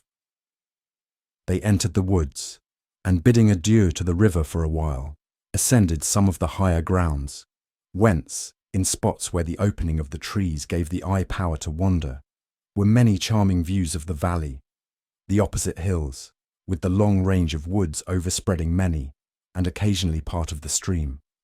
Mr. Gardiner expressed a wish of going round the whole park, but feared it might be beyond a walk. With a triumphant smile they were told that it was 10 miles round. It settled the matter, and they pursued the accustomed circuit, which brought them again, after some time, in a descent among hanging woods, to the edge of the water and one of its narrowest parts. They crossed it by a simple bridge, in character with the general air of the scene. It was a spot less adorned than any they had yet visited, and the valley, here contracted into a glen, allowed room only for the stream, and a narrow walk amidst the rough coppice wood which bordered it. Elizabeth longed to explore its windings, but when they had crossed the bridge and perceived their distance from the house, Mrs. Gardiner, who was not a great walker, could go no farther, and thought only of returning to the carriage as quickly as possible. Her niece was, therefore, obliged to submit, and they took their way towards the house on the opposite side of the river, in the nearest direction. But their progress was slow, for Mr. Gardiner, though seldom able to indulge the taste, was very fond of fishing, and was so much engaged in watching the occasional appearance of some trout in the water, and talking to the man about them, that he advanced but little. Whilst wandering on in this slow manner, they were again surprised, and Elizabeth's astonishment was quite equal to what it had been at first, by the sight of Mr. Darcy approaching them, and at no great distance. The walk being here less sheltered than on the other side, allowed them to see him before they met. Elizabeth, however astonished, was at least more prepared for an interview than before, and resolved to appear and to speak with calmness, if he really intended to meet them. For a few moments, indeed, she felt that he would probably strike into some other path. The idea lasted while a turning in the walk concealed him from their view. The turning past, he was immediately before them. With a glance she saw that he had lost none of his recent civility, and to imitate his politeness, she began as they met to admire the beauty of the place. but she had not got beyond the words delightful and charming when some unlucky recollections obtruded, and she fancied that praise of Pemberley from her might be mischievously construed. Her colour changed, and she said no more. Mrs. Gardiner was standing a little behind, and on her pausing, he asked her if she would do him the honour of introducing him to her friends. This was a stroke of civility for which she was quite unprepared, and she could hardly suppress a smile at his being now seeking the acquaintance of some of those very people against whom his pride had revolted in his offer to herself. What will be his surprise, thought she, when he knows who they are? He takes them now for people of fashion. The introduction, however, was immediately made, and as she named their relationship to herself, she stole a sly look at him to see how he bore it, and was not without the expectation of his decamping as fast as he could from such disgraceful companions. That he was surprised by the connection was evident. He sustained it, however, with fortitude, and so far from going away, turned back with them and entered into conversation with Mr. Gardiner. Elizabeth could not but be pleased, could not but triumph. It was consoling that he should know she had some relations for whom there was no need to blush. She listened most attentively to all that passed between them, and gloried in every expression, every sentence of her uncle, which marked his intelligence, his taste, or his good manners. The conversation soon turned upon fishing, and she heard Mr. Darcy invite him, with the greatest civility, to fish there as often as he chose, while he continued in the neighbourhood, offering at the same time to supply him with fishing tackle, and pointing out those parts of the stream where there was usually most sport. Mrs. Gardiner, who was walking arm in arm with Elizabeth, gave her a look expressive of her wonder. Elizabeth said nothing, but it gratified her exceedingly. The compliment must be all for herself. Her astonishment, however, was extreme, and continually was she repeating, "Why is he so altered? From what can it proceed? It cannot be for me, it cannot be for my sake that his manners are thus softened. My reproofs at Hunsford could not work such a change as this. It is impossible that he should still love me." After walking some time in this way, the two ladies in front, the two gentlemen behind, on resuming their places, after descending to the brink of the river for the better inspection of some curious water plant, there chanced to be a little alteration. It originated in Mrs. Gardiner, who, fatigued by the exercise of the morning, found Elizabeth's arm inadequate to her support, and consequently preferred her husband's. Mr. Darcy took her place by her niece, and they walked on together. After a short silence, the lady first spoke. She wished him to know that she had been assured of his absence before she came to the place, and accordingly began by observing that his arrival had been very unexpected. "For your housekeeper," she added, "informed us that you would certainly not be here till tomorrow. And indeed, before we left Bakewell, we understood that you were not immediately expected in the country." He acknowledged the truth of it all, and said that business with his steward had occasioned his coming forward a few hours before the rest of the party with whom he had been travelling. "They will join me early tomorrow," he continued, "and among them are some who will claim an acquaintance with you, Mr. Bingley and his sisters." Elizabeth answered only by a slight bow. Her thoughts were instantly driven back to the time when Mr. Bingley's name had been last mentioned between them, and if she might judge from his complexion, his mind was not very differently engaged. "There is also one other person in the party," he continued after a pause, "who more particularly wishes to be known to you. Will you allow me, or do I ask too much, to introduce my sister to your acquaintance during your stay at Lambton?" The surprise of such an application was great indeed. It was too great for her to know in what manner she acceded to it. She immediately felt that whatever desire Miss Darcy might have of being acquainted with her must be the work of her brother, and without looking farther, it was satisfactory. It was gratifying to know that his resentment had not made him think really ill of her. They now walked on in silence, each of them deep in thought. Elizabeth was not comfortable, that was impossible, but she was flattered and pleased. His wish of introducing his sister to her was a compliment of the highest kind. They soon outstripped the others, and when they had reached the carriage, Mr. and Mrs. Gardiner were half a quarter of a mile behind. He then asked her to walk into the house, but she declared herself not tired, and they stood together on the lawn. At such a time much might have been said, and silence was very awkward. She wanted to talk, but there seemed an embargo on every subject. At last she recollected that she had been travelling, and they talked of Matlock and Dovedale with great perseverance. Yet time and her aunt moved slowly, and her patience and her ideas were nearly worn out before the tête-à-tête was over. On Mr. and Mrs. Gardiner's coming up, they were all pressed to go into the house and take some refreshment, but this was declined, and they parted on each side with the utmost politeness. Mr. Darcy handed the ladies into the carriage, and when it drove off, Elizabeth saw him walking slowly towards the house. The observations of her uncle and aunt now began, and each of them pronounced him to be infinitely superior to anything they had expected. "He is perfectly well behaved, polite and unassuming," said her uncle. "There is something a little stately in him, to be sure," replied her aunt, "but it is confined to his air, and is not unbecoming. I can now say with the housekeeper that though some people may call him proud, I have seen nothing of it. I was never more surprised than by his behaviour to us. It was more than civil, it was really attentive, and there was no necessity for such attention. His acquaintance with Elizabeth was very trifling." "To be sure, Lizzie," said her aunt, "he is not so handsome as Wickham, or rather he has not Wickham's countenance, for his features are perfectly good. But how came you to tell us that he was so disagreeable?" Elizabeth excused herself as well as she could, said that she had liked him better when they met in Kent than before, and that she had never seen him so pleasant as this morning. "But perhaps he may be a little whimsical in his civilities," replied her uncle. "Your great men often are, and therefore I shall not take him at his word about fishing, as he might change his mind another day and warn me off his grounds." Elizabeth felt that they had entirely mistaken his character, but said nothing.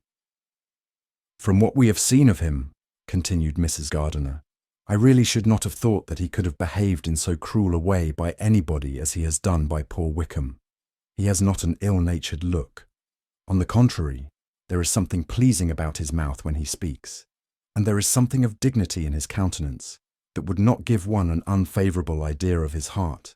But to be sure, the good lady who showed us the house did give him a most flaming character. I could hardly help laughing aloud sometimes. But he is a liberal master, I suppose, and that, in the eye of a servant, comprehends every virtue."